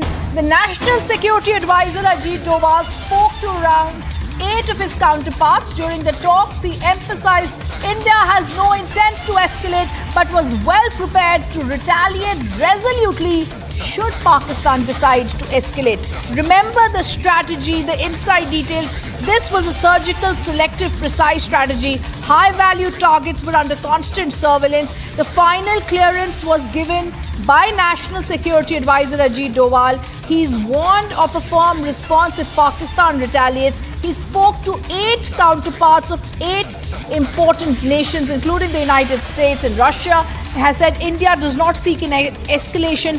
This was a secret control room directly monitored operation. Doval's core team got real-time updates. National Security Advisor Ajit Doval crucially spoke to 8 of his counterparts.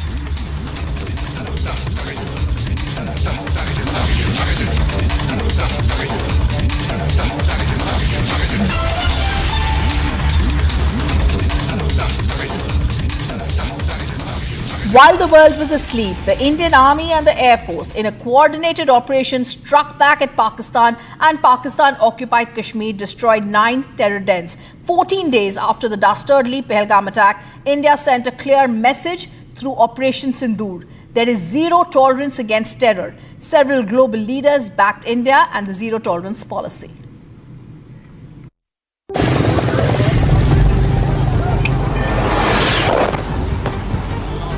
In a bold and decisive move,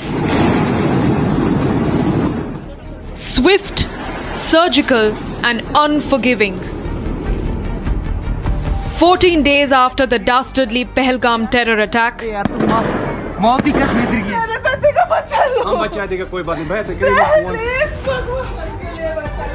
India avenged what it promised. India launched Operation Sindoor and destroyed 9 terror sites in Pakistan-occupied Kashmir and Pakistan. The operation, executed in the early hours of 7th of May, sends a clear and uncompromising message. India will no longer tolerate provocation. While the world stood with India against the fight of terror, we saw world leaders backing India and condemning the terror attack. As India strikes Pakistan, the world is watching and reacting. As New Delhi's fiery strike deep inside Pakistan reverberates across global capitals. US President Donald Trump said that US knew India would retaliate and that he hopes that this ends quickly. No, it's a shame. We just heard about it just as we were walking in the doors of the Oval. Just heard about it. I guess people knew something was going to happen based on a little bit of the past. They've been fighting for a long time. You know, they've been fighting for many, many decades and centuries, actually, if you really think about it. No, I just hope it ends very quickly.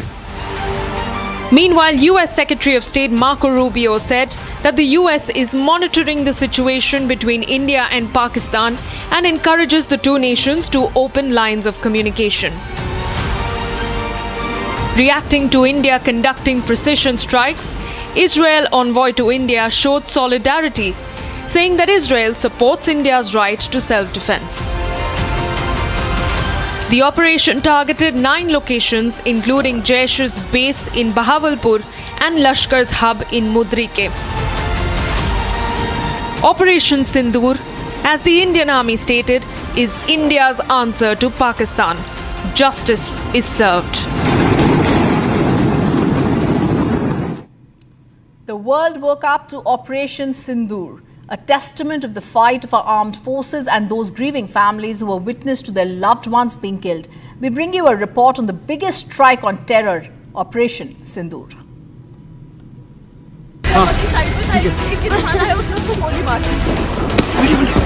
The April 22nd Pahalgam terror attack claimed the lives of 26 Indians, families that were witness to the killings of their loved ones. Women and children left grieving a deep and unbearable loss.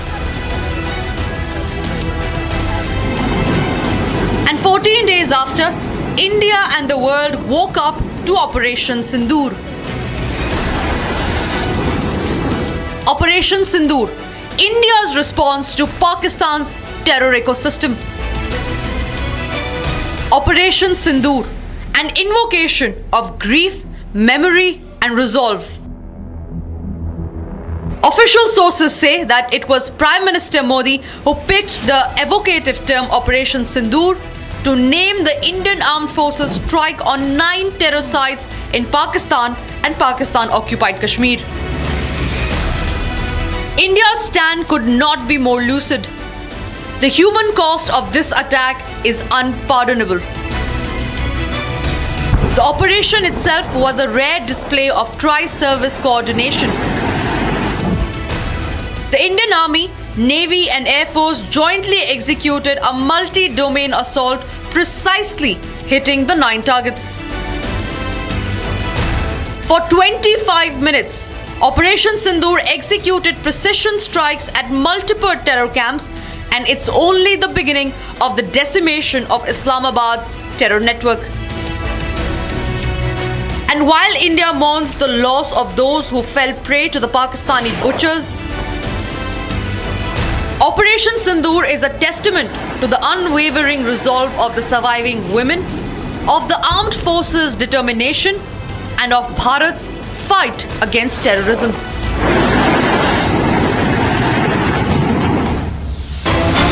And there's breaking news that's coming in.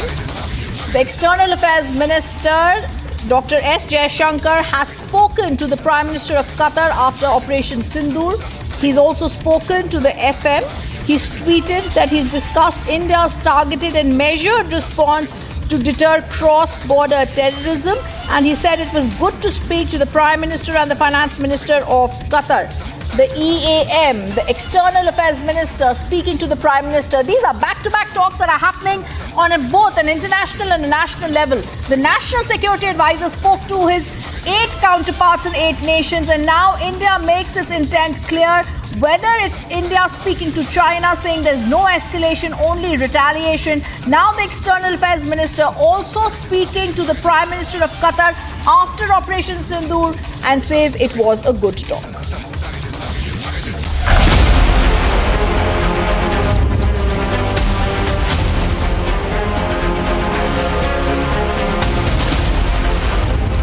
I say to the whole world, India will identify, track, and punish every terrorist.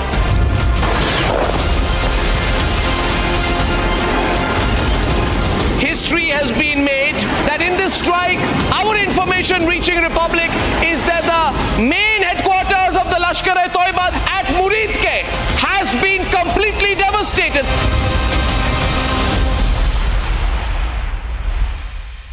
Mahi sir, how much do you love your fans? Honestly, I love my new fans. पुराने वाले बेकार में शोर करते Sir, fans हैं शोर तो करेंगे ही ना? नए वाले नहीं करते. And they listen to what I say. The new generation Orient BLDC fans. Super silent performance with voice control. Silly me आए तो और Cricket fans. आधे बाउल दही में 4 चम्मच MDH चटनी पुदीना मसाला डाला, स्टर करो, पुदीना चटनी तैयार. MDH चटनी पुदीना मसाला. Unlike in 2019 when we had hit Balakot, which was in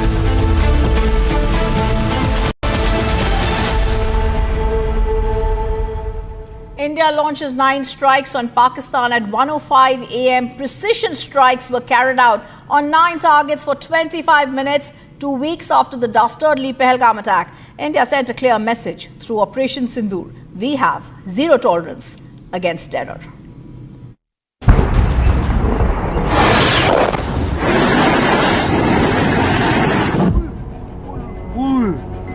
A little after midnight on the 7th of May, 9 targets struck inside Pakistan.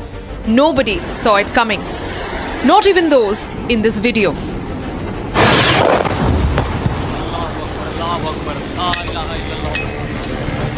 The strikes so precise that men who shot these videos have confirmed the targets. ये नुकसान ये 9 number ये मस्जिद तैयबा मरकज उमर करा के अंदर ये नुकसान है. 5 targets in Pakistan-occupied Kashmir, 4 targets deep inside Pakistan territory.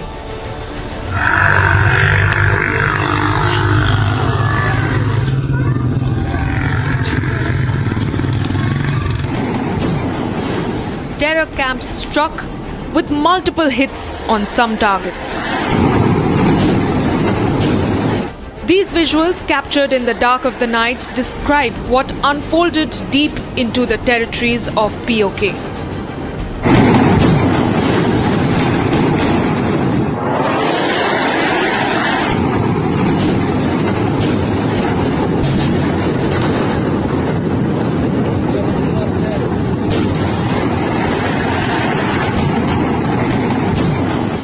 Precision strikes that turned the skies red.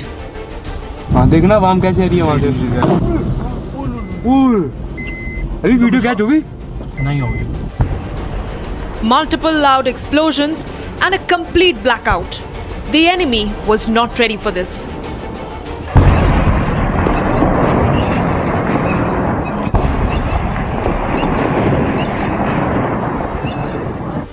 Indian fighter jets hovered over the valley.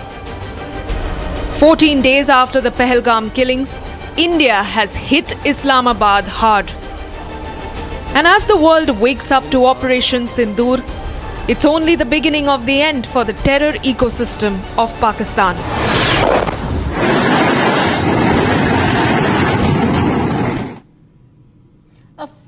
A fortnight after Pakistan's terror proxies slaughtered 26 defenseless tourists, sending their families into despair, leaving the world in shock, Pahalgam has now been avenged. In a coordinated tri-services operation codenamed Operation Sindoor, India unleashed hell across the border, flattening 9 hand-picked terror hubs deep inside Pakistan and Pakistan-occupied Kashmir, while typically underplaying the extent of damage that has been wrought by India's fierce counter-offensive. This time, Pakistan was forced to acknowledge the heavy casualties on its side.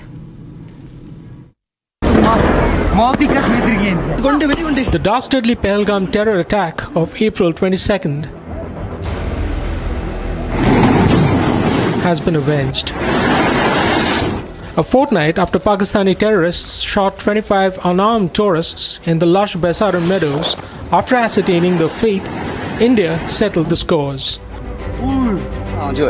In a precise and deadly tri-services offensive codenamed Operation Sindoor, the Indian forces destroyed 9 terror hubs or hideouts deep inside Pakistan and Pakistan-occupied Kashmir. It was learned that of the 9 terror hideouts that the Indian forces hit, 4 were in Pakistan and another 5 in the PoK. The targets, the coordinates for which were determined by intelligence agencies, included the Jaish and Lashkar headquarters in Pakistan's Bahawalpur and Muridke. The precision munitions, which included kamikaze drones, downed Markaz Tayyaba, the main training camp or facility of the Lashkar Tayyaba. Huge visual coming in right now. Just see the extent of the devastation in Pakistan tonight. Just see that go through. This is a huge strike, ladies and gentlemen. Just see that visual, the level of devastation. The first visuals brought to you here only on Republic, and all the Pakistanis watching in shock and horror as India begins a mammoth strike. Now you're seeing the kind of armory and ammunition being used here. What does this look like to you? General Kochar, you've been with the ordnance. I want to show you this visual. General Kochar, are you there? Are you seeing this visual with you, sir? You see the nature of the visual, the nature of the explosion. What does it look like to you, sir? My assessment is, Arnav, from what I can see on your screen. Yes, sir. This is a combination of a drone and a missile strike. A mix of drone and missile? Yeah. Because okay, I but don't. one second, sir. 1 second. Can the drones go so deep? I also want you to expect, General Bakshi, how deep did we go? General Bakshi, how deep have we gone when we go to Bahawalpur, when we go to Muridke? How deep have we gone into that territory? Muridke and Bahawalpur, Muzaffarabad, Kotli, all these have been hit. Targets deep into Pakistan have been hit. Pakistan main, not just PoK. So to that extent, I would extend, in all probability, it is the BrahMos cruise missiles, which have a range of 400 kilometers plus. I was telling you the circular error of probability is 1 meter, and the warhead that it carries is hundreds of kilos. The facility funded by Osama bin Laden was where Ajmal Kasab received his training before the 26/11 attacks. The Bahawalpur headquarters of the Masood Azhar-led Jaish-e-Mohammed was also targeted in India's precision counterstrikes. Significantly, while typically underplaying the extent of damage inflicted by the Indian airstrikes, Pakistan did acknowledge heavy casualties on its side. Pakistan's Foreign Minister Ishaq Dar released a statement claiming the Indian counterstrikes claimed civilian lives, including those of women and children. However, top sources told Republic that the Indian forces eliminated over 100 terrorists in Operation Sindoor while avoiding civilian casualties and collateral damage. As Pakistan goes crying to the UN again, claiming civilian casualties in the Indian airstrikes, its thriving terror nurseries lie in ruins.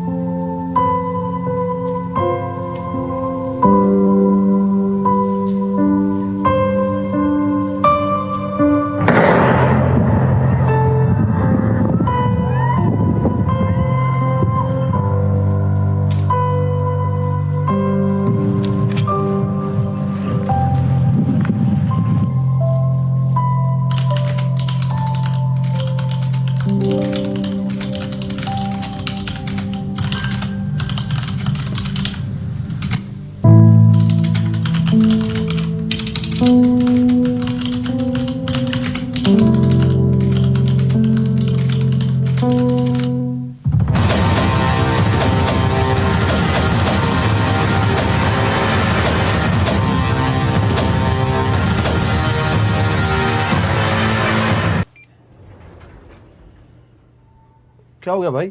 वो भैया आपसे सीखकर mutual funds में SIP शुरू की थी, लेकिन कभी कभी अपडेट्स देखकर मेरा मन भटकने लगता है। अरे अपने मन को बोल, म्यूचुअल फंड्स टिके रहने का गेम है।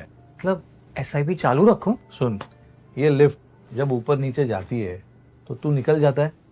नहीं भैया, यही तो सही मंजिल तक ले जाती है। तो बस म्यूचुअल फंड्स का भी यही है, दूर की सोचेगा और डटे रहेगा तो तू भी अपने सपनों के पास पहुंच सकता है। हाँ बिल्कुल आपकी तरह।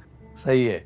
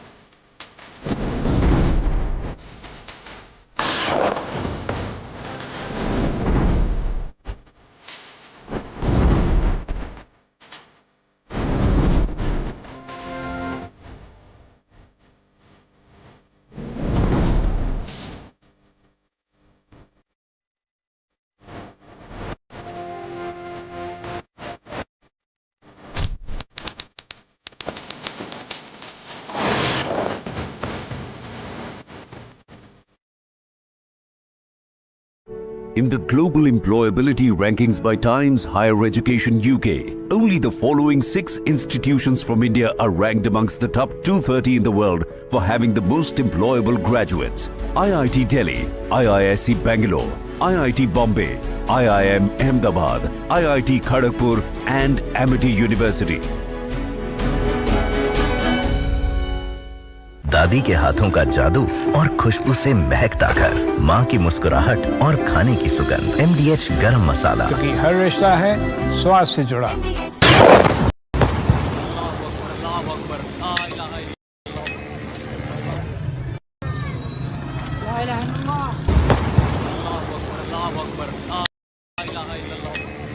Of different weapon systems, because you cannot risk putting all eggs in one basket. ये मस्जिद तैयबा मरकज उमरकरा के अंदर नुकसान है। Not risk putting all eggs in one basket.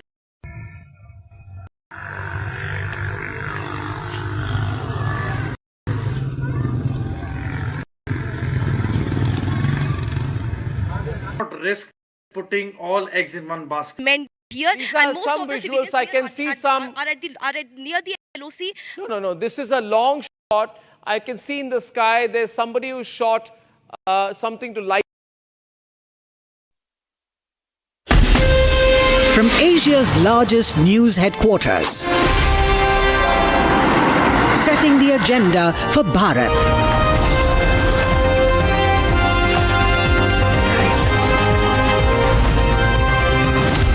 You're watching Republic.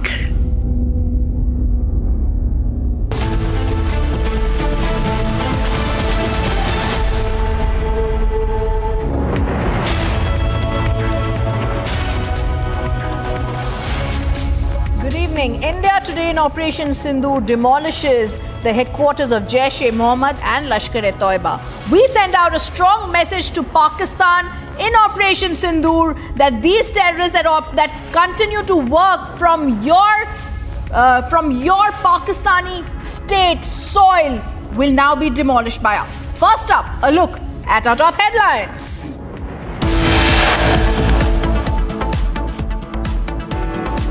Prime Minister Modi congratulates our brave hearts, asks the Defence Minister Rajnath Singh to move to border areas. Prime Minister Modi meets President Murmu, briefs her about Operation Sindoor. Amit Shah convenes urgent meet at MHA with the Chief Ministers of the border states.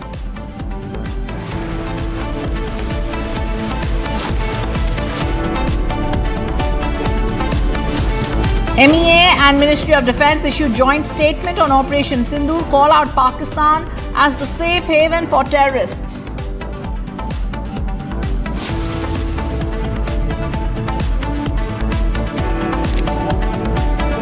Ministry of Defence briefs on Operation Sindoor, explains precision strikes were carried out on 9 targets for 25 minutes.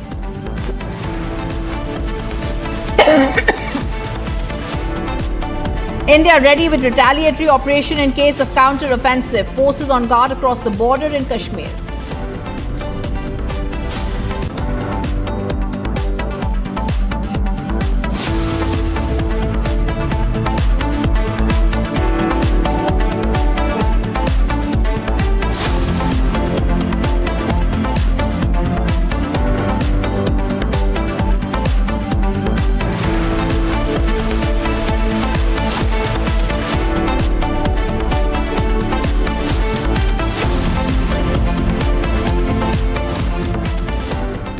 A fortnight after Pakistan's terror proxies slaughtered 26 defenseless tourists, sending their families into despair and leaving the world in shock, Pahalgam has been avenged. In a coordinated tri-services operation codenamed Operation Sindoor, viewers, India unleashed hell across the border, flattening 9 hand-picked terror hubs deep inside Pakistan and Pakistan-occupied Kashmir. While typically underplaying the extent of damage wrought by India's fierce counter-offensive, Pakistan did acknowledge heavy casualties for the first time on its side.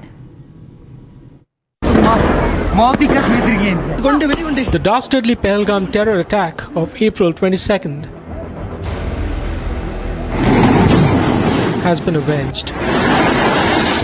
A fortnight after Pakistani terrorists shot 25 unarmed tourists in the lush Baisara meadows, after ascertaining their fate, India settled the scores.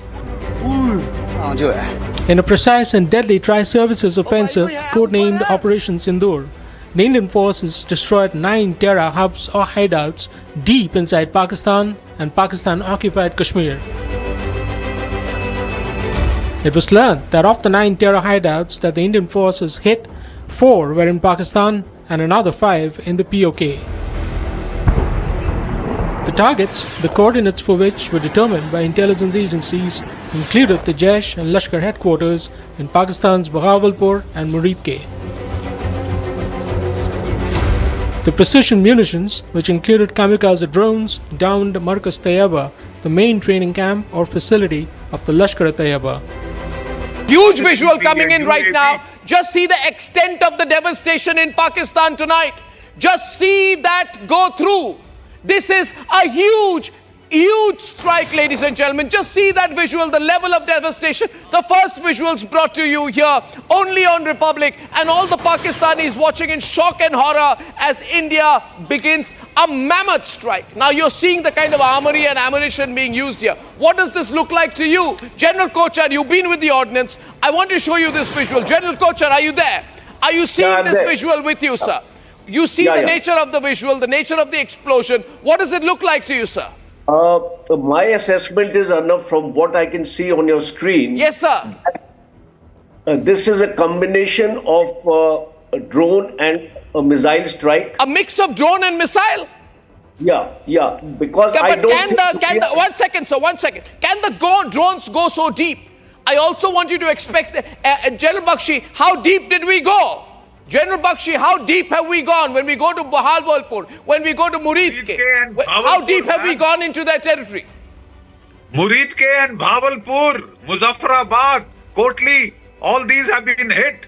Targets deep into Pakistan have been hit. Pakistan main, not just PoK. So to that extent, I would extend, in all probability, it is the BrahMos cruise missiles, which have a range of 400 kilometers plus. I was telling you the circular error of probability is 1 meter, and the warhead that it carries is hundreds of kilos. The facility funded by Osama bin Laden was where Ajmal Kasab received his training before the 26/11 attacks. The Bahawalpur headquarters of the Masood Azhar-led Jaish-e-Mohammed was also targeted in India's precision counterstrikes. Significantly, while typically underplaying the extent of damage inflicted by the Indian airstrikes, Pakistan did acknowledge heavy casualties on its side. Pakistan's Foreign Minister Ishaq Dar released a statement claiming the Indian counterstrikes claimed civilian lives, including those of women and children. However, top sources told Republic that the Indian forces eliminated over 100 terrorists in Operation Sindoor, while avoiding civilian casualties and collateral damage. As Pakistan goes crying to the UN again, claiming civilian casualties in the Indian airstrikes, its thriving terror nurseries lie in ruins. At 1:05 a.m. on May 7th, India launched Operation Sindoor deep inside Pakistan and Pakistan-occupied Kashmir. 9 terror camps linked to Pahalgam attack destroyed. No Pakistan military targeted. Prime Minister Modi monitored it through the night. Justice is served. Borders will no longer protect the enemies of peace.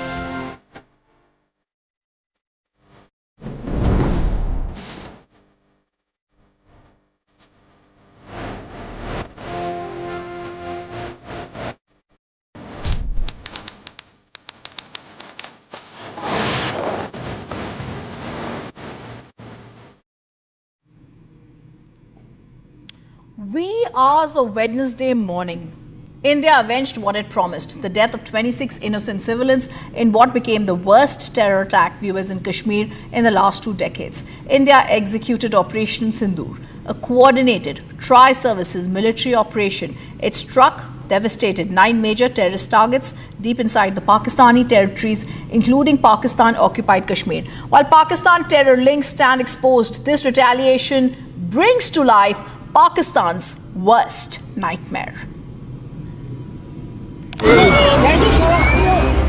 26 innocent lives lost.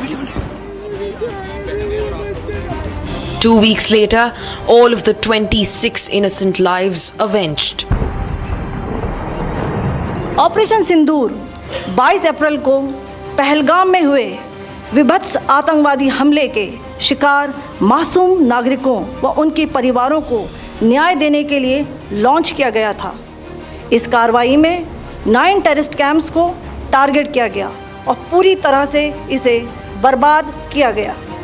Not only did Pakistan not see this coming, but its worst nightmares were brought to life in the wee hours of Wednesday as India launched the first tri-services operation against Pakistan since the 1971 war.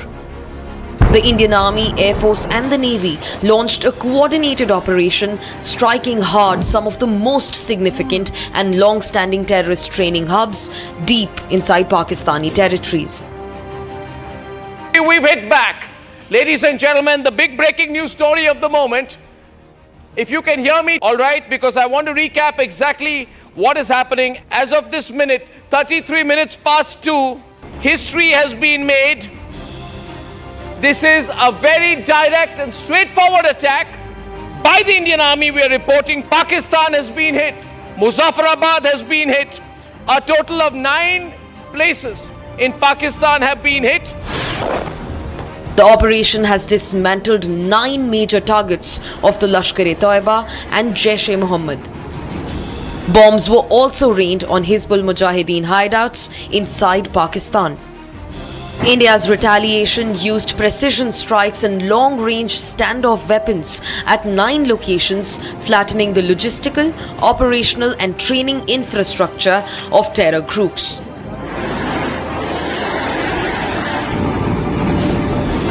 The 9 targets included 4 Jaish-e-Mohammed targets: Bahawalpur in Punjab, Tehra Kalan, Kotli and Muzaffarabad. The Jaish has claimed responsibility for major attacks in India, including the 2001 Parliament attacks and the 2019 Pulwama suicide bombing. In fact, Murid K, the nerve center of the Lashkar-e-Toiba, was quivering with the impact of the explosion. In fact, Barnala and Muzaffarabad terror camps were also charred by missiles. Lashkar-e-Toiba orchestrated the 26/11 Mumbai terror strikes. The Hizbul Mujahideen has not been spared either, with Sialkot and Kotli camps completely hammered. The terrorist group has been active in multiple attacks across the Kashmir Valley. Each of the 9 sites selected for the operation had a history of association with major terror plots and infiltration attempts directed at India. India has hit back, and it has hit back harder than ever. The message is as clear as it can get: zero tolerance towards terrorism and its dirty state sponsors. And this breaking news coming in, India now calls on the permanent and non-permanent members of the United Security Council to brief them on Operation Sindoor. These are also visuals that we're going to be getting from South Block, where India calls members of the UN Security Council. We're also briefing them on Operation Sindoor.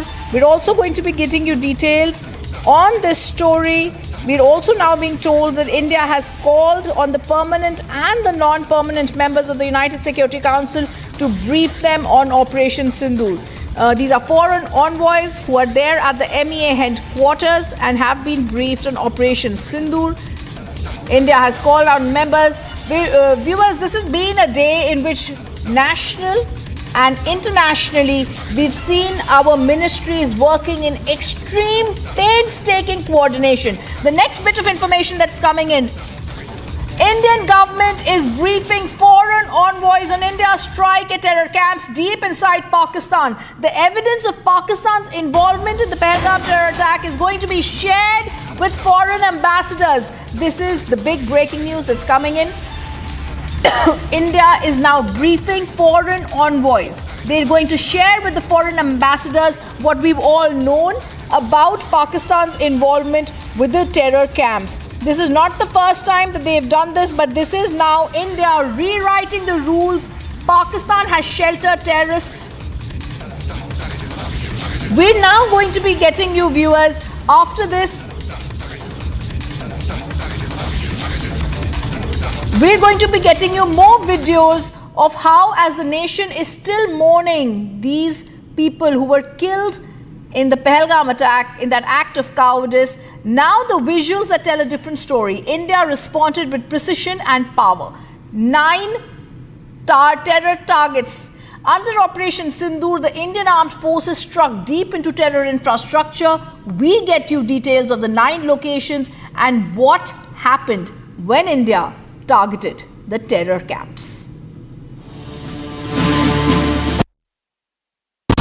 Operation Sindoor 22 अप्रैल को पहलगाम में हुए विभत्स आतंकवादी हमले के शिकार मासूम नागरिकों व उनके परिवारों को न्याय देने के लिए लॉन्च किया गया था।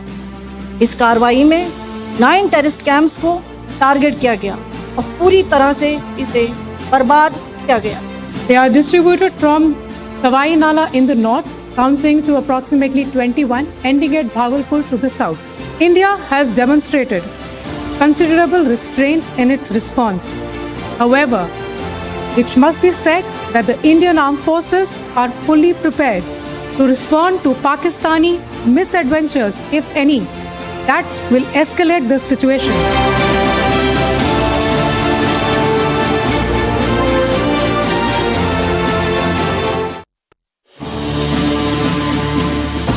ऑपरेशन सिंदूर 22 अप्रैल को पहलगाम में हुए विभत्स आतंकवादी हमले के शिकार मासूम नागरिकों व उनके परिवारों को न्याय देने के लिए लॉन्च किया गया था।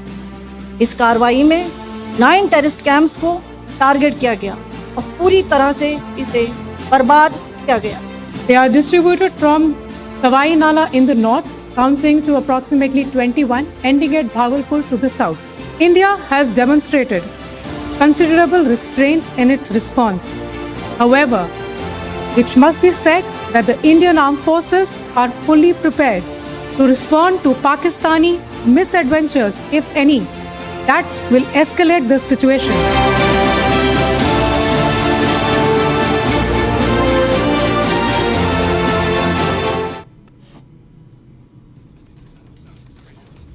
The nation mourns the Pahalgam attack, an act of cowardice that claimed innocent lives and shook the valley. But now the visuals tell a different story.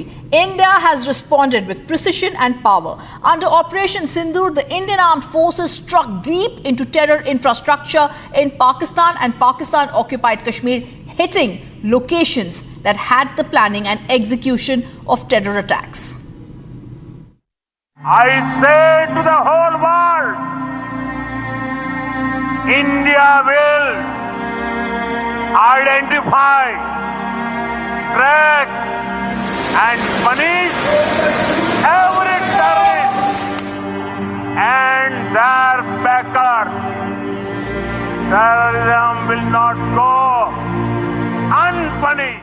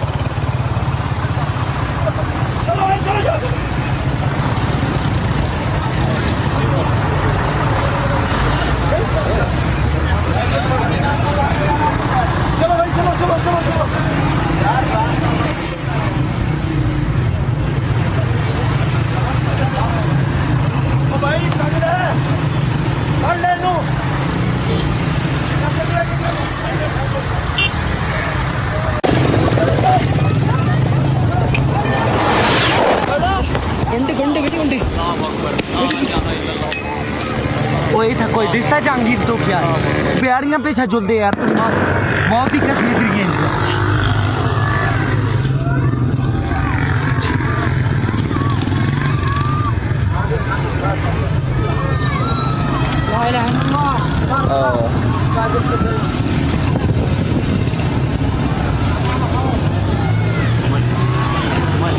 वो ताजुलते यार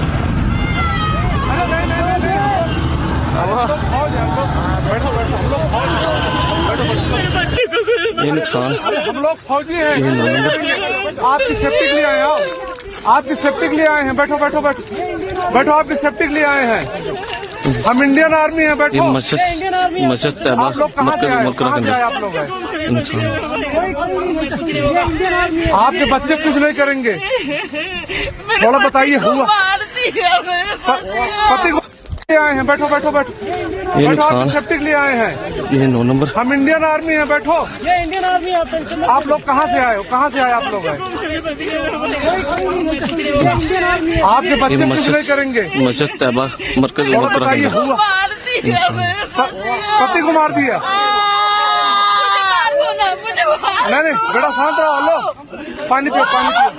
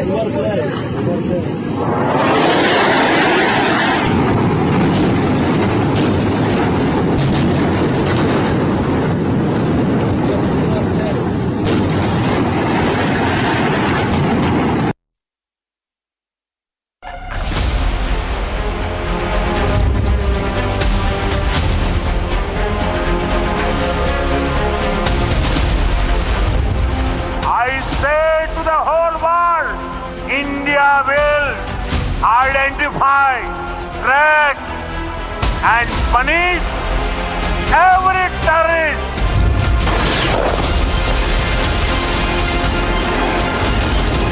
History has been made that in this strike, our information reaching Republic is that the main headquarters of the Lashkar-e-Toiba at Muridke has been completely devastated.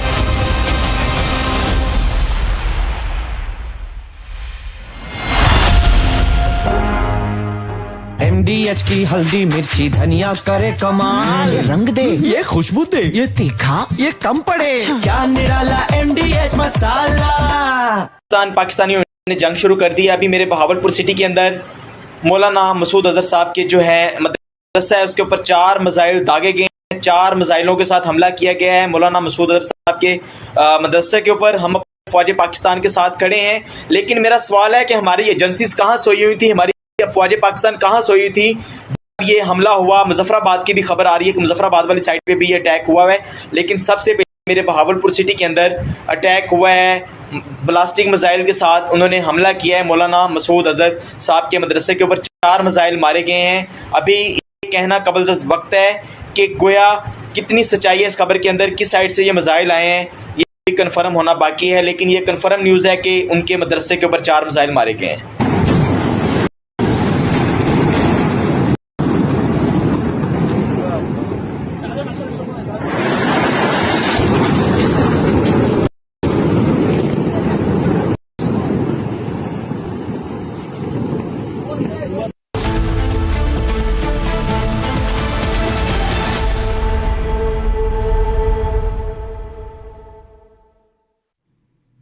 Jai Hind, viewers. India has stood on its resolve. Operation Sindoor, a testament of Prime Minister Modi's zero tolerance towards terrorism, has been seen. The precision strike post-midnight that shook over 9 major terror targets in Pakistan have reaffirmed India's position as a regional peacemaker who's not afraid of breaking the silence when provoked.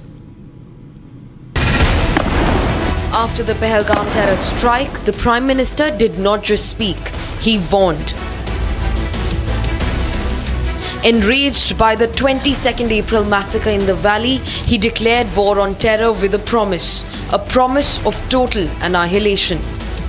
Today, from the soil of Bihar, I say to the whole world, India will identify, track and punish every terrorist and their backer. We will pursue them to the ends of the earth.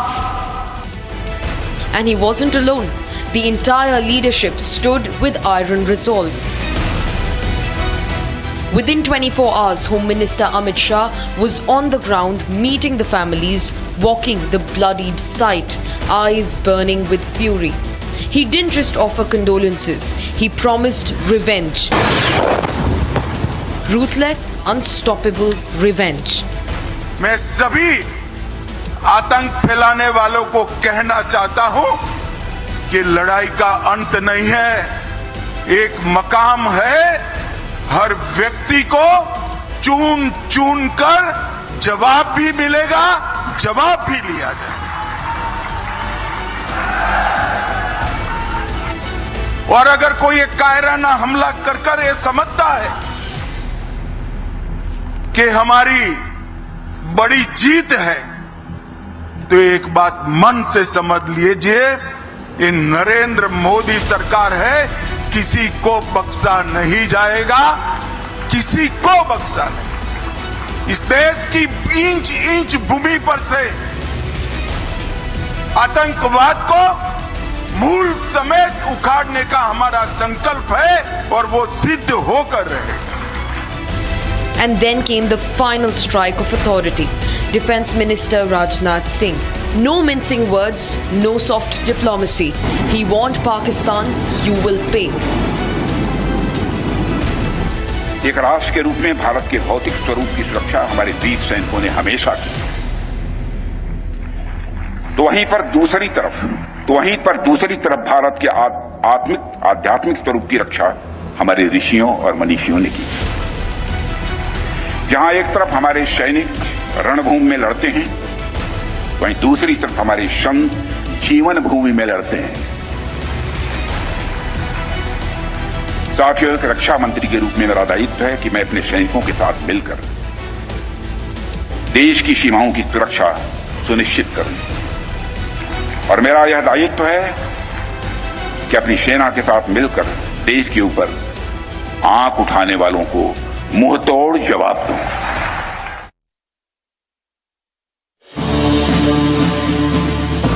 Operation Sindoor 22 अप्रैल को पहलगाम में हुए विभत्स आतंकवादी हमले के शिकार मासूम नागरिकों व उनके परिवारों को न्याय देने के लिए लॉन्च किया गया था। इस कार्रवाई में 9 टेररिस्ट कैंप्स को टारगेट किया गया और पूरी तरह से इसे बर्बाद किया गया। They are distributed from Tawai Nala in the north, counting to approximately 21, ending at Bhagalpur to the south. India has demonstrated considerable restraint in its response. However, it must be said that the Indian armed forces are fully prepared to respond to Pakistani misadventures, if any, that will escalate the situation.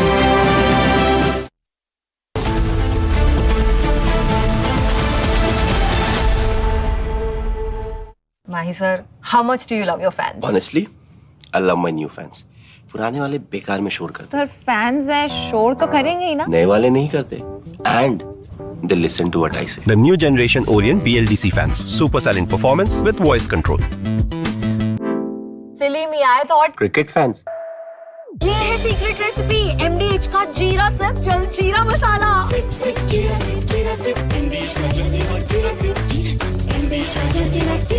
Unlike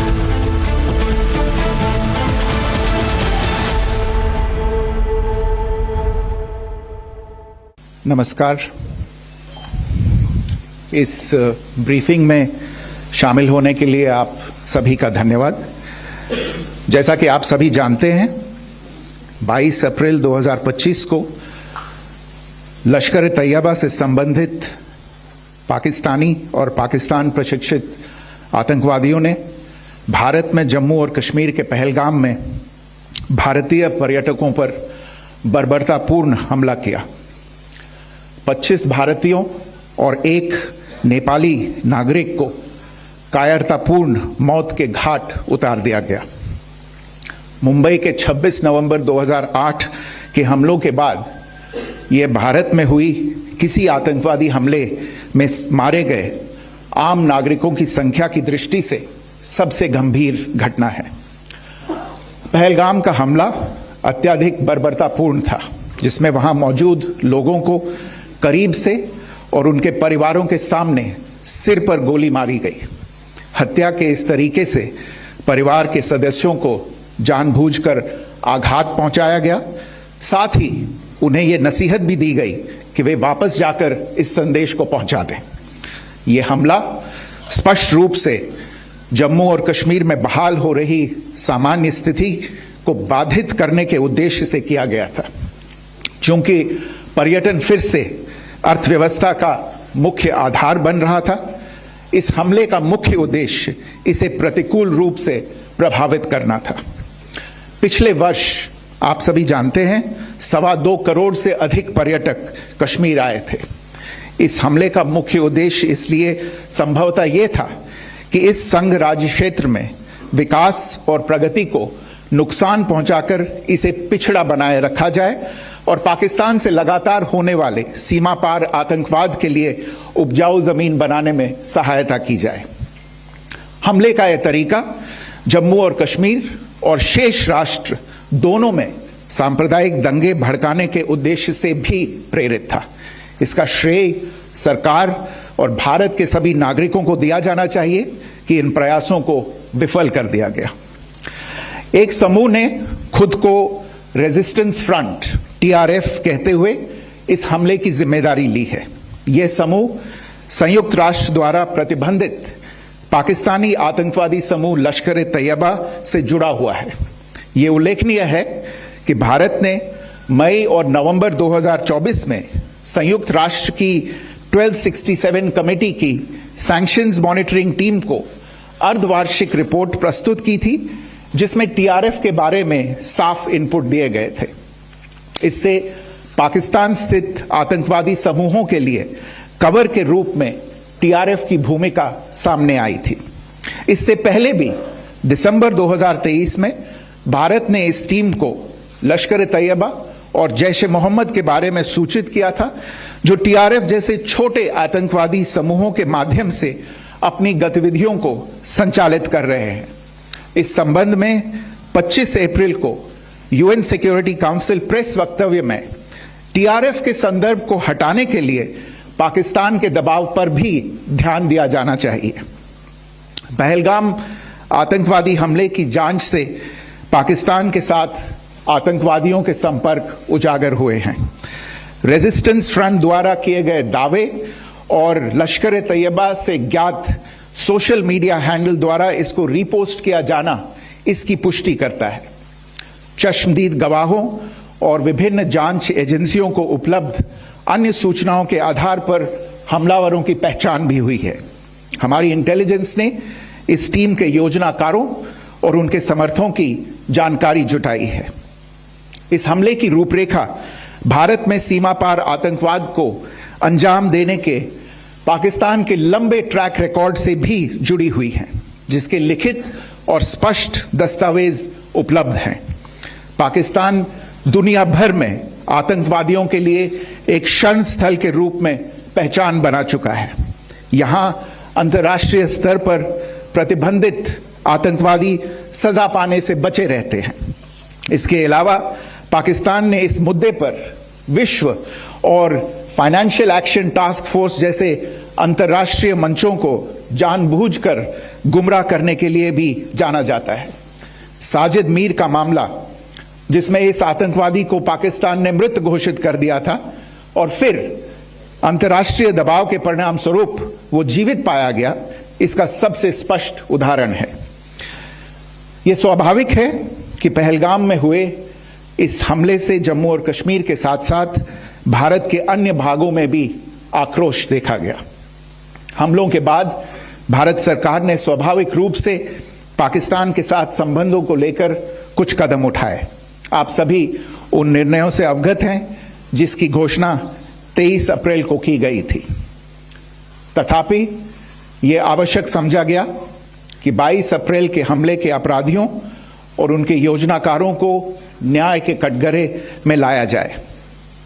हमलों के एक पखवाड़े के बाद भी पाकिस्तान द्वारा अपने क्षेत्र या अपने नियंत्रण वाले क्षेत्रों में आतंकवादियों की इंफ्रास्ट्रक्चर के विरुद्ध कार्रवाई करने के लिए कोई स्पष्ट कदम नहीं उठाया गया है। उल्टे वो इनकार करने और आरोप लगाने में ही लिप्त रहा है। पाकिस्तान आधारित आतंकवादी मॉड्यूल्स पर हमारी खुफिया निगरानी ने संकेत दिया है कि भारत के विरुद्ध आगे भी हमले हो सकते हैं। अतः इनको रोकना और इनसे निपटना दोनों को बेहद आवश्यक समझा गया। आज सुबह, जैसा कि आपको ज्ञात होगा, भारत ने इस तरह के सीमा पार हमलों का जवाब देने और उन्हें रोकने तथा उनका प्रतिरोध करने के अपने अधिकार का प्रयोग किया है। यह कार्यवाही नपीतुली, नॉन एस्केलेटरी, आनुपातिक और जिम्मेदारीपूर्ण है। यह आतंकवाद की इंफ्रास्ट्रक्चर को समाप्त करने और भारत में भेजे जाने वाले संभावित आतंकवादियों को अक्षम बनाने पर केंद्रित है। आपको यह भी स्मरण होगा कि 25 अप्रैल 2025 को संयुक्त राष्ट्र सुरक्षा परिषद ने पहलगाम आतंकवादी हमले पर एक प्रेस वक्तव्य जारी किया था, जिसमें आतंकवाद के इस निंदनीय कार्य के अपराधियों, आयोजकों, फाइनेंसरों और प्रायोजकों को जवाबदेह ठहराने और उन्हें न्याय के दायरे में लाने की आवश्यकता पर जोर दिया गया था। भारत की आज की इस कार्रवाई को इसी संदर्भ में देखा जाना चाहिए। Good morning. Thank you all for joining this briefing. As you are all aware, on April 22, 2025, Pakistani and Pakistan-trained terrorists belonging to the Lashkar-e-Taiba carried out a savage attack on Indian tourists at Pahalgam in Jammu and Kashmir in India. They murdered 26 people, including one national of Nepal, causing the largest number of civilian casualties in a terrorist attack in India since the 26 November 2008 attacks in Mumbai. The attack in Pahalgam was marked by extreme barbarity, with the victims mostly killed with headshots from close range and in front of their families. Family members were deliberately traumatized through the manner of the killing, accompanied by the exhortation that they should take back the message. The attack was clearly driven by the objective of undermining the normalcy returning to Jammu and Kashmir. In particular, it was designed to impact the mainstay of the economy, tourism, with a record 23 million tourists visiting the valley last year. The calculation presumably was that harming growth and development in the Union Territory would help keep it backward and create fertile ground for continued cross-border terrorism from Pakistan. The manner of the attack was also driven by an objective of provoking communal discord, both in Jammu and Kashmir and the rest of the nation. It is to the credit of the government and the people of India that these designs were foiled. A group calling itself the Resistance Front has claimed responsibility for the attack. This group is a front for the UN-proscribed Pakistani terrorist group Lashkar-e-Taiba. It is notable that India had given inputs about the TRF in the half-yearly report to the monitoring team of the UN's 1267 Sanctions Committee in May and November 2024, bringing out its role as a cover for Pakistan-based terrorist groups. Earlier too, in December 2023, India had informed the monitoring team about Lashkar and Jaish-e-Mohammed operating through small terror groups such as the TRF. Pakistan's pressure to remove references to TRF in the April 25 UN Security Council press statement is notable in this regard. Investigations into the Pahalgam terror attack have brought out the communication notes of terrorists in and to Pakistan. The claims made by the Resistance Front and their reposting by known social media handles of the Lashkar-e-Taiba speak for themselves. Identification of the attackers based on eyewitness accounts as well as other information available to law enforcement agencies has also progressed. Our intelligence has developed an accurate picture of the planners and backers of this team. The features of this attack also tie in with Pakistan's long track record of perpetrating cross-border terrorism in India, which is well documented and beyond question. Pakistan also has a well-deserved reputation as a haven for terrorists from around the world, with internationally proscribed terrorists enjoying impunity there. In addition, Pakistan has been known to willfully mislead the world and international forums, such as the Financial Action Task Force, on this issue. The Sajid Mir case, in which this terrorist was declared dead and then, in response to international pressure, brought back to life, found alive and arrested, is the most glaring example. The latest attack in Pahalgam has understandably generated deep anger in Jammu and Kashmir and in other parts of India. Following the attacks, the government of India naturally responded with a set of initial measures relating to our engagement with Pakistan. You're all aware of the decisions that were announced on the 23rd of April. However, it was deemed essential that the perpetrators and planners of the 22nd April attack be brought to justice. Despite a fortnight having passed since the attacks, there has been no demonstrable step from Pakistan to take action against the terrorist infrastructure on its territory or on territory under its control. Instead, all it has indulged in are denials and allegations. Our intelligence monitoring of Pakistan-based terrorist modules indicated that further attacks against India were impending. There was thus a compulsion both to deter and to preempt. Earlier this morning, as you would be aware, India exercised its right to respond and preempt as well as deter more such cross-border attacks. These actions were measured, non-escalatory, proportionate, and responsible. They focused on dismantling the terrorist infrastructure and disabling terrorists likely to be sent across to India. You would also recall that the Security Council on 25th April 2025 had issued a press statement on the Pahalgam terror attack, underlining, and I quote, the need to hold perpetrators, organizers, financiers, and sponsors of this reprehensible act of terrorism accountable and bring them to justice, unquote. India's latest actions should be seen in this context.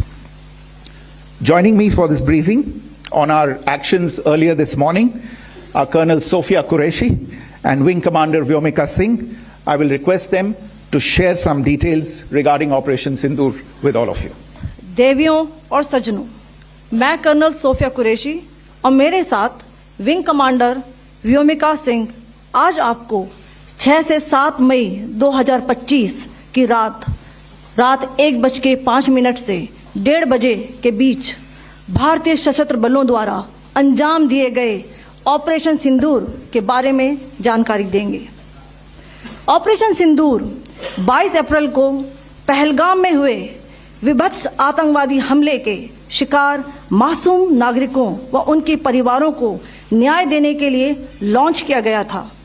इस कार्रवाई में 9 terrorist camps को target किया गया और पूरी तरह से इसे बर्बाद किया गया।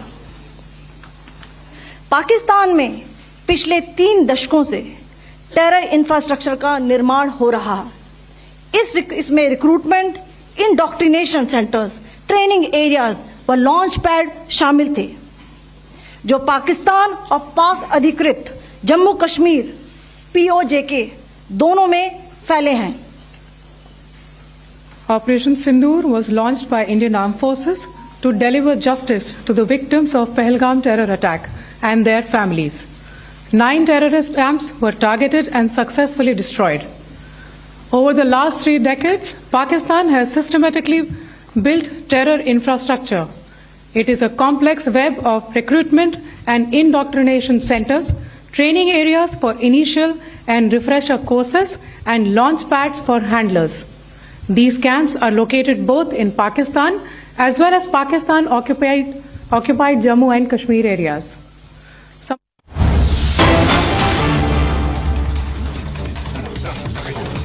Shri Rajesh Singh, defence secretary, lieutenant general Srinivasan, DG border road, BRO के सभी कर्मयोगी एवं देवियों व सज्जनों,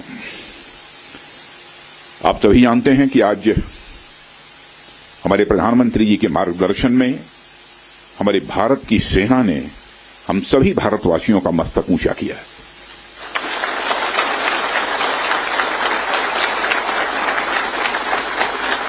इसलिए मैं चाहता हूं कि एक बार अपने स्थान पर खड़े हो जाएं और मैं नारे लगाऊंगा। हमारे देश के सेना के जवानों के सम्मान में हम सभी बोलेंगे, भारत माता की, भारत माता की, भारत माता की। बहुत बहुत धन्यवाद। साथियों, जैसी कि आप सबको जानकारी है कि कल रात हमारी भारतीय सेनाओं ने अपने अद्भुत शौर्य और पराक्रम का परिचय देते हुए एक नया इतिहास रच दिया है। साथियों, भारत की सेना ने सटीकता, सतर्कता और संवेदनशीलता के साथ कार्रवाई की है।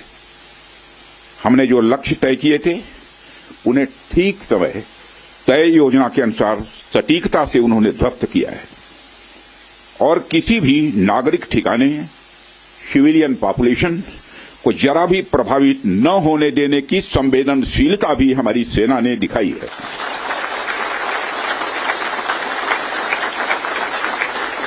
यानी एक तरीके से देखा जाए तो हम कह सकते हैं एक तरीके की सटीकता, सतर्कता और मानवीयता यह हमारी भारत की सेना के जवानों ने दिखाई है, जिसके लिए मैं हमारे सेना के जवानों और अधिकारियों को पूरे देश की ओर से मैं साधुवाद देता हूं और सेना को संपूर्ण संबल प्रदान करने के लिए अपने प्रधानमंत्री माननीय नरेंद्र मोदी जी को भी मैं साधुवाद देता हूं।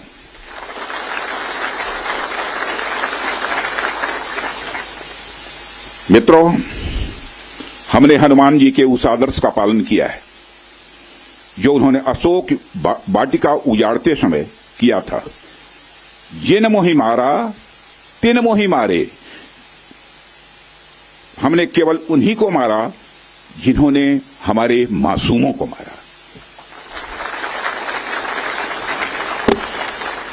साथियों, प्रधानमंत्री श्री नरेंद्र मोदी के नेतृत्व में हमारी सेनाओं ने ऑपरेशन सिंदूर लॉन्च करके पहले की तरह ही इस बार भी आतंकियों को ट्रेनिंग देने वाले कैंप्स को तबाह करके करारा जवाब दिया है। भारत ने अपनी सरजमी पर हुए हमले का जवाब देने के लिए अपने राइट टू रेस्पॉन्ड का इस्तेमाल किया है और हमारी यह कार्रवाई बेहद सोच समझकर सधे हुए तरीके से की गई है। आतंकियों के हौसले पस्त करने के उद्देश्य से यह कार्रवाई महज उनके कैंप्स और इंफ्रास्ट्रक्चर तक ही सीमित रखी गई है। मैं पुनः हमारे आर्म्ड फोर्सेस के शौर्य को मैं नमन करता हूं।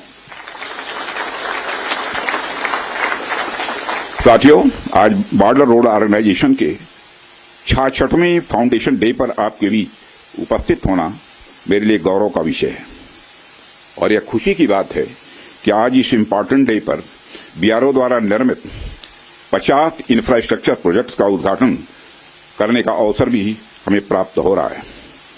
मैं आप सभी का आभार व्यक्त करता हूं कि आपने मुझे यहां आमंत्रित किया है। साथियों, किसी भी संस्थान के लिए उसका फाउंडेशन डे यह बहुत ही महत्वपूर्ण हुआ करता है। वैसे भी 65 वर्षों की आपकी जो यात्रा रही है वो बेहद गौरवशाली रही है। इसलिए आज का दिन उस गौरवमयी यात्रा को याद करने का दिन है।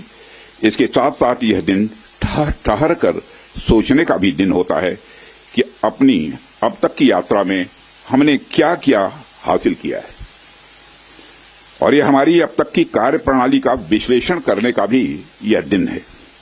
साथ ही यह एनालिसिस करने का भी दिन है कि भविष्य में हमारी राह क्या होनी चाहिए। साथियों, मैं देख पा रहा हूं कि वीडियो कॉन्फ्रेंसिंग के माध्यम से देश के अलग अलग क्षेत्रों से हमारे कई साथी जुड़े हुए हैं। अक्सर हम उद्घाटन के अवसर पर बड़ी बड़ी संस्थाओं का और बड़ी बड़ी एजेंसीज का नाम तो लेते हैं, परंतु ऐसे कई कर्मयोगी हैं जो पर्दे के पीछे रहकर काम करते हैं। किसी प्रोजेक्ट को पूरा करने में उनका योगदान भी बेहद महत्वपूर्ण होता है। इसलिए मुझे लगता है कि आज का दिन उनके योगदान को एक्नॉलेज करने और एप्रिशिएट करने का भी दिन है। साथियों, आज जम्मू कश्मीर, लद्दाख, सिक्किम, मिजोरम, अरुणाचल प्रदेश, पश्चिम बंगाल और राजस्थान में कई प्रोजेक्ट्स का उद्घाटन हुआ है।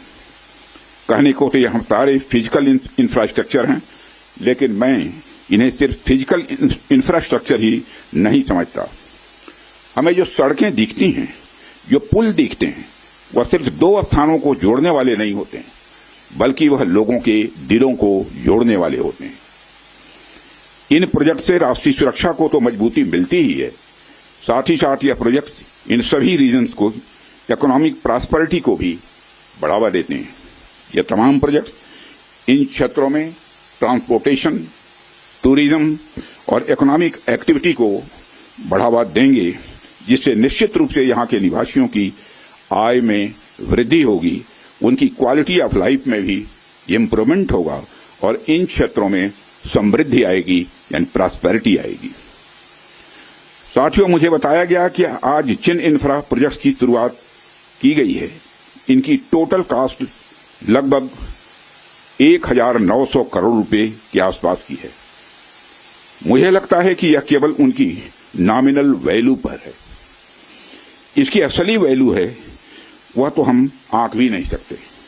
इन सड़कों के माध्यम से जब कोई बच्ची स्कूल जाएगी और अपना भविष्य बनाएगी, तो उसके इम्पैक्ट का आकलन भी हम नहीं कर सकते। इन ब्रिजेस के माध्यम से जब यहां एम्बुलेंसेज दौड़ेंगी और समय पर लोगों को इलाज होगा, उसकी वैल्यू को भी नहीं आंका जा सकता है। जब इन सड़कों के माध्यम से विभिन्न संस्कृति के लोग आपस में जुड़ेंगे या फिर एक दूसरे से जो कुछ सीखेंगे, उसकी वैल्यू कोई भी आंक नहीं सकता है। जब इन टनल्स के माध्यम से यहाँ के किसानों द्वारा उगाए गए फूल, फल, सब्जियां इत्यादि दूसरे क्षेत्रों में आसानी से पहुंचेंगे, उसका जो आर्थिक और सामाजिक प्रभाव यहाँ के किसानों पर पड़ेगा, उसकी वैल्यू, उसकी कीमत कोई भी नहीं आंक सकता। साथियों, मैं इन प्रोजेक्ट्स की डिटेल देख रहा था। मैंने देखा कि इनमें छोटे से लेकर बड़े रोड्स, टनल्स और ब्रिजेज हैं। कुछ मीटर से लेकर सैकड़ों किलोमीटर तक इनकी लंबाई है। हालांकि उनकी लंबाई से कोई खास फर्क नहीं पड़ता है। कोई पुल अगर छोटा है, कोई सड़क यदि छोटी है, तो इससे कोई खास फर्क नहीं पड़ता, क्योंकि दुनिया की लंबी से लंबी जो यात्राएं होती हैं वह सिर्फ एक छोटे से रास्ते से ही शुरू होती हैं। इसलिए इन प्रोजेक्ट्स की कीमत, इनकी वैल्यू सिर्फ इस बात से नहीं आंकी जा सकती क्या फाइनेंशियली या फिजिकली कितना बड़ा प्रोजेक्ट है और यह कितना छोटा प्रोजेक्ट है। असल में इनकी असली कीमत इस बात से है कि यह कितने परिवारों को जोड़ रही हैं, कितने लोगों की संस्कृति को, उनके रहन सहन को आपस में करीब ला रही हैं, कितने लोगों की आर्थिक और सामाजिक समृद्धि, इकोनॉमिक और सोशल प्रॉस्पेरिटी में अपना ये योगदान दे रही हैं। यह प्रोजेक्ट्स लोहे, कंक्रीट या कोलतार से बनी हुई एक संरचना भर नहीं है, बल्कि यह एक कमिटमेंट है, यह एक प्रतिबद्धता है सीमावर्ती क्षेत्र के विकास का। यह एक रिजॉल्व है, यह एक संकल्प है बॉर्डर एरियाज में क्वालिटी इंफ्रास्ट्रक्चर बिल्ड करने का। यह एक दृढ़ निश्चयता का डिटर्मिनेशन है लोगों के दिलों को जोड़ने का। इसलिए मैंने कहा कि ये प्रोजेक्ट्स इनवैल्यूएबल हैं, इनकी कीमत का आकलन नहीं किया जा सकता है। साथियों, प्राचीन काल से ही मार्ग मानव सभ्यता के विकास में बड़ी महत्वपूर्ण भूमिका निभाते आए हैं। मार्गों की महत्ता हमारे इतिहास में हमेशा से रही है। जब आप मानवता का इतिहास पलट कर देखेंगे तो आप ये पाएंगे कि ट्रांसपोर्टेशन रूट्स ने कितना इंपॉर्टेंट रोल प्ले किया है। इतिहास बताते हैं कि सिविलाइजेशन थ्राइव हुई तो उसके पीछे रूट्स और राजमार्गों का बहुत बड़ा योगदान रहा है। कला, साहित्य, संस्कृति और विज्ञान का प्रचार प्रसार एक क्षेत्र से दूसरे क्षेत्र तक इन्हीं के माध्यम से फैलता है। यदि मैं भारत के संदर्भ में बात करूं तो मुझे यहां के दो इंपॉर्टेंट रूट्स के नाम स्वाभाविक रूप से याद आ रहे हैं। आप शायद उत्तरापथ और दक्षिणापथ के बारे में जानते होंगे या सुना होगा। उत्तरापथ और दक्षिणापथ हमारे इंडियन सब कॉन्टिनेंट के डिफरेंट रीजन्स को एक दूसरे से जोड़ने वाले धागे की तरह है। आप सोचिए, हजारों साल पहले जब संचार के इतने तेज साधन नहीं थे, तब आइडियाज और कल्चर, विचार और संस्कृति एक जगह से दूसरी जगह कैसे पहुंचते थे। पांड्य साम्राज्य का मोती और मदुरई का कपास आखिर मगध के पाटलिपुत्र में कैसे बहुत प्रसिद्ध हो गया। राजकुमार सिद्धार्थ से भगवान बने महात्मा बुद्ध की शिक्षाएं कावेरी पट्टनम तक कैसे पहुंच गईं।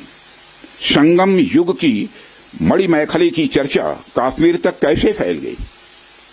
जब भारत में मॉडर्न पॉलिटिकल यूनिटी का कंसेप्ट भी नहीं आया था, तब से इन रूट्स ने सभ्यता और संस्कृति के विकास और आदान प्रदान में बहुत ही महत्वपूर्ण भूमिका निभाई है।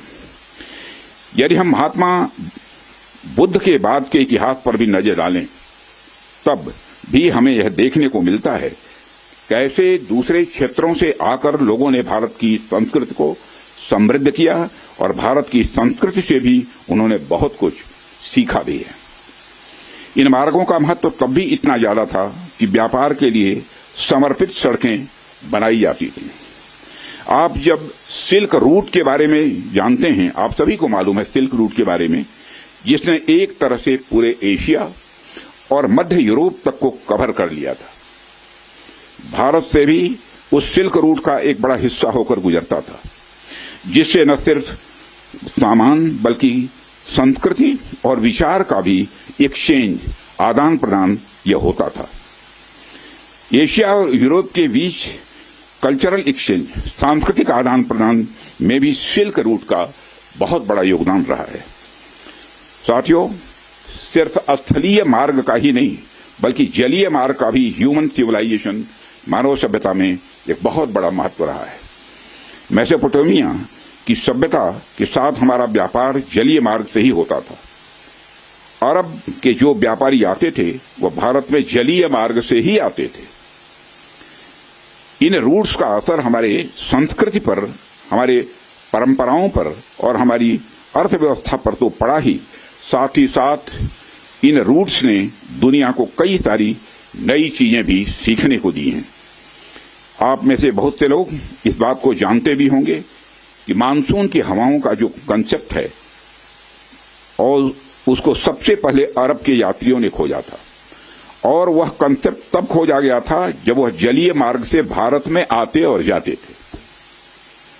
इसी प्रकार भारत में हुई न्यूमेरिक्स, नंबर जो होते हैं, की खोज ने भी पहले अरब और बाद में यूरोप तक का रास्ता तय किया था।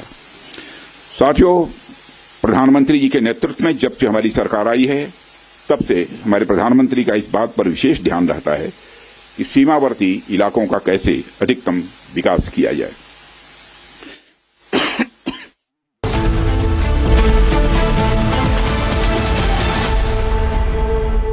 यार, मार्केट कैसा ऊपर नीचे होता है। याद रख, करियर, इन्वेस्टमेंट और लाइफ में ऊपर नीचे होता रहता है यार। वो तो है। बस भाई डटे रहे, तभी तो अपने सपने पूरे कर सकता है। सही है। लाइफ और म्यूचुअल फंड्स में लॉन्ग टर्म सोचना सही है। सही है। हाँ। म्यूचुअल फंड निवेश बाजार जोखिमों के अधीन है। योजना से जुड़े सभी दस्तावेजों को ध्यान से पढ़ें। MDH की देगी मिर्च, देगी मिर्च का तड़का, अंग अंग फड़का। MDH की देगी मिर्च।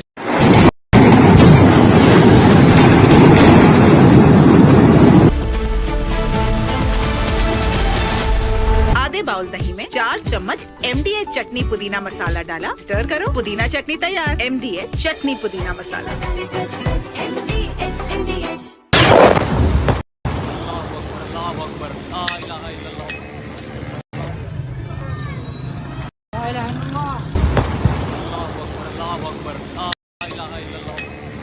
Of different weapon systems, because you cannot risk putting all eggs in one basket. ये मस्जिद तैयबा मरकज उमरकरा के अंदर ये नुकसान है। Not risk putting all eggs in one basket.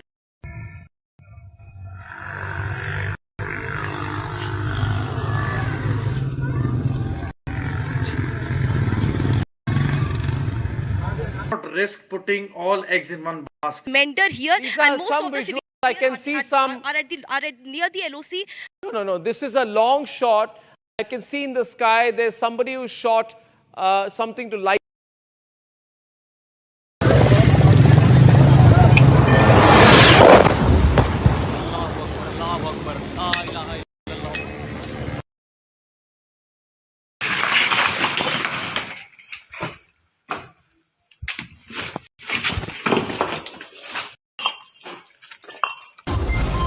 Is here. Is your home ready for the heat? Keep your roof cool and your home comfortable all summer with Roof Cool and Seal.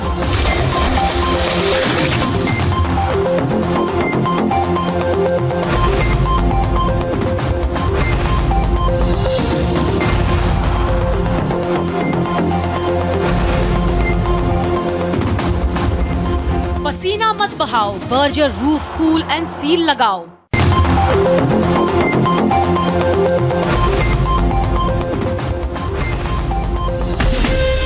From Asia's largest news headquarters, setting the agenda for Bharat.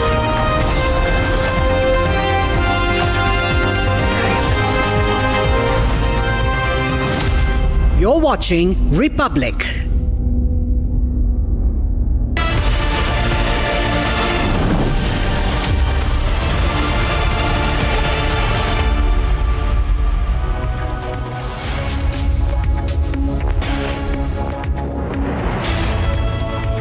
A proud nation watches as Indian armed forces inflict a solid punch on Pakistan's nose, hitting its terror infrastructure with successful execution of Operation Sindoor, and we are covering rolling coverage. We are giving you rolling coverage of that and all developments associated with it. Continuing with that, let's begin with the headlines. हमारी सेनाओं ने operation सिंदूर launch करके पहले की तरह ही इस बार भी आतंकियों को ट्रेनिंग देने वाले कैंप्स को तबाह करके करारा जवाब दिया है। Defense Minister Rajnath Singh issues a first statement after India strikes terror. Dance says we promised and delivered a befitting reply. India has demonstrated considerable restraint in its response. However, it must be said that the Indian Armed Forces are fully prepared to respond to Pakistani misadventures, if any, that will escalate the situation.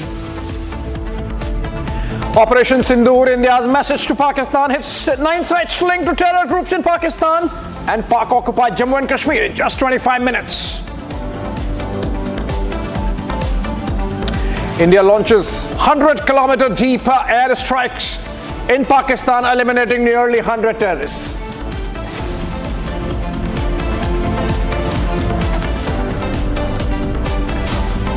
India ready with retaliatory operation just in case of a counter-offensive, forces on guard across the border. in Kashmir, Rajasthan, Gujarat, elsewhere.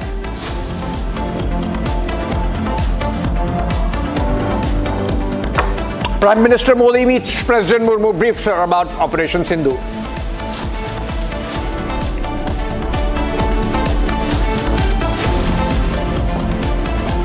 Republic leads Operation Sindoor coverage. Story broken first on your channel by Editor-in-Chief Arnab Goswami.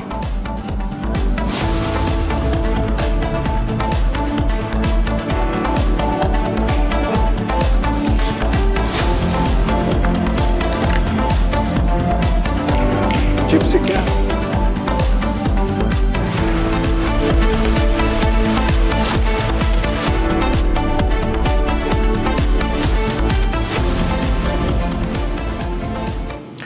All right, as India completed Operation Sindoor, hitting 9 sites across eastern parts of Pakistan, essentially Punjab part of Pakistan and the Pak-occupied Jammu and Kashmir, eliminating terror infrastructure, including, of course, those terrorists and terrorist sympathizer and the support system that existed at those sites.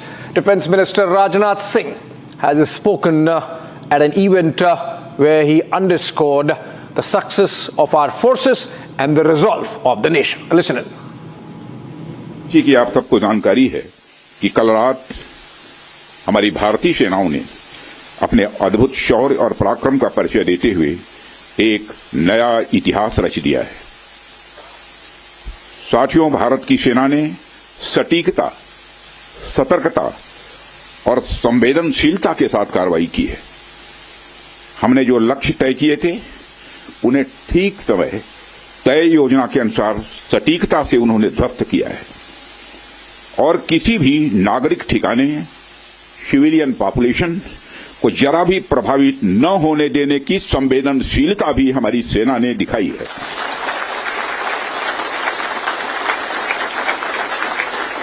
यानी एक तरीके से देखा जाए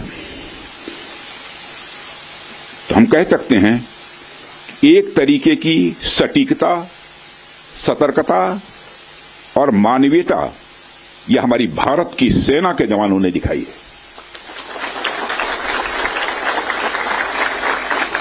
जिसके लिए मैं हमारे सेना के जवानों और अधिकारियों को पूरे देश की ओर से मैं साधुवाद देता हूं और सेना को संपूर्ण संबल प्रदान करने के लिए अपने प्रधानमंत्री माननीय नरेंद्र मोदी जी को भी मैं साधुवाद देता हूं।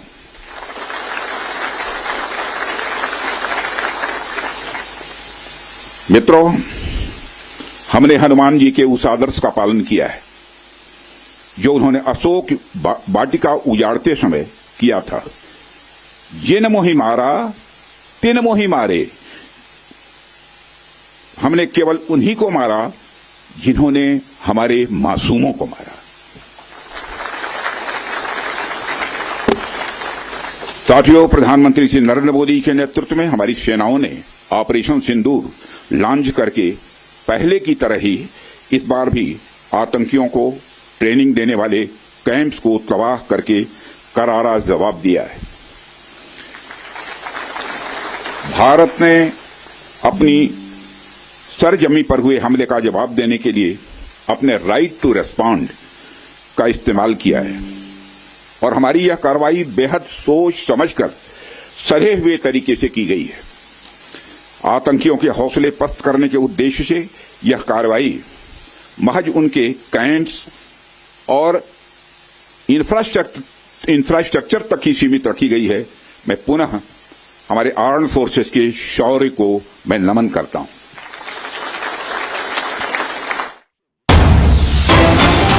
Right, a breaking news development. The Indian embassy in Beijing has fact-checked a Chinese newspaper, Global Times. This after the newspaper said that the Pakistan Air Force has shot down another Indian fighter jet in response to overnight airstrikes carried out by India at multiple locations in Pakistan. Now remember, Pakistan has been peddling this fake news that their Air Force downed a couple of Indian fighter jets overnight, and while that might be for the consumption of gullible Pakistani people, for China to be amplifying that message is unfortunate in the backdrop of the detent that has been reached, in the backdrop of the thaw that was reached and understandings that were reached between India and China. That's not a very friendly act. And so the Indian embassy in Beijing politely fact-checking Global Times there. No Indian fighter aircraft of the IAF has been downed by Pakistan whatsoever. Moving on, ladies and gentlemen, to the next one, which is friends, Prime Minister Narendra Modi promised that Pakistan would pay for the Pahalgam terror attack, that it would be avenged, and today he has delivered in a matter of just 2 weeks. Here's the video released by Indian Army, which shows a second of the 9 targets that were hit tonight. Take a look.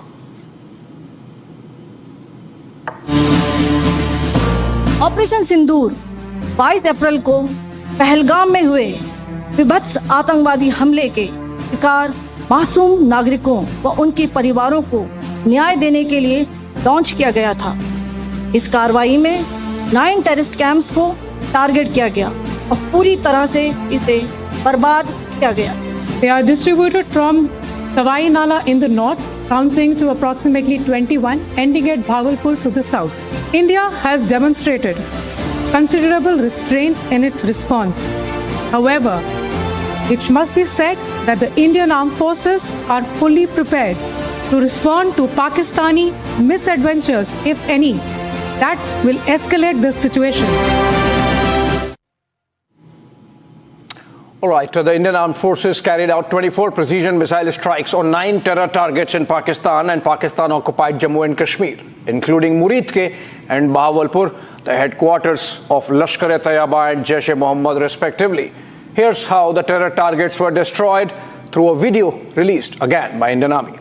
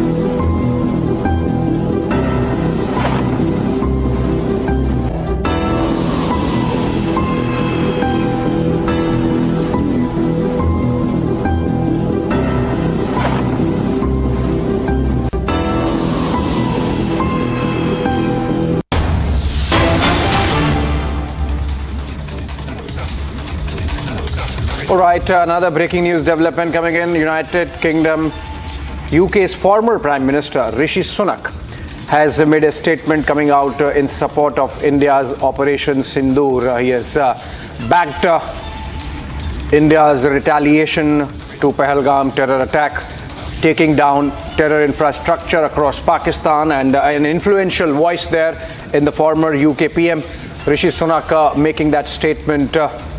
And we have this coming in, becoming yet another voice. Remember, effectively, the world leaders have stood by India, except for the likes of China and Turkey, about India's defense and India's right to defend itself and carry out preemptive strikes on Pakistan. Remember, Foreign Secretary Vikram Misri in that briefing said that India had intelligence that these same terror sites were still plotting to carry out future terror attacks, and so they had to be taken down.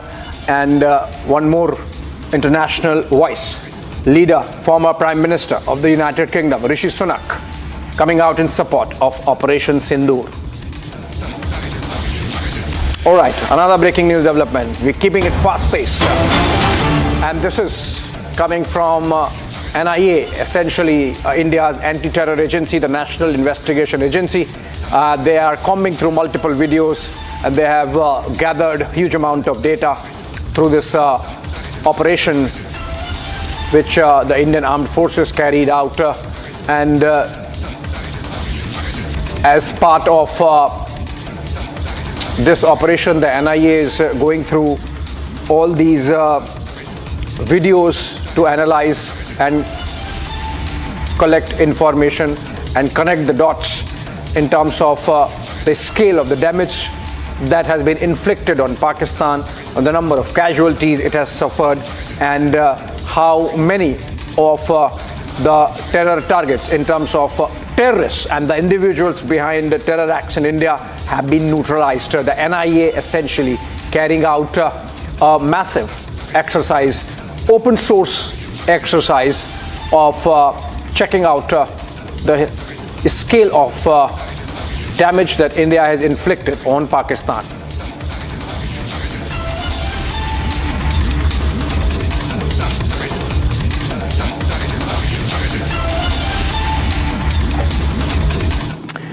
All right, moving on, the Ministry of External Affairs and the Ministry of Defense held a joint press briefing sharing details of India's military response to the cowardly Pahalgam terror attack.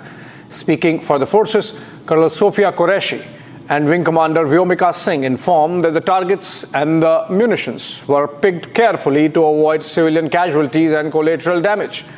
They said the forces were ready for Operation Sindoor 2 in the event of any military escalation or misadventure from across the border. We get you this report for all the details. Take a look. Less than 24 hours after India inflicted a heavy cost on Pakistan for the Pahalgam terror attack, the forces shared details of Operation Sindoor at a key security briefing in the capital. Speaking for the forces, Colonel Sophia Qureshi and Wing Commander Vyomika Singh said the targets and payloads were picked very carefully to avoid civilian casualties and collateral damage.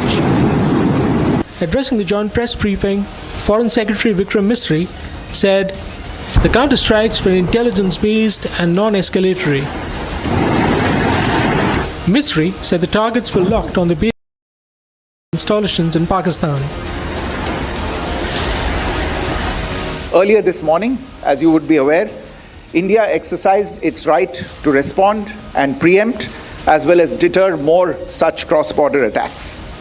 These actions were measured, non-escalatory, proportionate and responsible.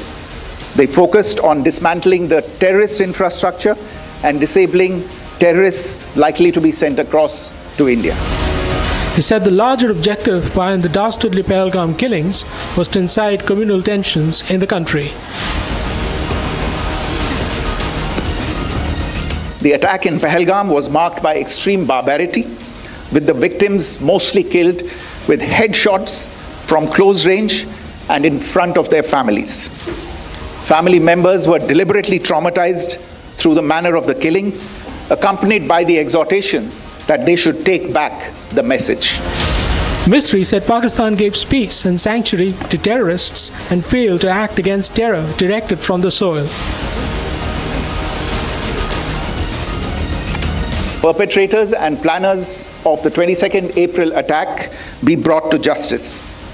Despite a fortnight having passed since the attacks, there has been no demonstrable step from Pakistan to take action against the terrorist infrastructure on its territory or on territory under its control.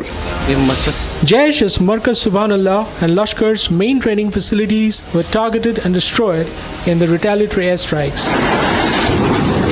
Jaish-e-Mohammed's Tehran facility and the Hizbul's Maimouna Zoya facility were also blown to bits in the precision strikes. Operation Sindoor 22 अप्रैल को पहलगाम में हुए विभत्स आतंकवादी हमले के शिकार मासूम नागरिकों व उनके परिवारों को न्याय देने के लिए लॉन्च किया गया था। इस कार्रवाई में 9 टेररिस्ट कैंप्स को टारगेट किया गया और पूरी तरह से इसे बर्बाद किया गया। Republic learned from top sources that the Indian munitions and payloads targeted the residence of Jaish chief Masood Azhar as well as his terror nursery. While the fate of the Jaish chief remains unclear in the wake of Operation Sindoor, a purported statement from him said 10 members of his family perished in the airstrikes. Meanwhile, in a statement of intent, the forces said they were ready to hit Pakistan again in the event of any further escalation or misadventure. India has demonstrated considerable restraint in its response. However, it must be said that the Indian armed forces are fully prepared to respond to Pakistani misadventures, if any, that will escalate the situation. Meanwhile, as a coward Pakistan targeted civilians post-Operation Sindoor with heavy artillery shelling across the LSC, the forces responded befittingly and proportionately. The message is clear. The blueprint for Operation Sindoor 2 is ready if Pakistan dares respond.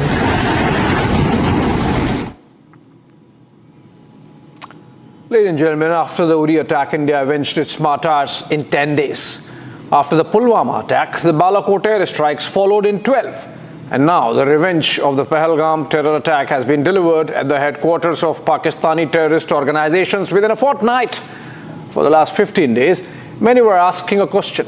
When will India act, or why India hasn't already? Here is a comprehensive report to remind all the doubters what India was up to these last 2 weeks and how we had Pakistan exactly where we wanted them. Here is a look back at making of Operation Sindoor. On April 22, 2025, LET-backed terrorists carried out one of the worst terrorist attacks in Jammu and Kashmir since the abrogation of Article 370. एक इंसान है उसने उसको गोली मार दी मेरे बच्चे का बच्चा लो हम बचा देगा कोई बात नहीं मेरे बच्चे को अरे हम लोग फौजी हैं कुछ नहीं करेंगे Immediately after the attack, the Prime Minister cut short his 3-day trip to Saudi Arabia and returned back to the national capital in New Delhi. On April 23rd, the next day, the operation's groundwork was laid when the Prime Minister, as he chaired a critical cabinet committee on security meeting, setting the stage for strategic planning with a comprehensive security review of Jammu and Kashmir. Immediately after the CSS, India announced its diplomatic strike, and India briefed the entire world of Pakistan's nefarious terror designs. The Cabinet Committee on Security met this evening under the chairmanship of the Honorable Prime Minister. Recognizing the seriousness of this terrorist attack, the CCS decided upon the following measures. The Indus Waters Treaty of 1960 will be held in abeyance with immediate effect. The integrated checkpost Atari will be closed with immediate effect. Pakistani nationals will not be permitted to travel to India. The defense, military, naval and air advisors in the Pakistani High Commission in New Delhi are declared persona non grata.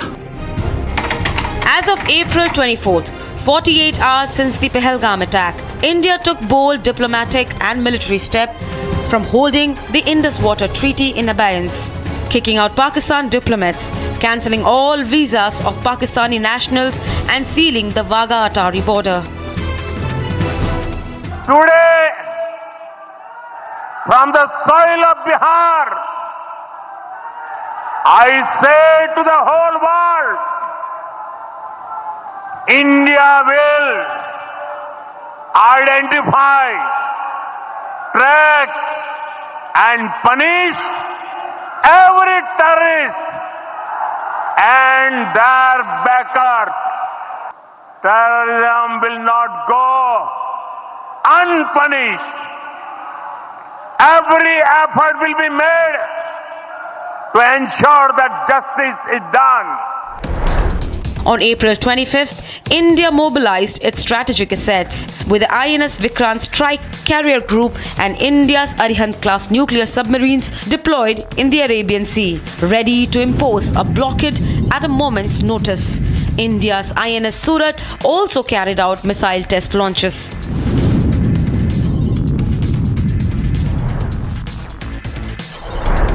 On April 26, the Indian Air Force conducted the Akraman exercise, stimulating high-intensity combat scenarios to ensure operational preparedness.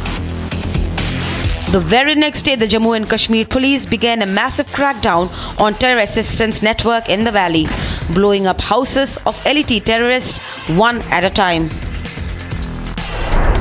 On April 28th, India further boosted its strategic posture by finalizing the deal for 26 Rafale M jets for the Indian Navy. Then came the day, April 29th, 2025, 7 days since the attack, and arguably the most important day in the run-up to Operation Sindoor. In a pivotal meeting, the Tri-Services chiefs met the Prime Minister along with the CDS and the NSA. It was in this meeting that the Prime Minister on camera gave a full operational freedom to execute strategic objective by deciding the time, place and mode of attack. On April 30th, 2025, immediately after the forces were given operational freedom, the Prime Minister began high-level coordination throughout the entire government. A second CCS meeting was held to refine the plan, followed by a meeting of the Cabinet Committee on Political Affairs, convened for the first time since the Pulwama attack. On May 1st, India escalated non-military measures against Pakistan. India's airspace was closed to Pakistan. Meanwhile, the HAL approved the Army and Air Force versions of ALH through helicopters, further boosting India's forces. मैं सभी आतंक फैलाने वालों को कहना चाहता हूं कि लड़ाई का अंत नहीं है, एक मकाम है। हर व्यक्ति को चुन चुन कर जवाब भी मिलेगा, जवाब भी लिया जाएगा। ये नरेंद्र मोदी सरकार है, किसी को बख्शा नहीं जाएगा, किसी को बख्शा नहीं जाएगा। इस देश की इंच इंच भूमि पर से आतंकवाद को मूल समेत उखाड़ने का हमारा संकल्प है और वो सिद्ध होकर रहेगा।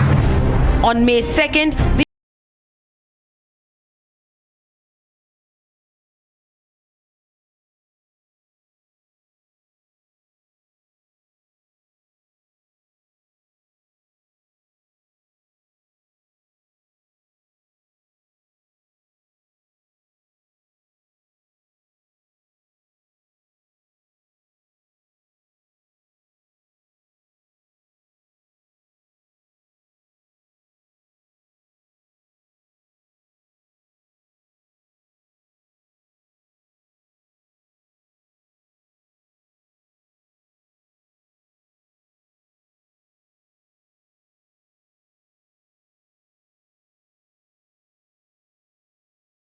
रक्षा मंत्री के रूप में मेरा दायित्व है कि मैं अपने सैनिकों के साथ मिलकर देश की सीमाओं की सुरक्षा सुनिश्चित करूं और मेरा यह दायित्व है कि अपनी सेना के साथ मिलकर देश के ऊपर आंख उठाने वालों को मुंहतोड़ जवाब दूं।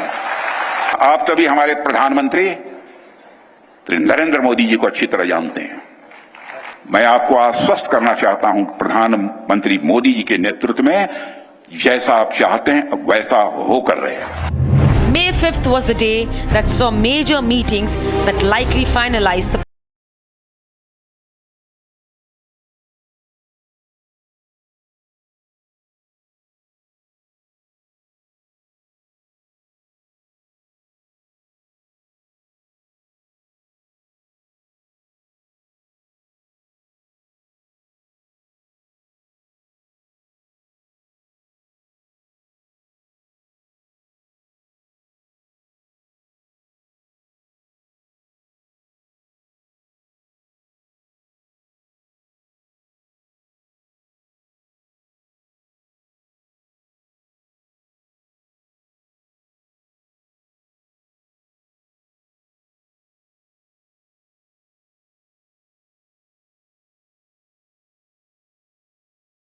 day of judgment for the terrorists in Pakistan.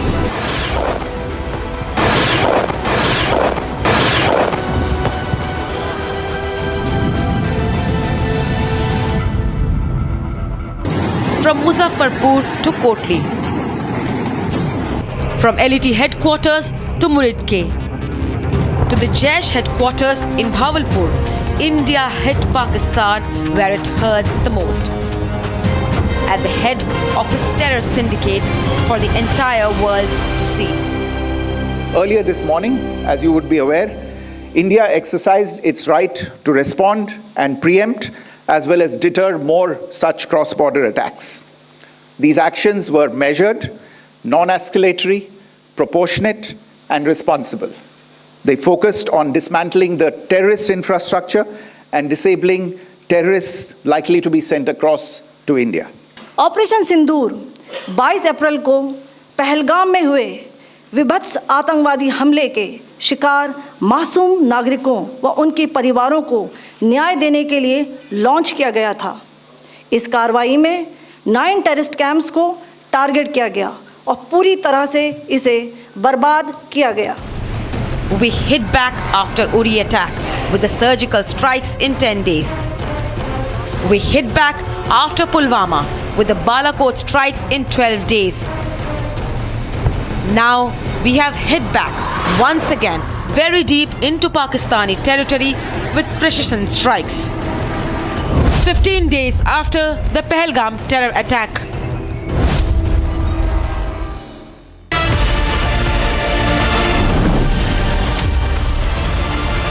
In the global employability rankings by Times Higher Education UK, only the following 6 institutions from India are ranked amongst the top 230 in the world for having the most employable graduates. IIT Delhi, IISc Bangalore, IIT Bombay, IIM Ahmedabad, IIT Kharagpur and Amity University.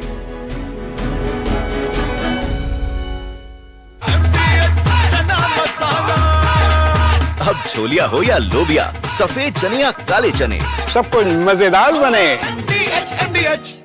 पाकिस्तानियों ने जंग शुरू कर दी है। अभी मेरे Bahawalpur city के अंदर मौलाना मसूद अजहर साहब के जो है मदरसा है उसके ऊपर 4 मिसाइल दागे गए हैं। 4 मिसाइलों के साथ हमला किया गया है मौलाना मसूद अजहर साहब के मदरसे के ऊपर। हम अपनी अफवाज पाकिस्तान के साथ खड़े हैं, लेकिन मेरा सवाल है कि हमारी एजेंसीज कहाँ सोई हुई थी, हमारी अफवाज पाकिस्तान कहाँ सोई हुई थी जब ये हमला हुआ।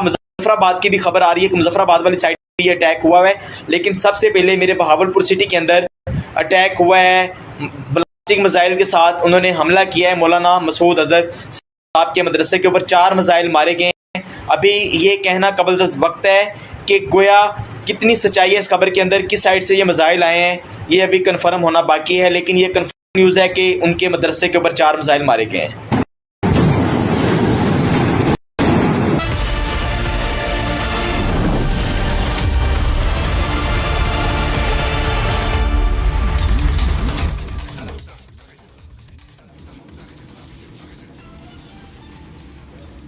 Good evening. India rewrites the rules. India tells Pakistan, no longer are we going to be taking on terrorists that you continue to sponsor. India hits 9 terror target camps in Pakistan. As we say Jai Hind, we begin this bulletin with a look at our headlines.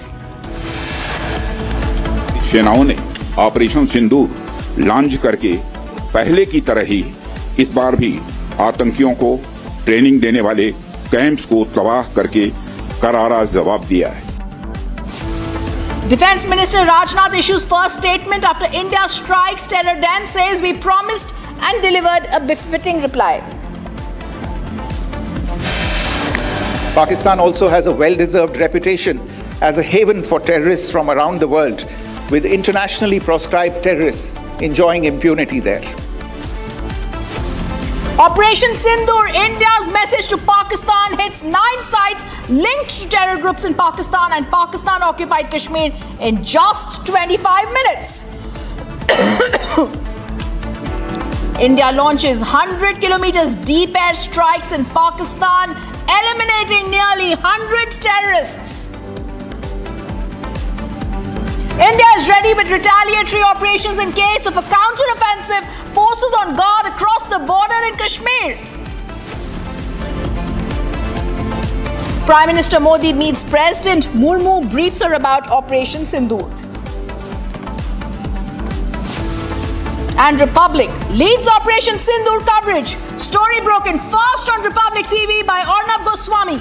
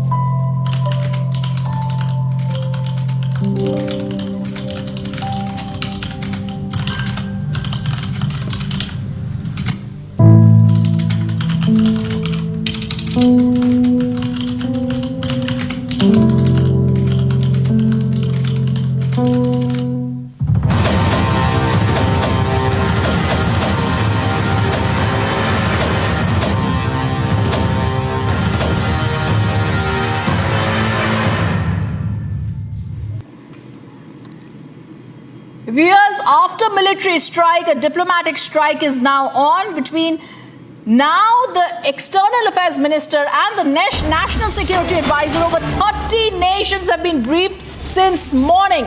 This is the big breaking news that's coming in.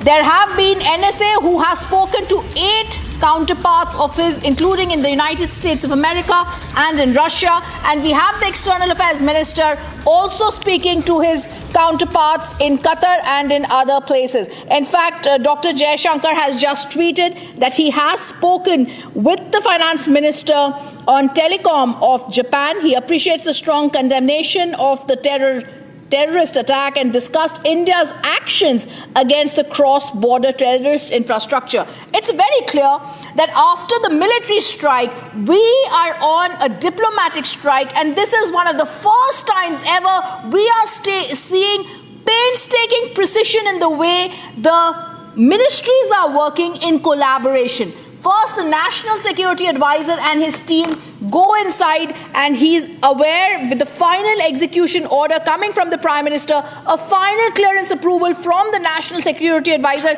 Ajit Doval. We then see the Home Minister briefing the 10 border state chief ministers. We now see action internationally on a diplomatic level with the National Security Advisor, Ajit Doval, speaking to 8 National Security Advisor counterparts in 8 nations. We also see the External Affairs Minister speaking to Qatar, Japan and other such counterparts of his to ensure that they know what's happening and our condemnation of terror.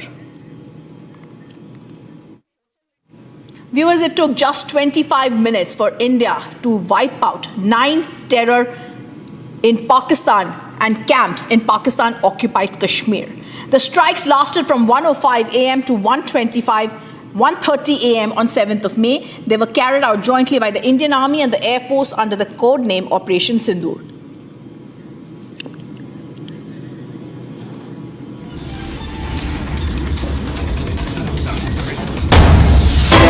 And there's breaking news that's coming in. There's been a discussion in the NIA informal news gatherings. The NIA is still investigating all the angles in this case.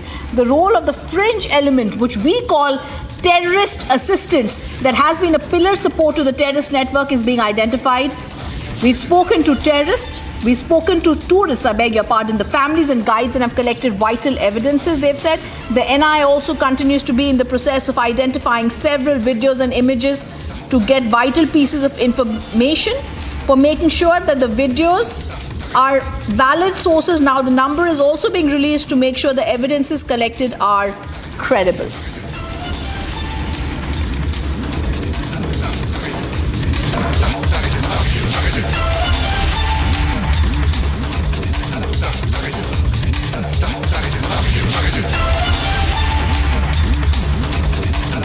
It took just 25 minutes for India to unleash 24 missiles that struck 9 terror camps in Pakistan and Pakistan-occupied Kashmir.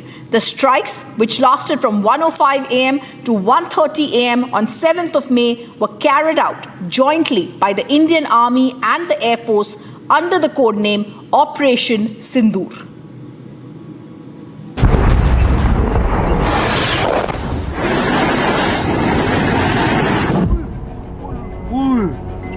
A little after midnight on the 7th of May,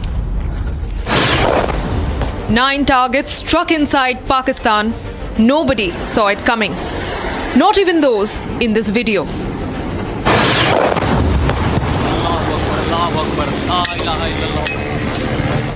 The strikes so precise that men who shot these videos have confirmed the targets. ये नुकसान, ये 9 number, ये मस्जिद तैयबा मरकज उमर करा के अंदर ये नुकसान है. 5 targets in Pakistan-occupied Kashmir, 4 targets deep inside Pakistan territory.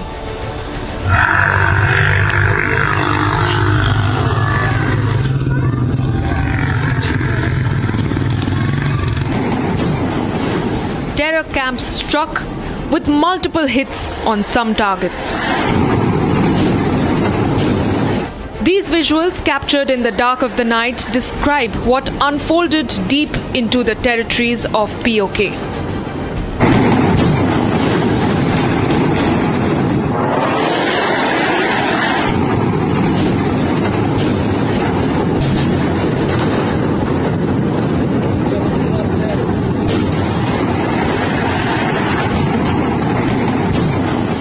Precision strikes that turned the skies red.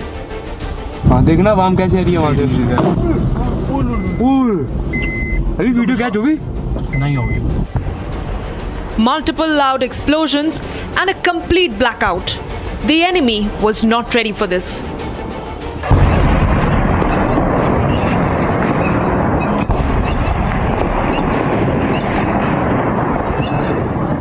Indian fighter jets hovered over the valley. 14 days after the Pahalgam killings, India has hit Islamabad hard. And as the world wakes up to Operation Sindoor, it's only the beginning of the end for the terror ecosystem of Pakistan.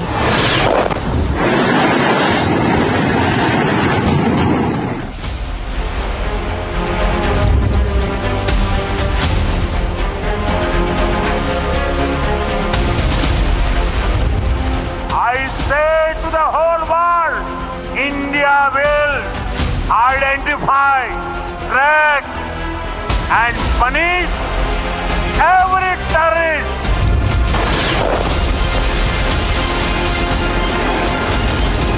History has been made that in this strike, our information reaching Republic is that the main headquarters of the Lashkar-e-Toiba at Muridke has been completely devastated.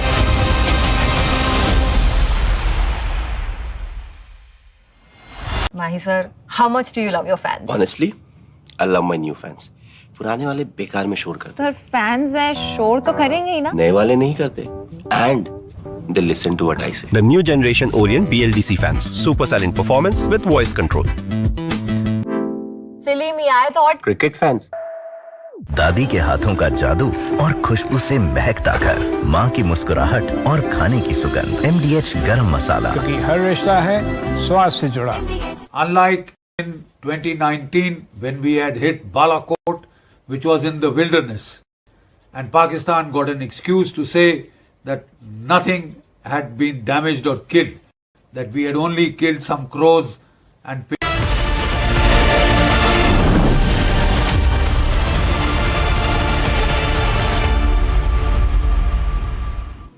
The Indian embassy in Beijing fact-checks Chinese newspaper Global Times. This after Global Times has said the Pakistan Air Force has shot down another Indian fighter jet in response to overnight airstrikes carried out by India at multiple locations in Pakistan.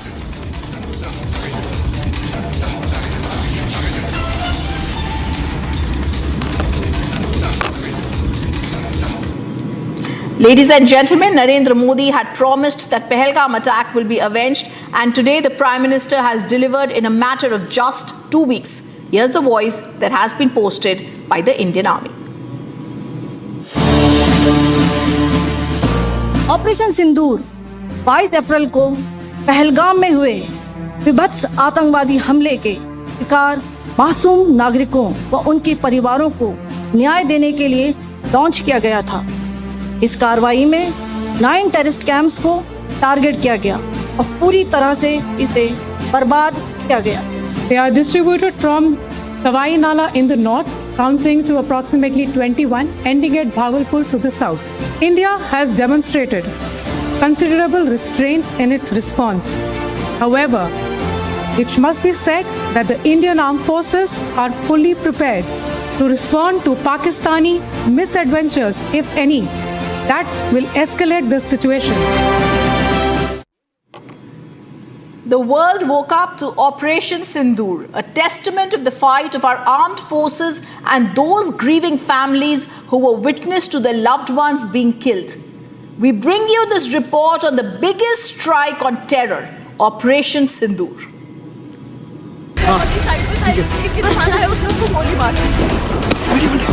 The April 22nd Pahalgam terror attack claimed the lives of 26 Indians, families that were witness to the killings of their loved ones.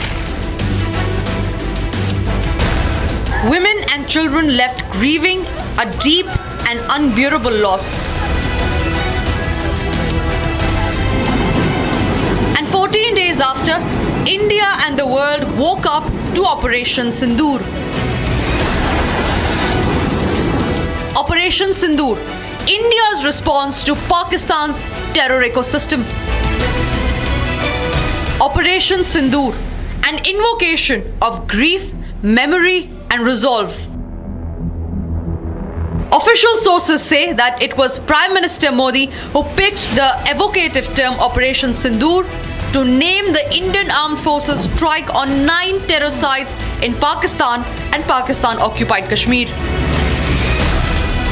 India's stand could not be more lucid. The human cost of this attack is unpardonable. The operation itself was a rare display of tri-service coordination. The Indian Army, Navy and Air Force jointly executed a multi-domain assault precisely hitting the 9 targets. For 25 minutes, Operation Sindoor executed precision strikes at multiple terror camps, and it's only the beginning of the decimation of Islamabad's terror network. And while India mourns the loss of those who fell prey to the Pakistani butchers, Operation Sindoor is a testament to the unwavering resolve of the surviving women, of the armed forces' determination, and of Bharat's fight against terrorism.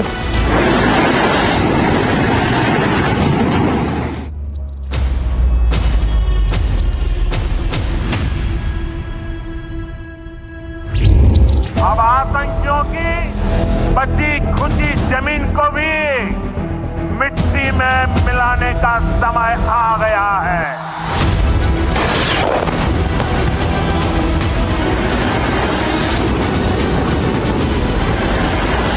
The government is saying, see, we have hit.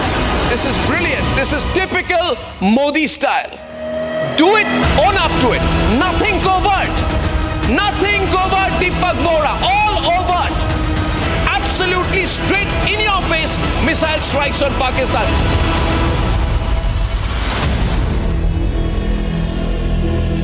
यार market कैसा ऊपर नीचे होता है।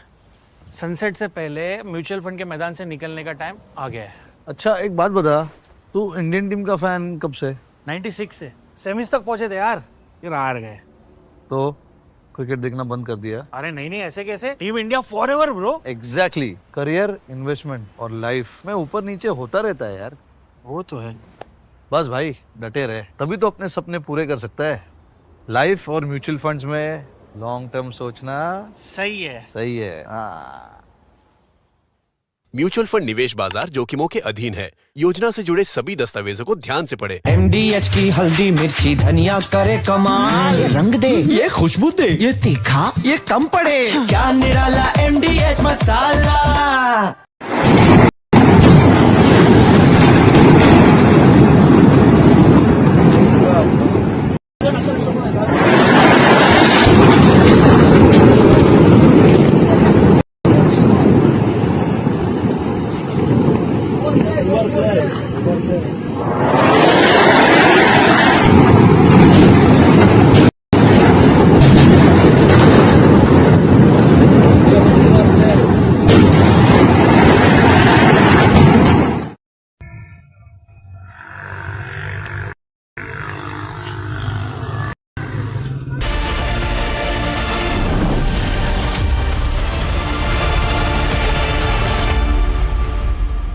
Major General G.D. Bakshi highlights India's shift to striking high-visibility, long-standing terror camps in Pakistan to eliminate plausible deniability and send a very clear message. He underscores this operation's precision, the restraint, avoiding military targets to prevent an escalation. He also warns any retaliation from Pakistan would justify a decisive Indian response against them.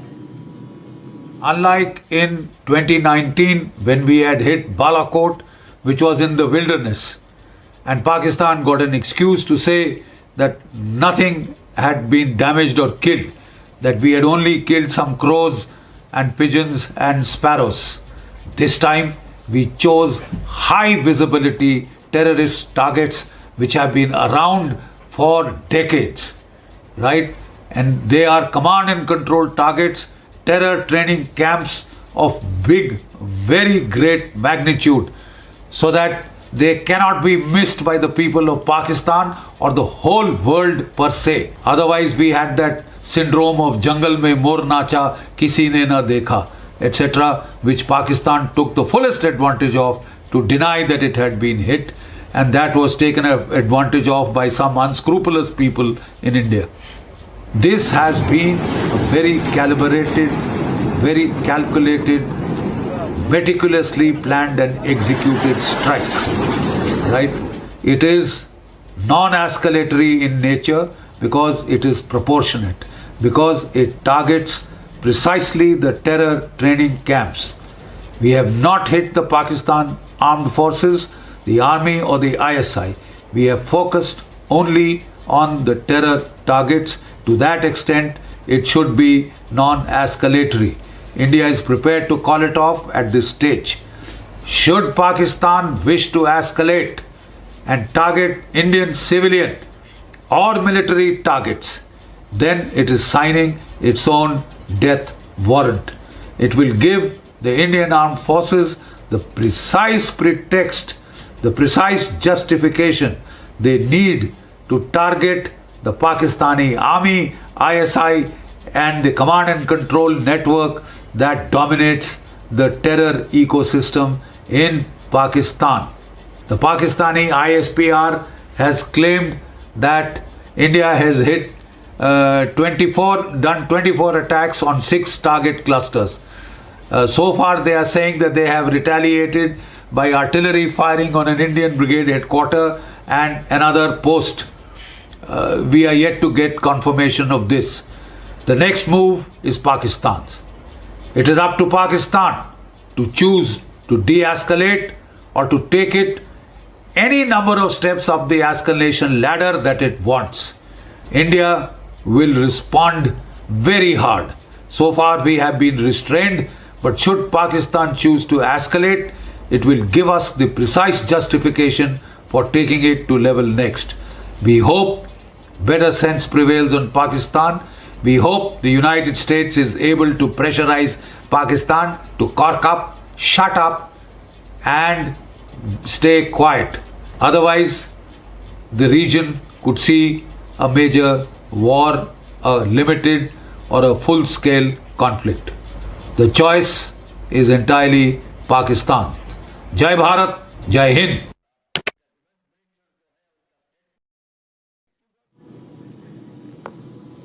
And there is breaking news coming in. The coward Pakistans have targeted civilians.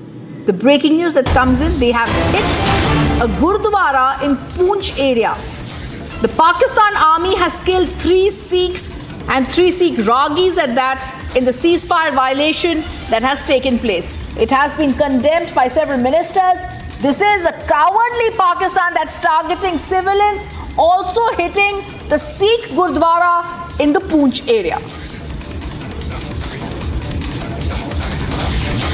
Pakistan army kills 3 Sikhs in the ceasefire violation, and this has also been condemned. There have been condemnations of this. There are pictures of this that have also been shared. But the strong condemnation coming of the inhuman attack by the Pakistani forces on the sacred central Gurdwara Shri Guru Singh Sabha Sahib in Poonch, in which 3 innocent Gursikhs, the Ragis, lost their life. And this is something that India, completely in solidarity with the families of the deceased Gursikhs, we pray for their peace. However, the big breaking news, Pakistan will have to be punished. Pakistani cowards now target civilians and Gurdwaras. India execute its biggest ever anti-terror strike. Precision strikes avenge horror of Pahalgam. Indian forces redefine India-Pak rules of engagement.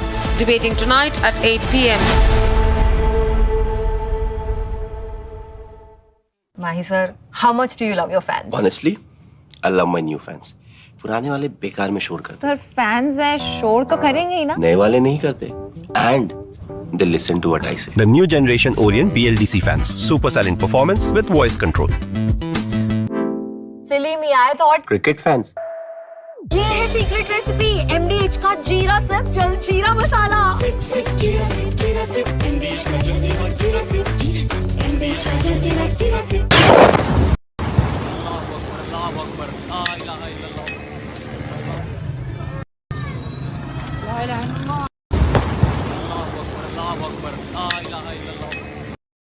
Of different weapon systems, because you cannot risk putting all eggs in one basket.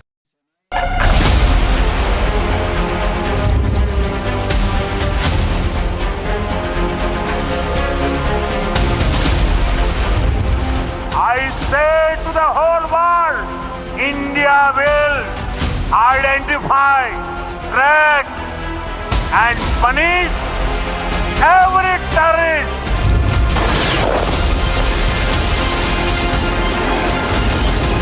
History has been made that in this strike, our information reaching Republic is that the main headquarters of the Lashkar-e-Toiba at Muridke has been completely devastated.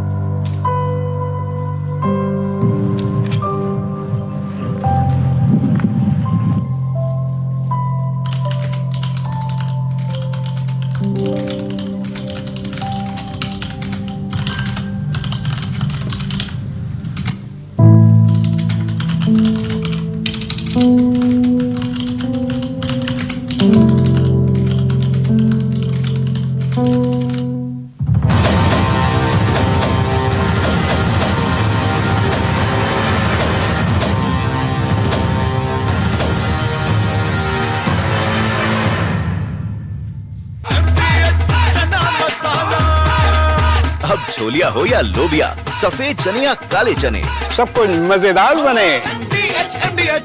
पाकिस्तानियों ने जंग शुरू कर दी है। अभी मेरे Bahawalpur city के अंदर मौलाना मसूद अजहर साहब के जो है मदरसा है उसके ऊपर 4 मिसाइल दागे गए हैं। 4 मिसाइलों के साथ हमला किया गया है मौलाना मसूद अजहर साहब के मदरसे के ऊपर। हम अपनी अफवाज पाकिस्तान के साथ खड़े हैं, लेकिन मेरा सवाल है कि हमारी एजेंसीज कहाँ सोई हुई थी, हमारी अफवाज पाकिस्तान कहाँ सोई हुई थी जब ये हमला हुआ। मुजफ्फराबाद की भी खबर आ रही है कि मुजफ्फराबाद वाली साइड पे भी ये अटैक हुआ है, लेकिन सबसे पहले मेरे बहावलपुर सिटी के अंदर अटैक हुआ है ब्लास्टिक मिसाइल के साथ। उन्होंने हमला किया है मौलाना मसूद अजहर साहब के मदरसे के ऊपर। 4 मिसाइल मारे गए हैं। अभी ये कहना कबल वक्त है कि गोया कितनी सच्चाई है इस खबर के अंदर, किस साइड से ये मिसाइल आए हैं, ये अभी कंफर्म होना बाकी है। लेकिन ये कंफर्म न्यूज़ है कि उनके मदरसे के ऊपर 4 मिसाइल मारे गए हैं।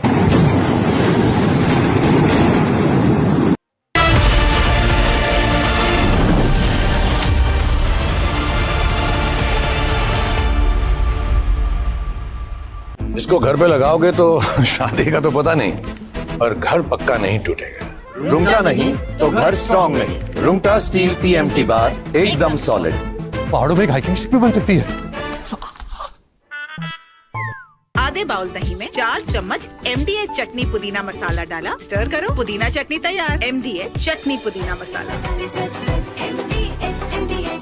Unlike in 2019 when we had hit Balakot, which was in the wilderness, and Pakistan got an excuse to say that nothing had been damaged or killed, that we had only killed some crows and pigeons and sparrows. This time we chose high visibility terrorist targets which have been around for decades, right? And they are command and control targets, terror training camps of big, very great magnitude, so that they cannot be missed by the people of Pakistan or the whole world per se. Otherwise we had that syndrome of jungle mein mor nacha kisi ne na dekha, etc., which Pakistan took the fullest advantage of to deny that it had been hit, and that was taken advantage of by some unscrupulous people. India execute its biggest ever anti-terror strike. Precision strikes avenge horror of Pahalgam. Indian forces redefine India-Pak rules of engagement. Debating tonight at 8 p.m. From Asia's largest news headquarters, setting the agenda for Bharat.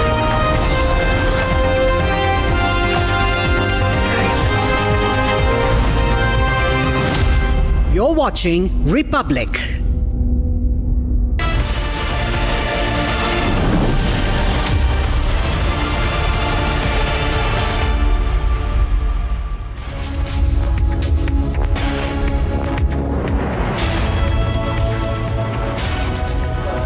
India delivers a bloody dose on Pakistan's terror infrastructure as armed forces carry out Operation Sindoor, as the nation pays its gratitude to our armed forces.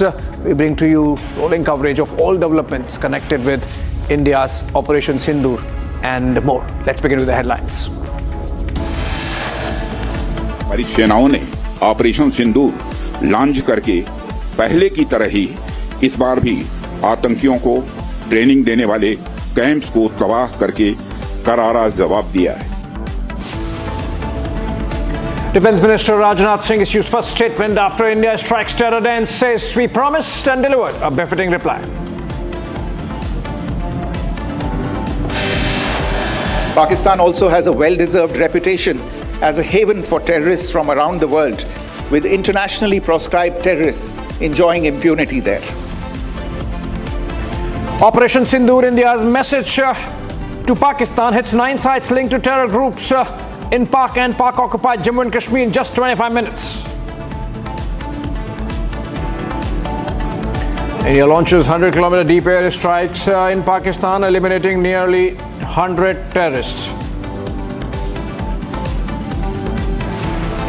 India ready with a retaliatory operation in case of counter-offensive forces on the guard across the border from Kashmir to Gujarat. Nationwide civil defense drills begin today across 250 plus districts as MHA urges states to stay prepared amid tensions with Pakistan.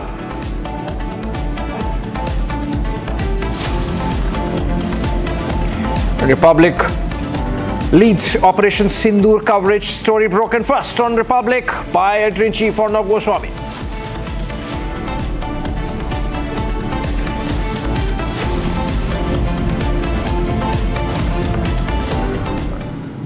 India has stood on its resolve. Operation Sindoor is a testament of Prime Minister Modi's zero tolerance towards terrorism. The precision strikes post-midnight that shook over 9 major terror targets in Pakistan have reaffirmed India's position as a regional peacemaker who's not afraid of breaking the silence when provoked. Take a look. After the Pahalgam terror strike, the Prime Minister did not just speak, he warned. Enraged by the 22nd April massacre in the valley, he declared war on terror with a promise of total annihilation. Today, from the soil of Bihar, I say to the whole world, India will identify, track and punish every terrorist and their backer. We will pursue them to the ends of the earth. And he wasn't alone. The entire leadership stood with iron resolve. Within 24 hours, Home Minister Amit Shah was on the ground meeting the families, walking the bloodied site, eyes burning with fury. He didn't just offer condolences, he promised revenge. Ruthless, unstoppable revenge. मैं सभी आतंक फैलाने वालों को कहना चाहता हूं कि लड़ाई का अंत नहीं है, एक मकाम है। हर व्यक्ति को चुन चुन कर जवाब भी मिलेगा, जवाब भी लिया जाएगा।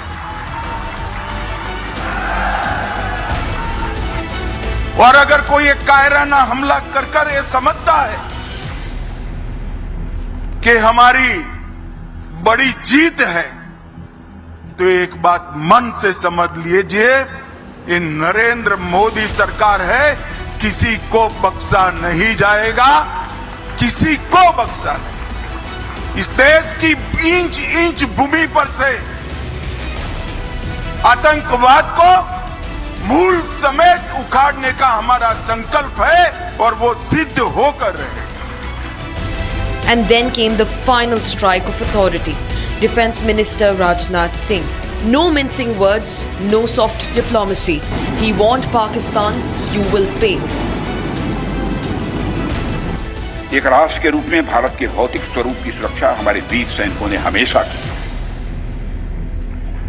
तो वहीं पर दूसरी तरफ भारत के आध्यात्मिक स्वरूप की रक्षा हमारे ऋषियों और मनीषियों ने की। जहां एक तरफ हमारे सैनिक रणभूमि में लड़ते हैं, वहीं दूसरी तरफ हमारे संत जीवन भूमि में लड़ते हैं। साथियों, एक रक्षा मंत्री के रूप में मेरा दायित्व है कि मैं अपने सैनिकों के साथ मिलकर देश की सीमाओं की सुरक्षा सुनिश्चित करूं।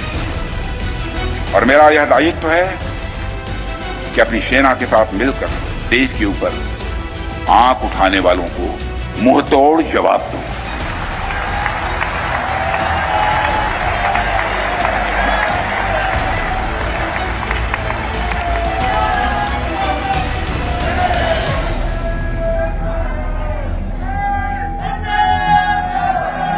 और आप सभी हमारे प्रधानमंत्री नरेंद्र मोदी जी को अच्छी तरह जानते हैं।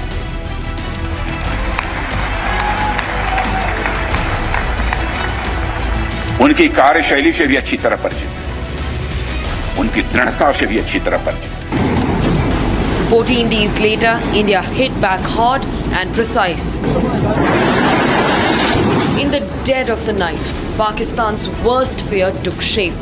In just 25 minutes, 9 terror dens turned into ash.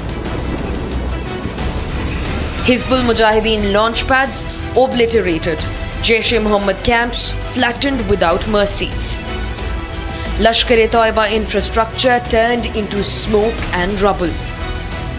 Between 1 a.m. and 1:30 a.m., in a synchronized assault, the Army, Air Force and the Navy unleashed India's wrath across Pakistan and Pakistan-occupied Kashmir. आतंकियों की बची खुची जमीन को भी मिट्टी में मिलाने का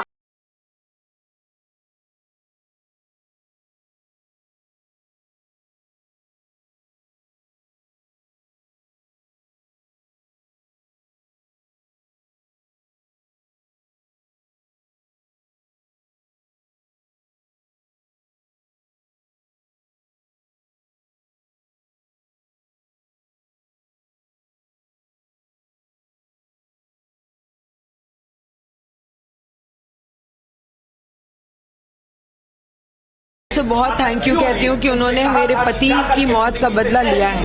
No warnings, no games, just payback, raw and ruthless. This is Modi's India, where bloodshed is answered with fire, where promises are not made for headlines but for hellfires. To Pakistan and its terror puppets, this is your reckoning. Attack India and you will be wiped out from the map.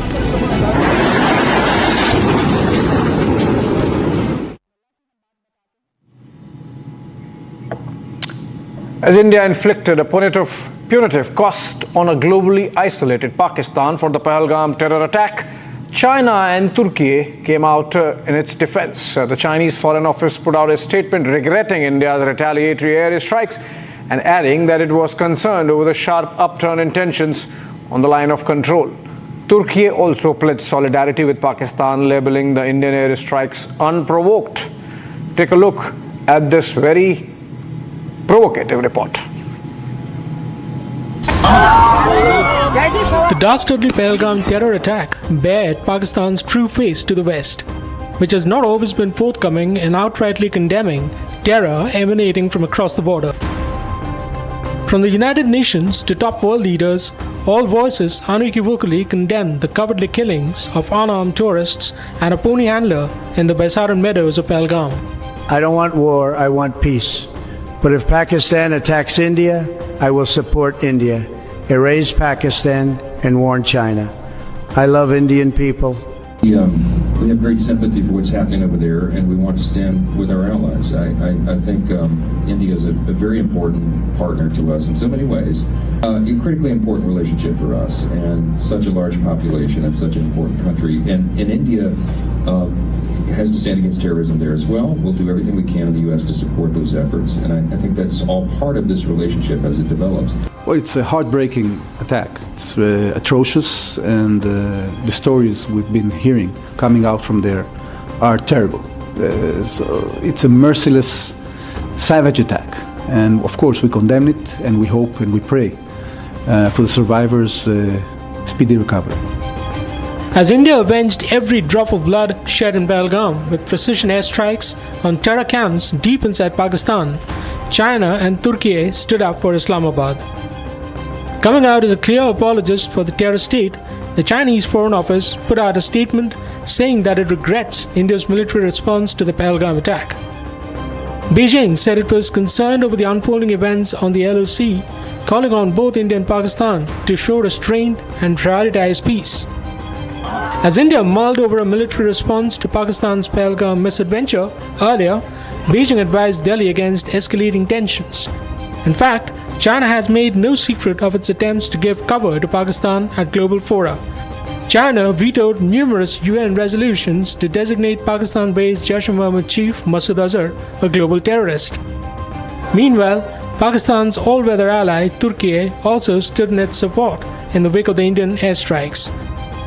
Pledging solidarity with Islamabad,